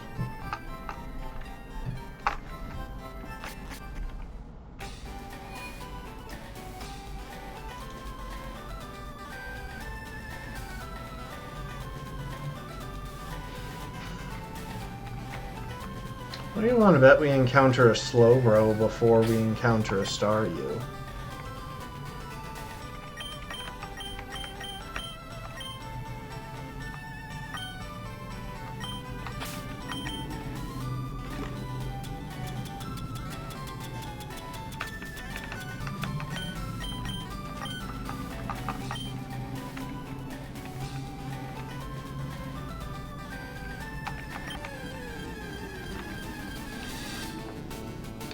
Because there are wild Slowbro here, and they're only 90% less likely to turn up than a Staryu according to the encounter tables.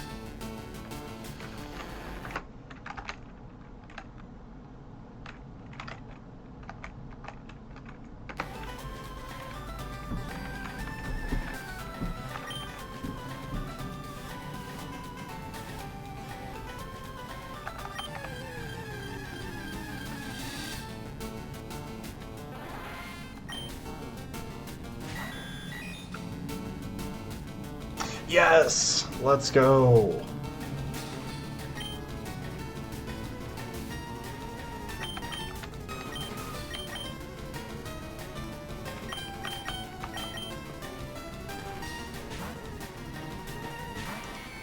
Also, that thing is max level.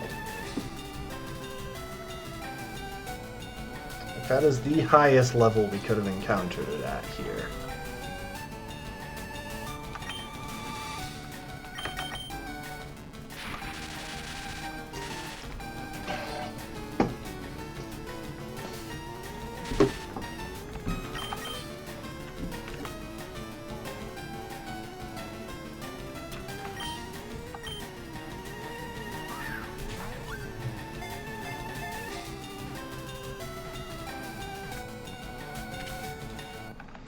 Okay.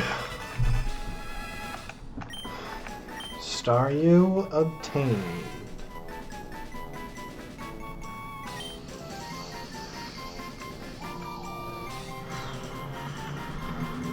What kind of bag are you, though?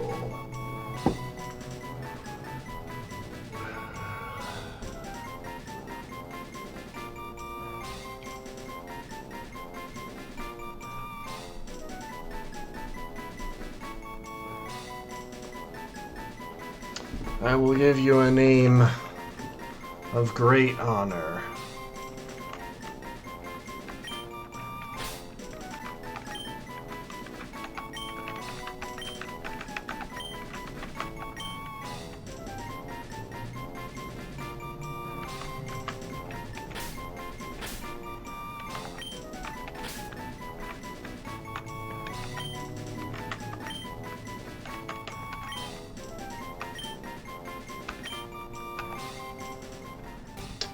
We have Potato Sack.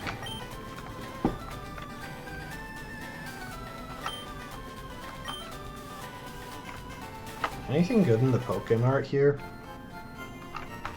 I can't remember if there's anything new that we find in these higher level. I guess there are like full restores eventually.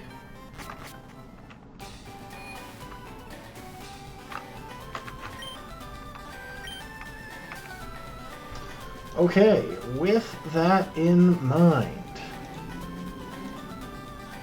I believe we can now finally guarantee the encounter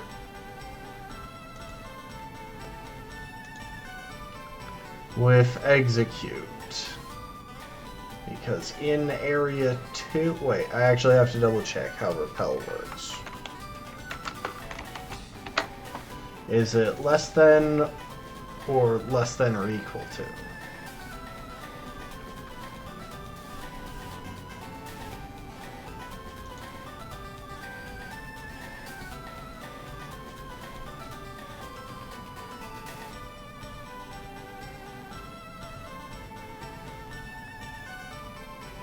Okay, wild Pokemon with a lower level is what Bulbapedia says. And in Area 2 of the Safari Zone, Execute is the only Pokemon at or above level 25 who is a legal encounter for us.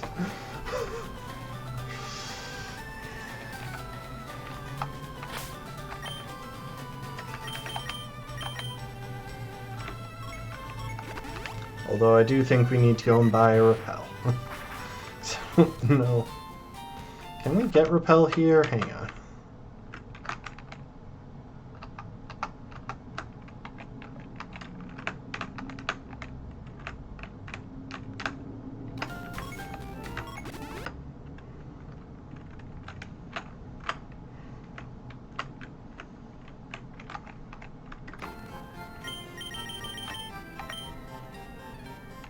Okay, we have some Repel already. I guess I could have just checked my bag for that, but...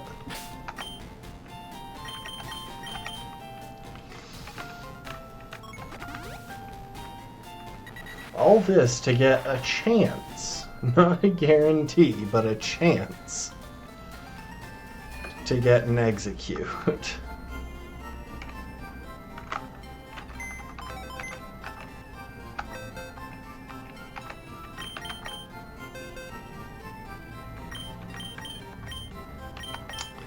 So, Potato, what is your deal?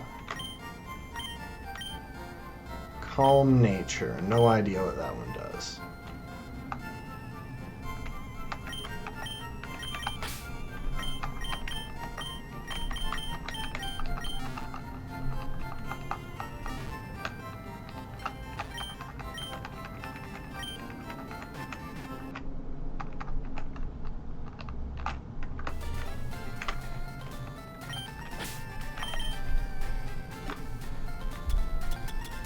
Get the bicycle back where I wanted it.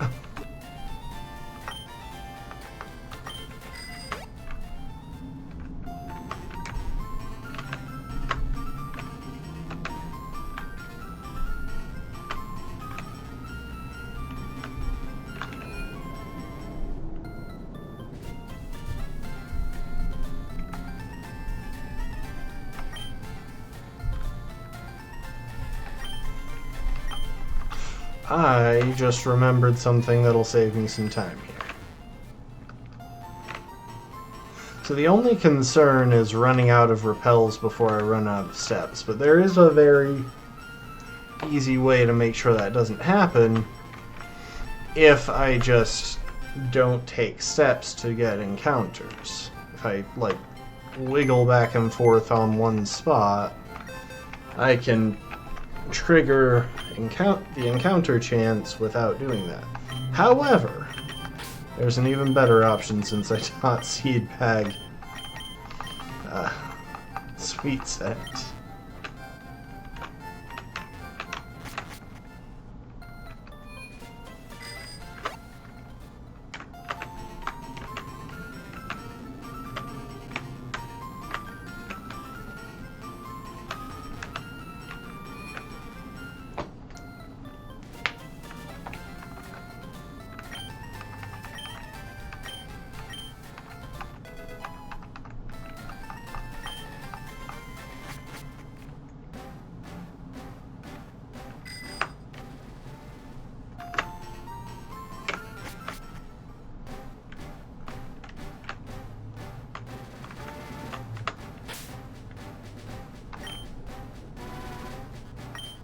Oh, what are you holding, Potato Sack?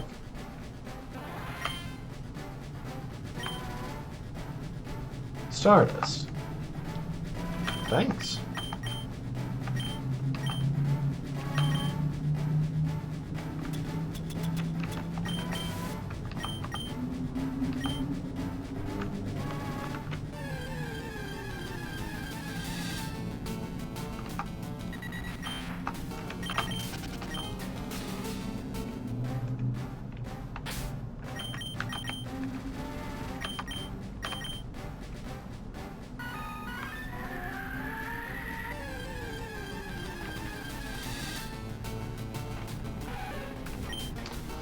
Sorry, Nidoran female, you are blocked by the Dupes Clause.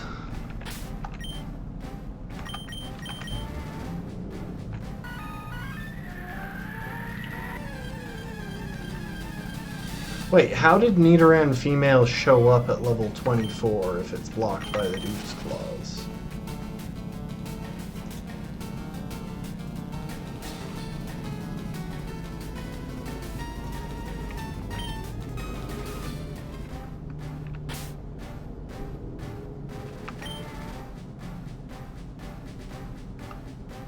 That shouldn't be possible, but if it is, then I don't think there's anything I can do about this. Wait, maybe it's because I'm using Sweet Scent. Maybe that bypasses Repel.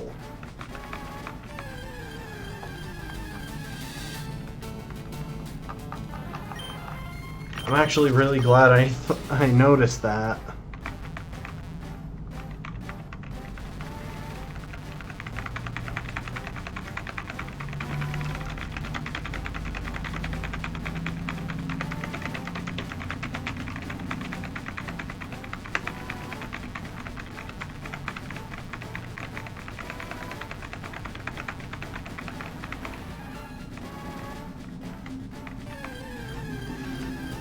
I don't know why I didn't get an encounter for that long. Alright then. This thing can just fully run away. It's going to. Yep, okay. Well, there goes that.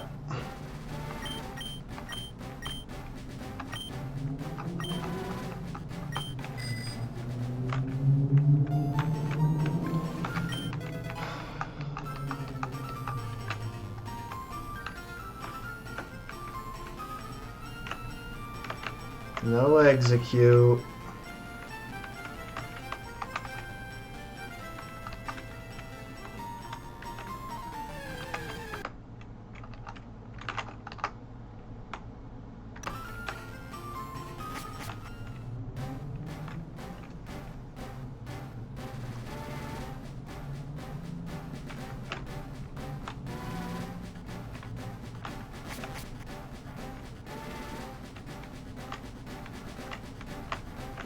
Do I have anything that knows Surf?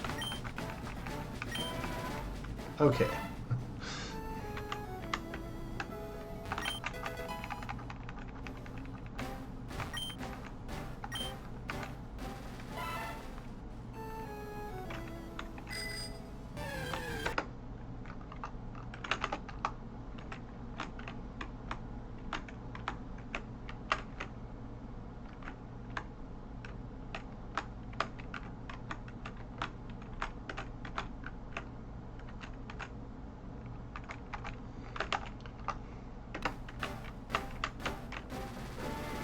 all that effort to give myself a chance to get execute, and I can throw one single Pokeball trying to catch it.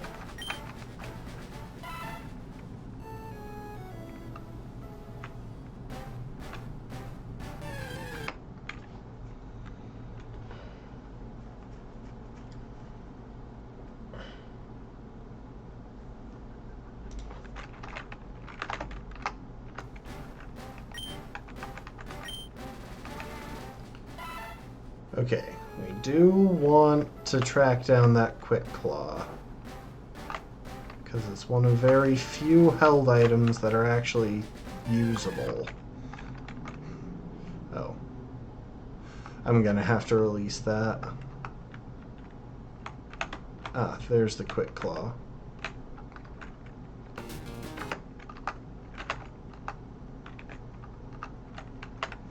I'm not going to make it to the Quick Claw.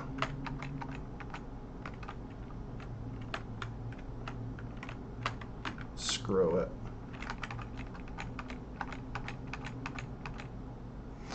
See, last time I played this and I had a Safari Zone unique encounter, I went the route of adding a Safari Clause, where I was only allowed one Safari game to try and get that encounter rather than just one encounter. But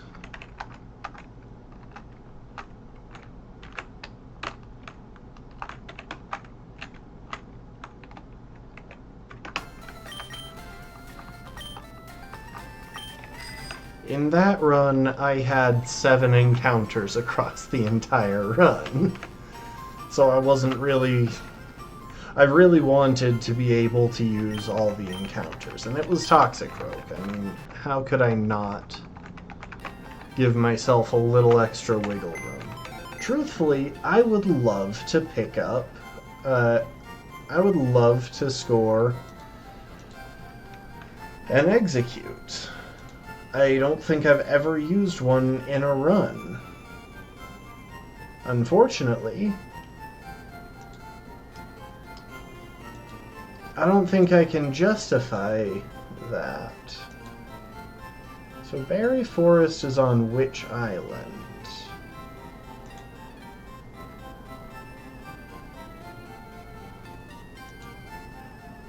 It's on 3 Island. I'm kinda wondering if that's worth it. Like that, I think we get access to 3 Island right from the start. Hang on.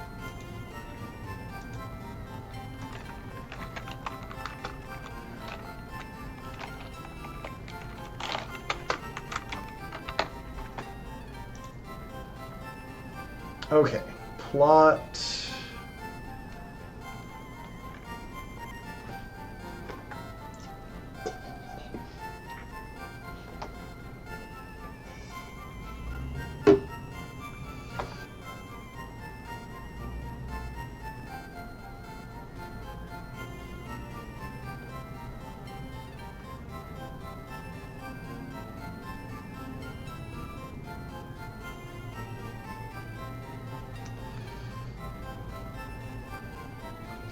So it looks like I do get access to 3 Island.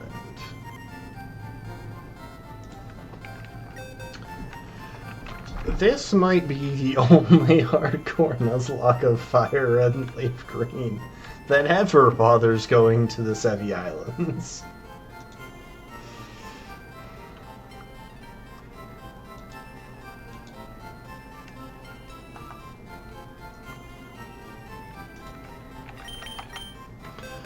Alright, well, let's figure this out. So there is another enemy, actually, between... Oh. Release.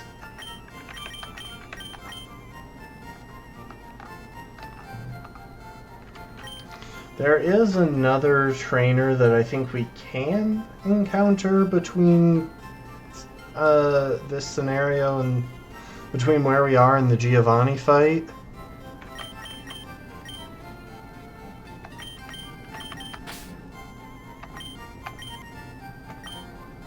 Wait a sec.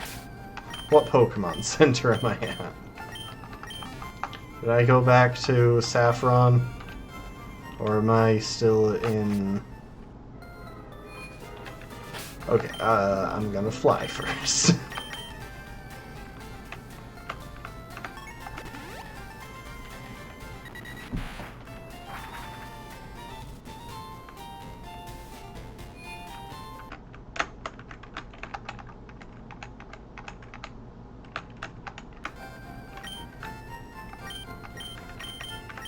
So, looking at Giovanni's team, I want to figure out what our best bet is on the order of Pokemon that we fight. So, among other things, Kangaskhan is going to be tricky. It just is. It hits hard. His Nidoqueen is also going to be tricky.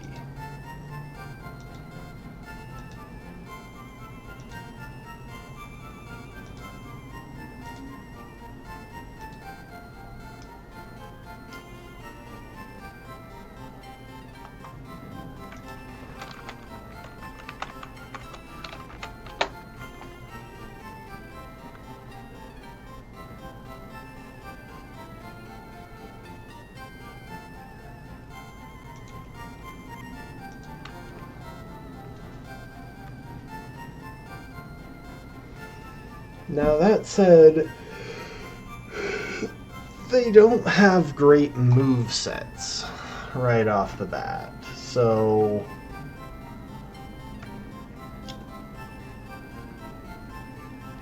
Yeah, the biggest threat is definitely that Kangaskhan with Mega Punch. My Nidoqueen should be able to take his, as long as I don't switch into getting paralyzed by Body Slam.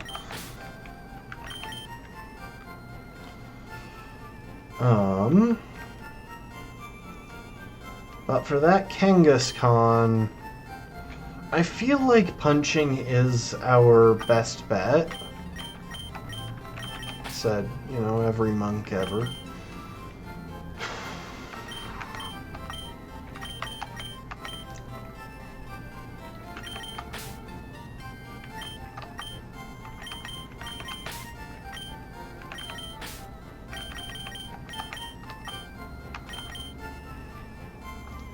Also, I need to look at Staryu's level up moveset.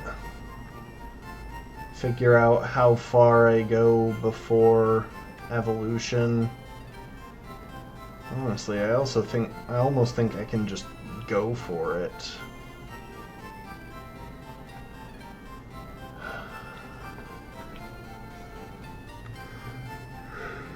Light Screen I can get from a TM. Cosmic Power just isn't that good. Like, it was worth it on a defensive Pokemon like Clefairy, but...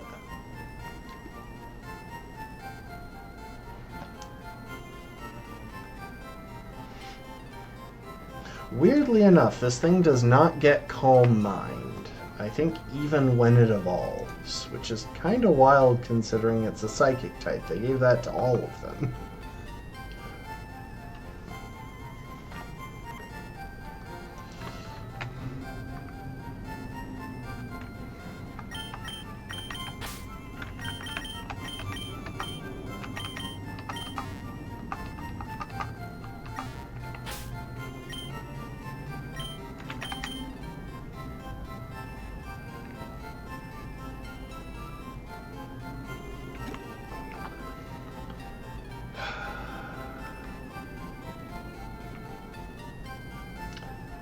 Yeah, I just don't see much value in holding out, and like, Hydro Pump is cool and all, but I would just rather use Surf in, I think, every single scenario.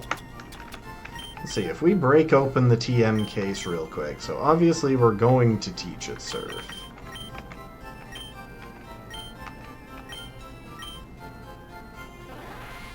I just realized I should have just said burlap. That's what I was thinking, but I was thinking like a sack of potatoes. I don't know why I specified potatoes. I should have just gone with burlap.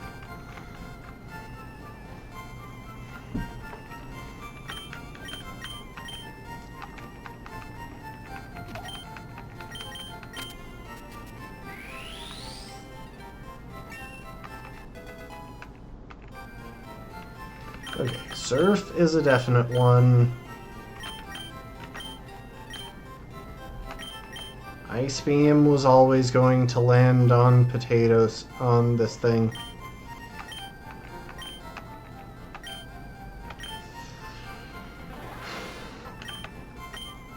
There is a chance that I keep camouflage around. I'm not sure.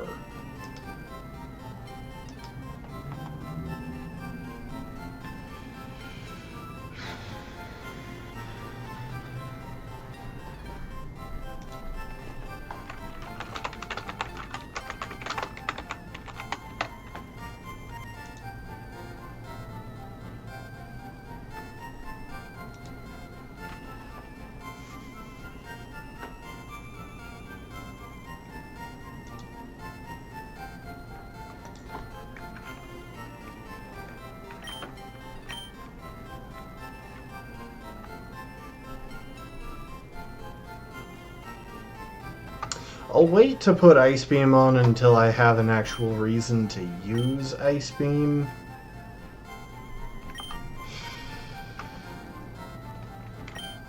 But Psychic, on the other hand, I want on there right now.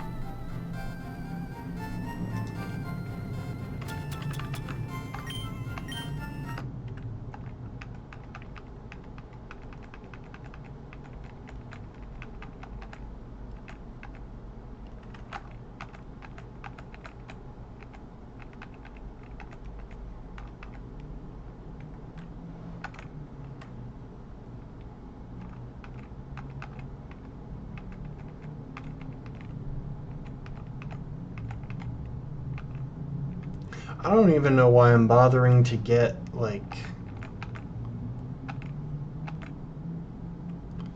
these moves. Or these extra levels. I think it is just time to go and evolve. There's not much point.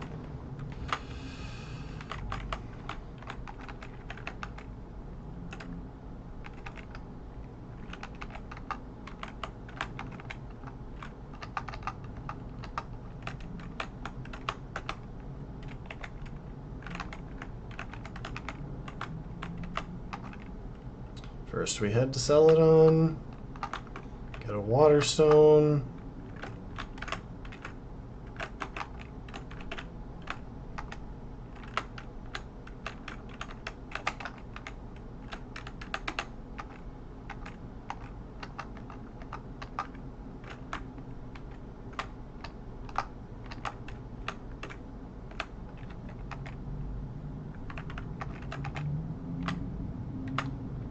We're gonna head to Lavender Town because I want to get some special attack EVs.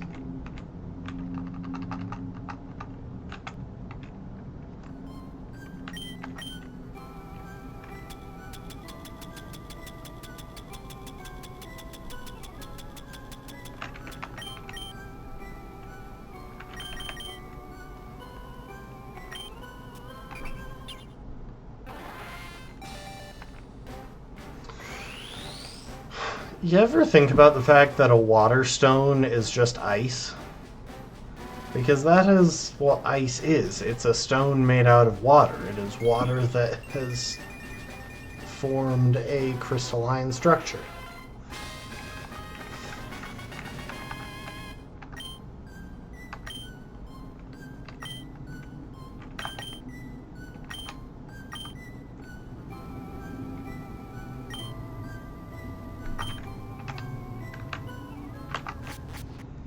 Okay, and y'all know the drill.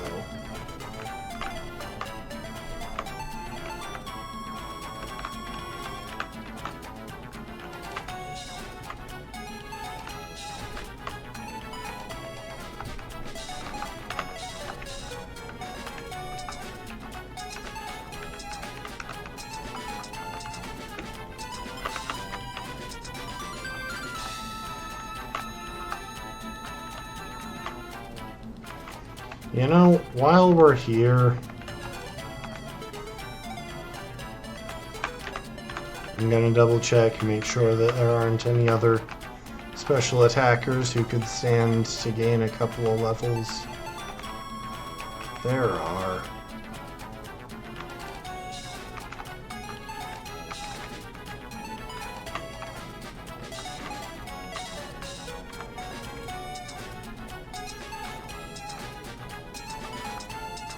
Well, there was one.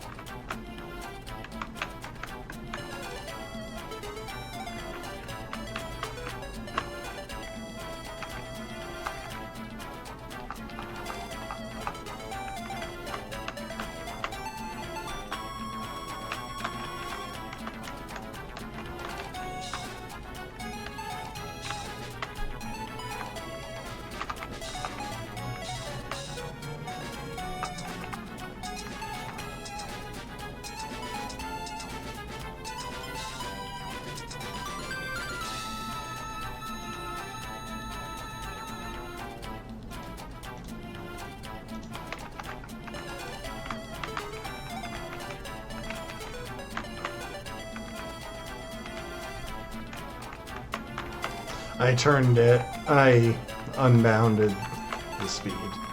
It has no cap anymore.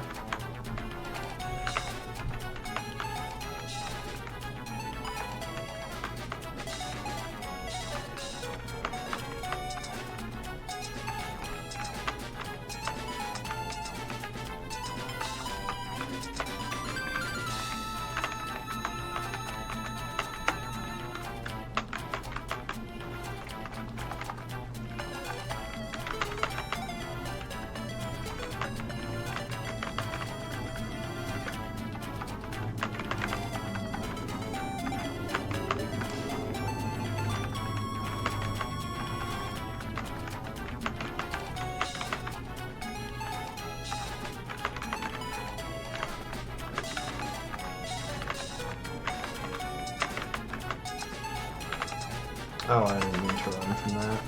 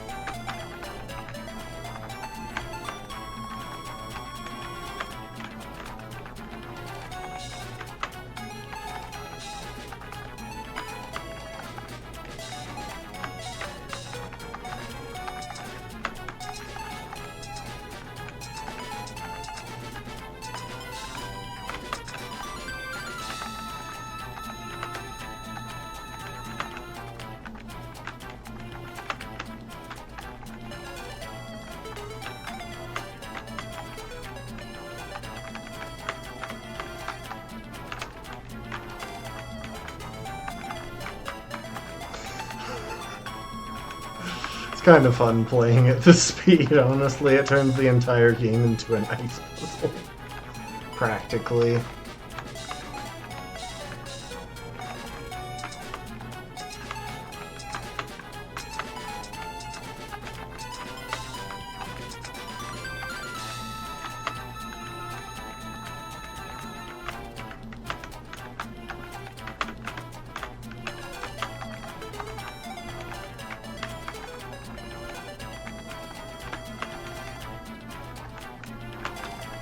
think I once saw, it might have been Alpharad or something. I know it wasn't someone that I watch all that often. Play a modded version of Pokemon Emerald or one of the Hoenn games, where the entire world had been redesigned as an ice puzzle.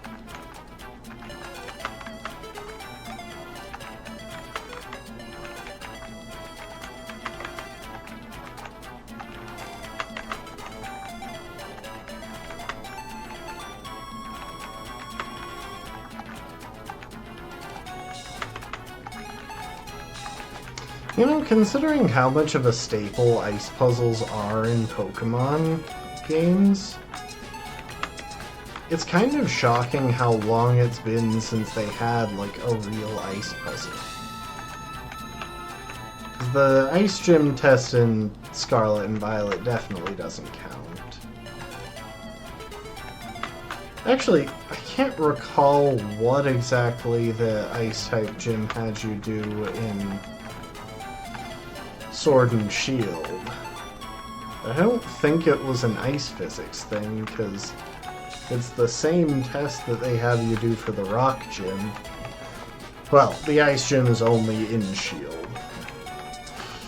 It's the same test that they have you do for the Rock Gym and Sword.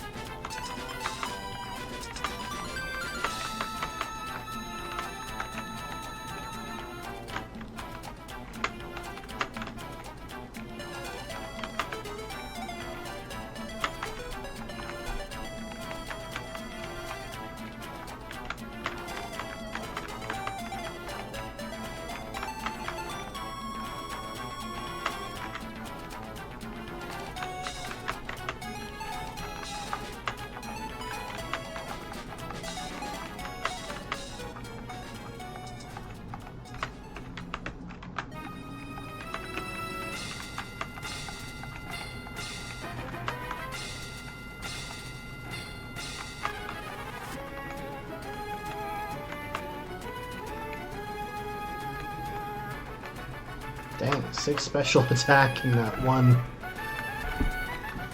instant.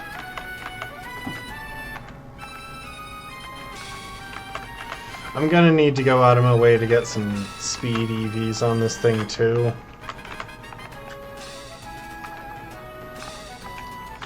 Admittedly, with the badge boost, and its natural speed, it'll probably outrun most things for the rest of the game, but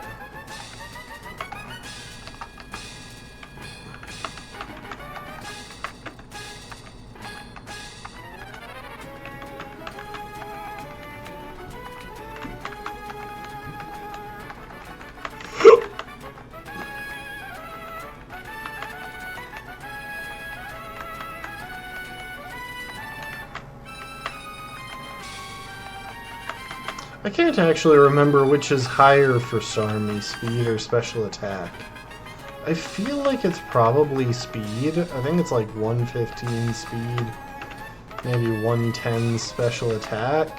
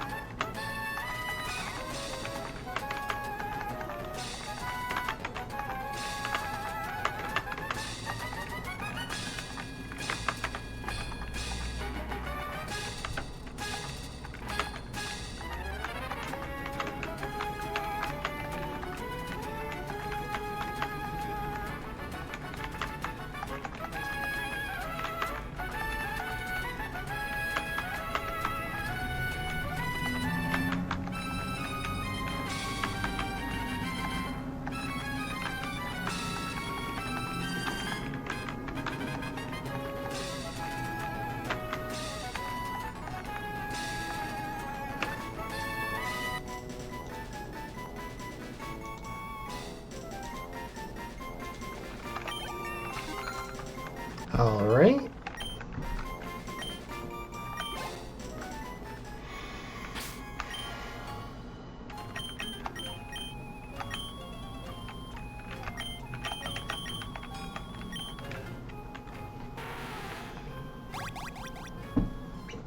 Well, that was productive.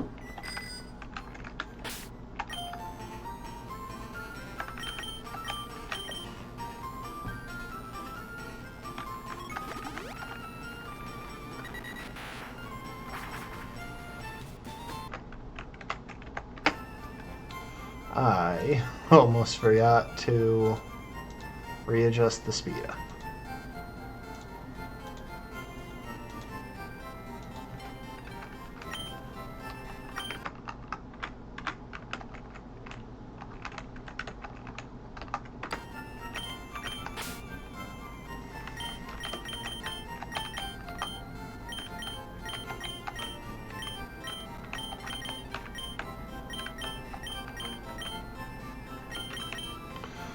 Okay. So, for Giovanni... The crazy thing is, a lot of this can probably just be dealt with by potato sack, but I don't know if that's the best way to go about it.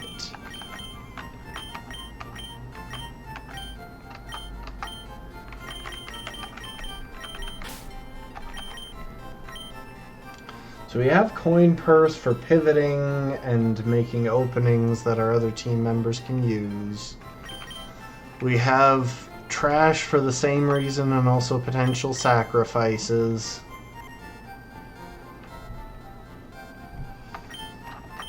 As weird as it is, I am thinking of bringing shopping.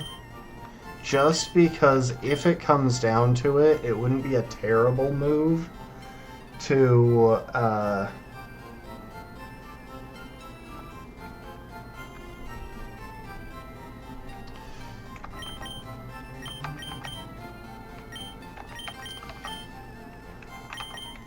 it wouldn't be a terrible move to send shopping in against Kangaskhan if it gets out of hand. We either give ourselves a chance to static paralyze it, we have the option to sack, or if we do need it, it will outspeed the thing.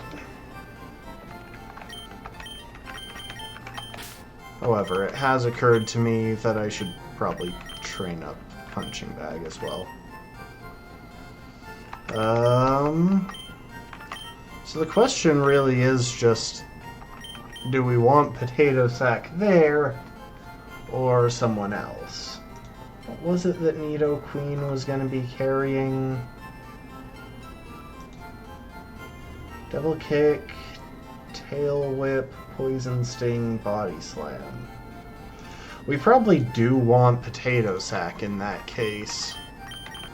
Because not only can it definitely one-shot Nidoqueen and outspeed it, but if it gets statused on the switch in, it can just switch out and try again later if it didn't take too much damage.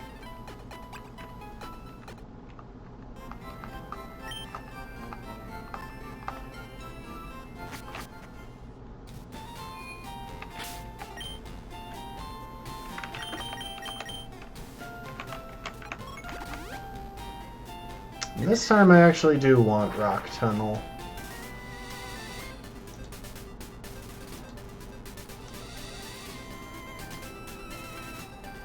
Because now my team member can benefit from everything that it's got. Weirdly enough. So Route 10. What's this person carrying? Pikachu and a Clefairy.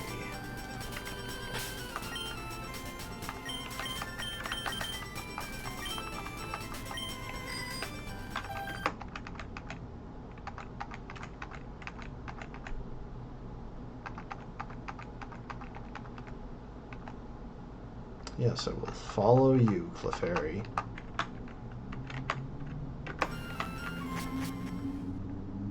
You know, I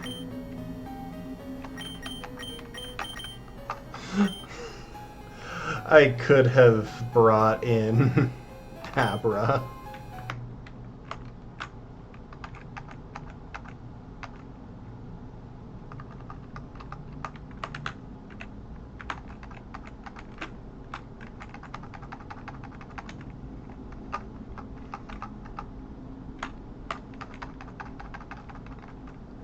I don't feel the need for unbounded speed here, not when I'm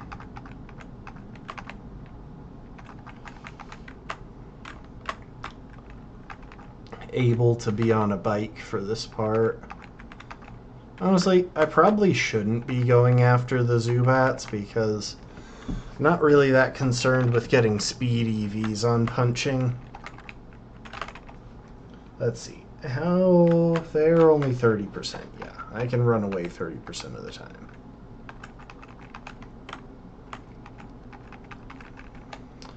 But physical defense and attack are what I think I want on this thing. I would prefer HP, but I would prefer HP to physical defense, but there's just not a great way to grind HP EVs right now.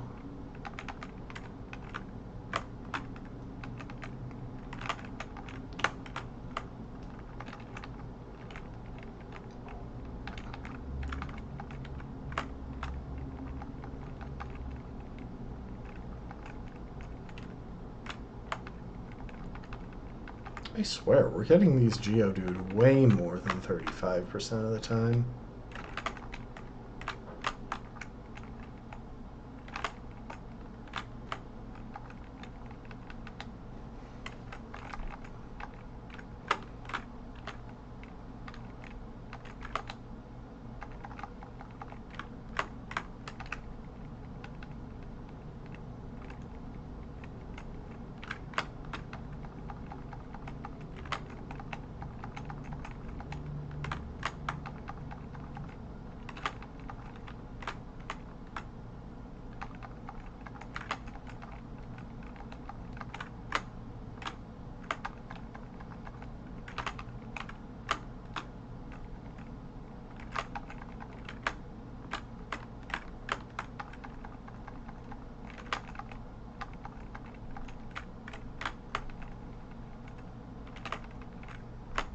I should probably be running music.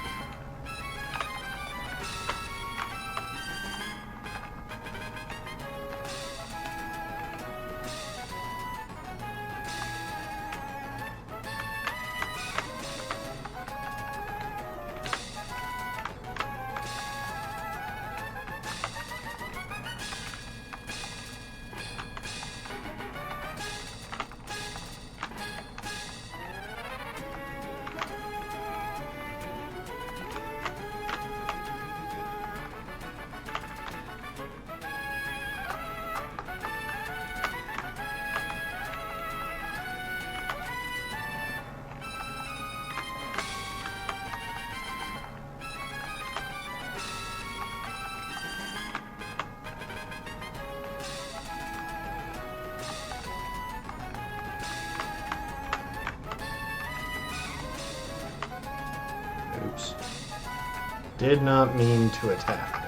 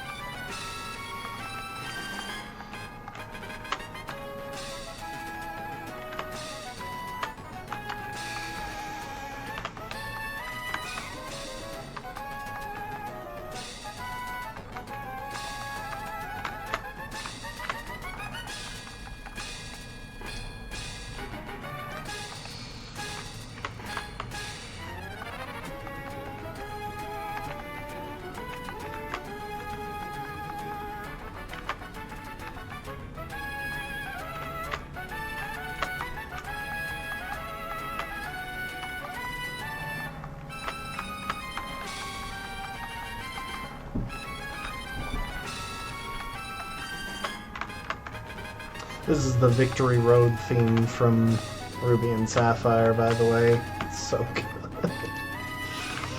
In case you can't tell, I'm fond of Gen 3 and its music in particular.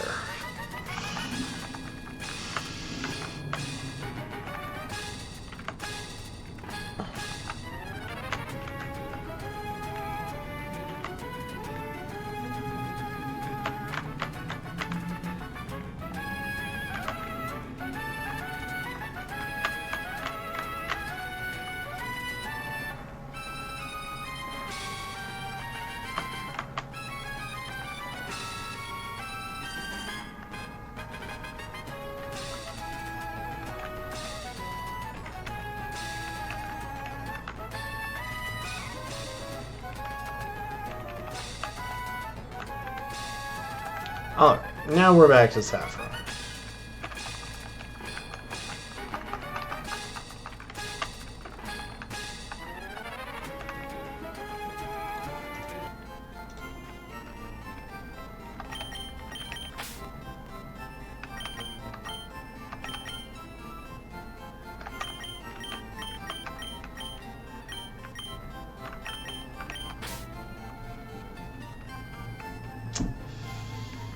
Yep. This is the team for this fight, I think.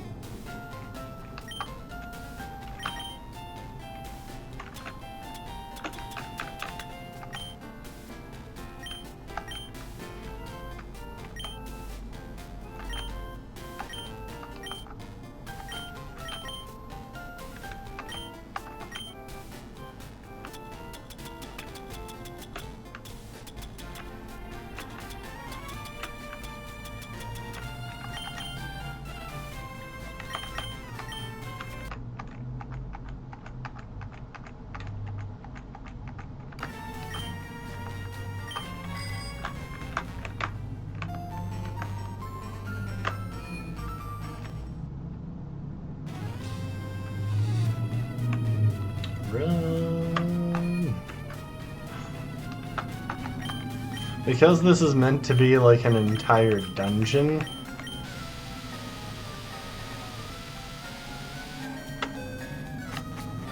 they'll let you run inside, and I gotta say, I appreciate that. It's so rare that you get to run indoors in this game.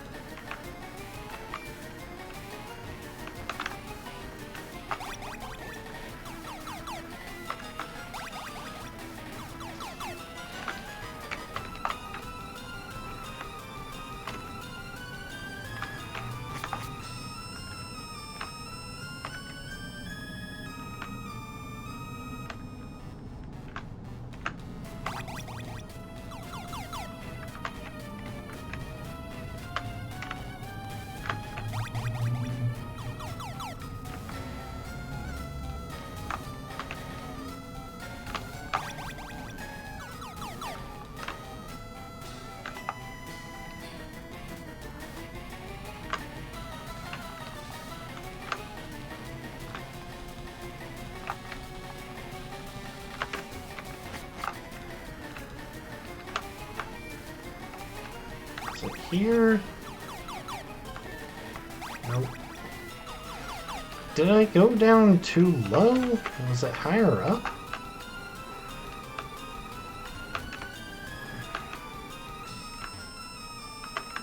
I think it might have been higher up. Maybe I gotta be on like floor 10 or something.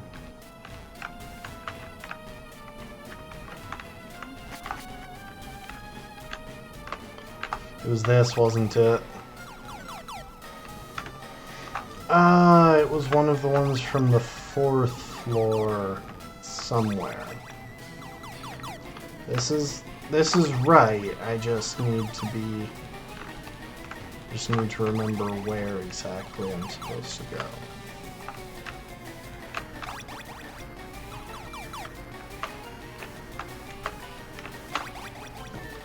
Is this?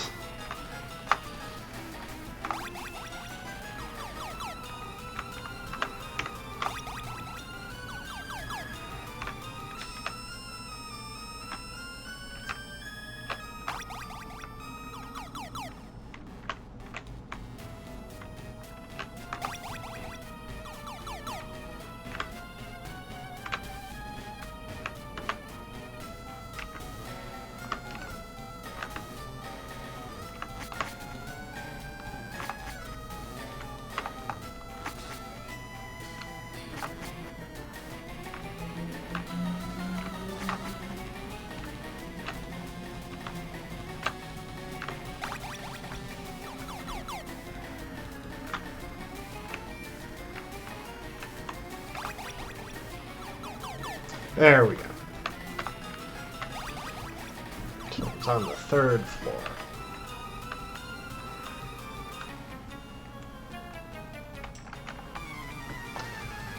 Alright, I gotta deal with this guy.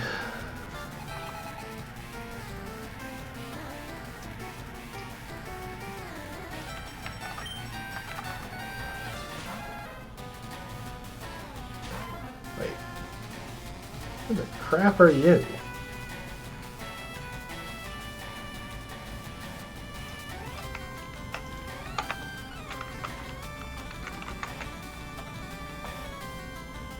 Not that guy. Not that guy. Not that guy. This is another one that just doesn't show up in the thing. I think he must have replaced a character maybe from Fire Red. Maybe that's what's going on.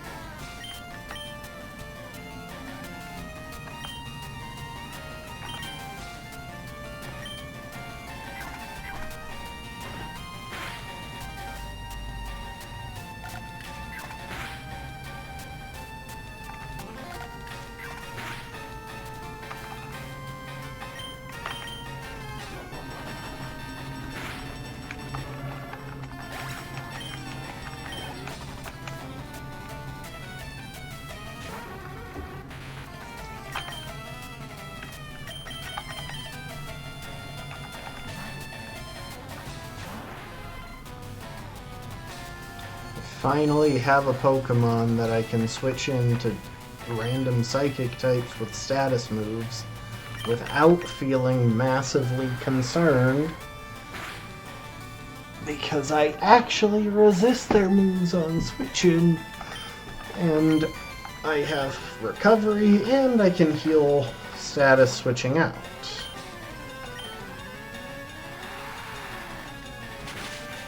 Yeah, so apparently they just show this guy as having execute in Cerebi. I honestly don't know what the deal is there. But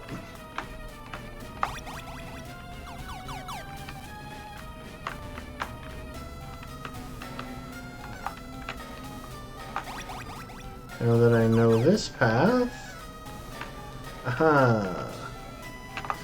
Oh, no wonder I was...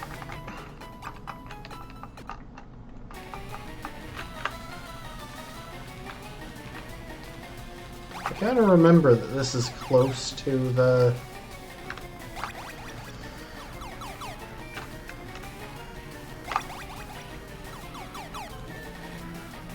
rest area. Alright. Get our team in order for this matchup.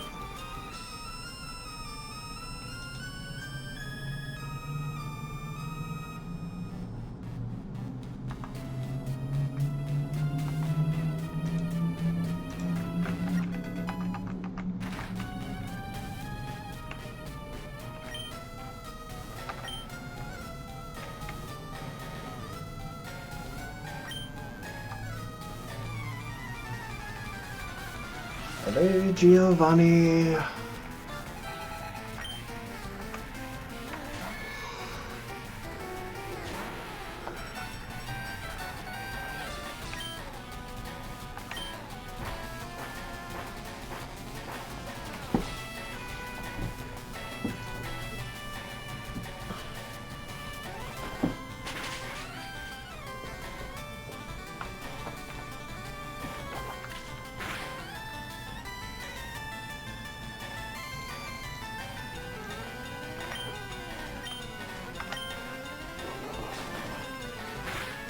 The question is who will come in next. I would assume Kangaskhan, but, you know, who knows with the logic these NPCs run. Ugh. Okay. Punching should be able to come in pretty comfortably. All of that defense investment. The only concern... Oh wait, no, it doesn't know Dizzy Punch, never mind. Yeah.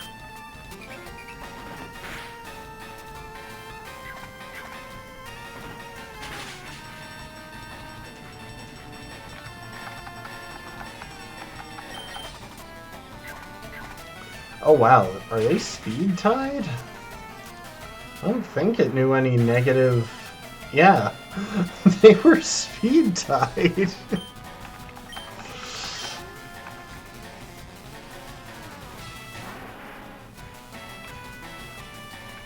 And I don't think there's any reason for me to switch out of this. It has normal and rock coverage.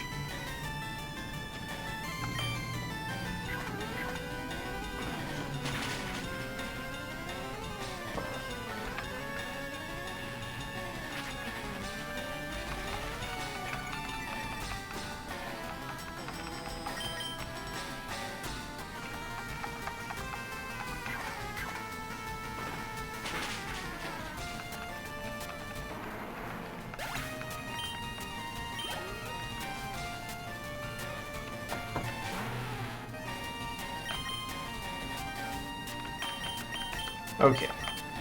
First tactic is the reckless play. Reckless play paid off.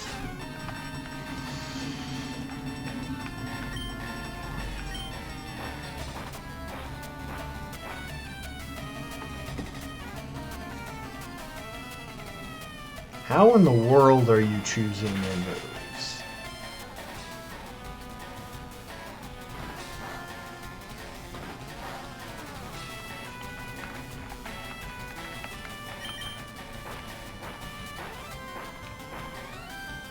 Did they just accidentally give this Giovanni a really terrible AI value?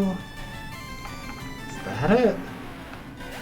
Because I can't figure out another reason that it would be going for Poison Sting and Double Kick when it has a higher base power unresisted move in its moveset.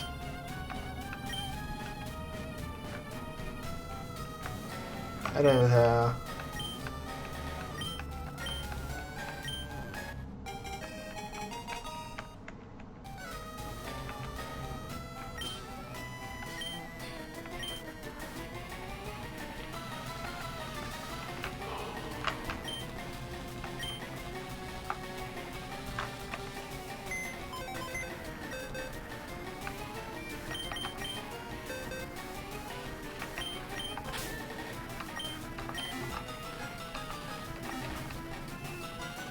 I'm wondering what triggers the music to change.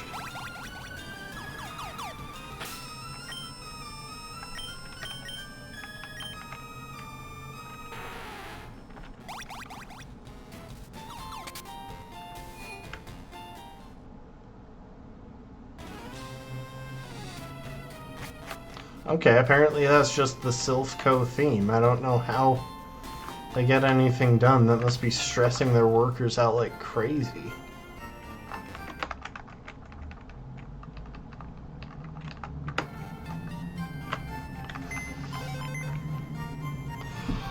Okay, well, with that, we've cleared Team Rocket out of Saffron. Which means now we can go to the gym. The game.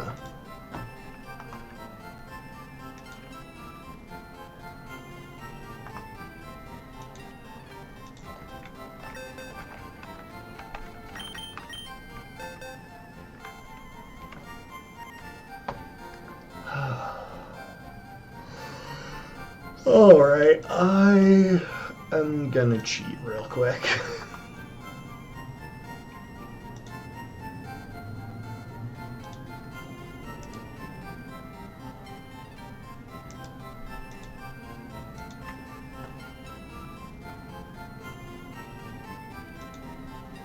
Saffron Gym.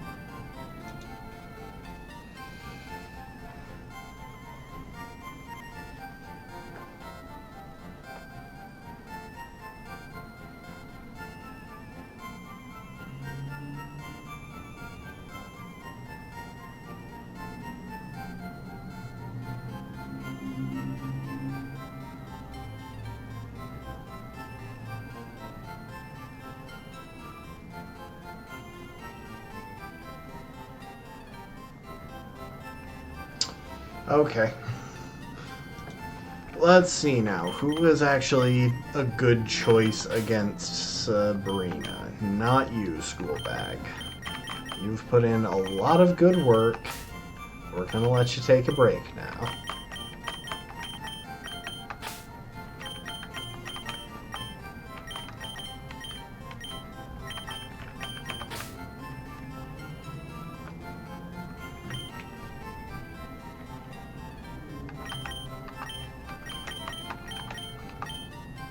I think it's those guys.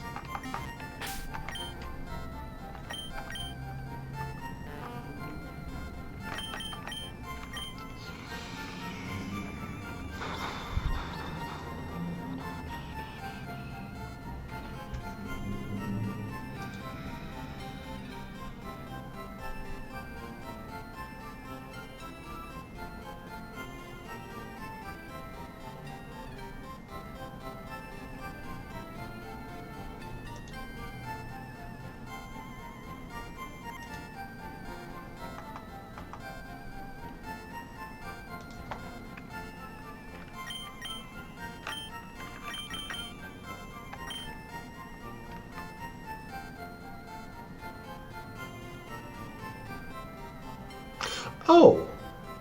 I almost forgot something.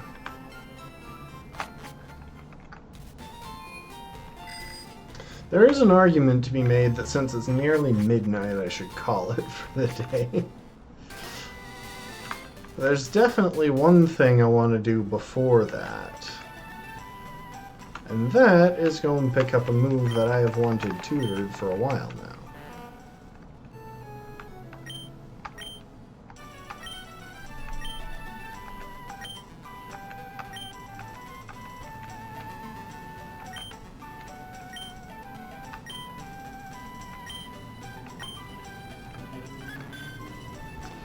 And that will go ahead and replace Growl.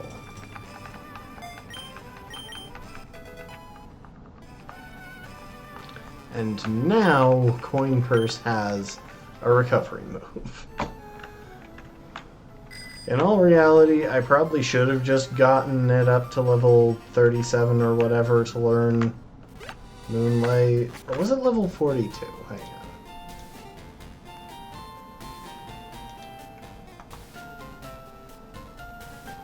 No, it was level 37. I totally should have just gotten a recovery move by level up and replaced it later, because that would have actually been pretty helpful.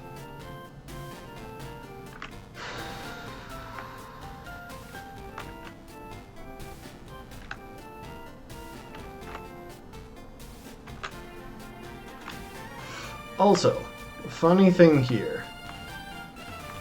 They had to put a fence behind this to cover up from the fact that these buildings are not straight up and down.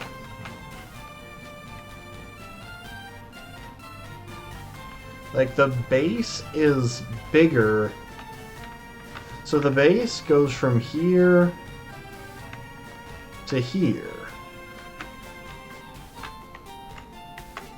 It stops just one block before the top. But the top stops 1, 2, 3 blocks from reaching the bottom.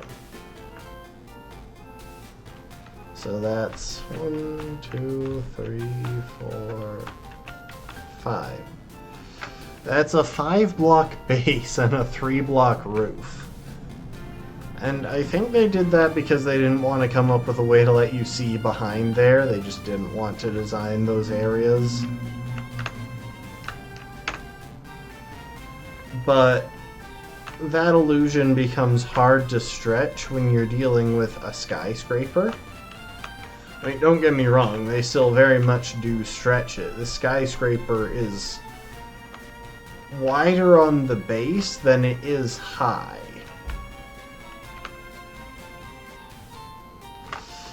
Somehow.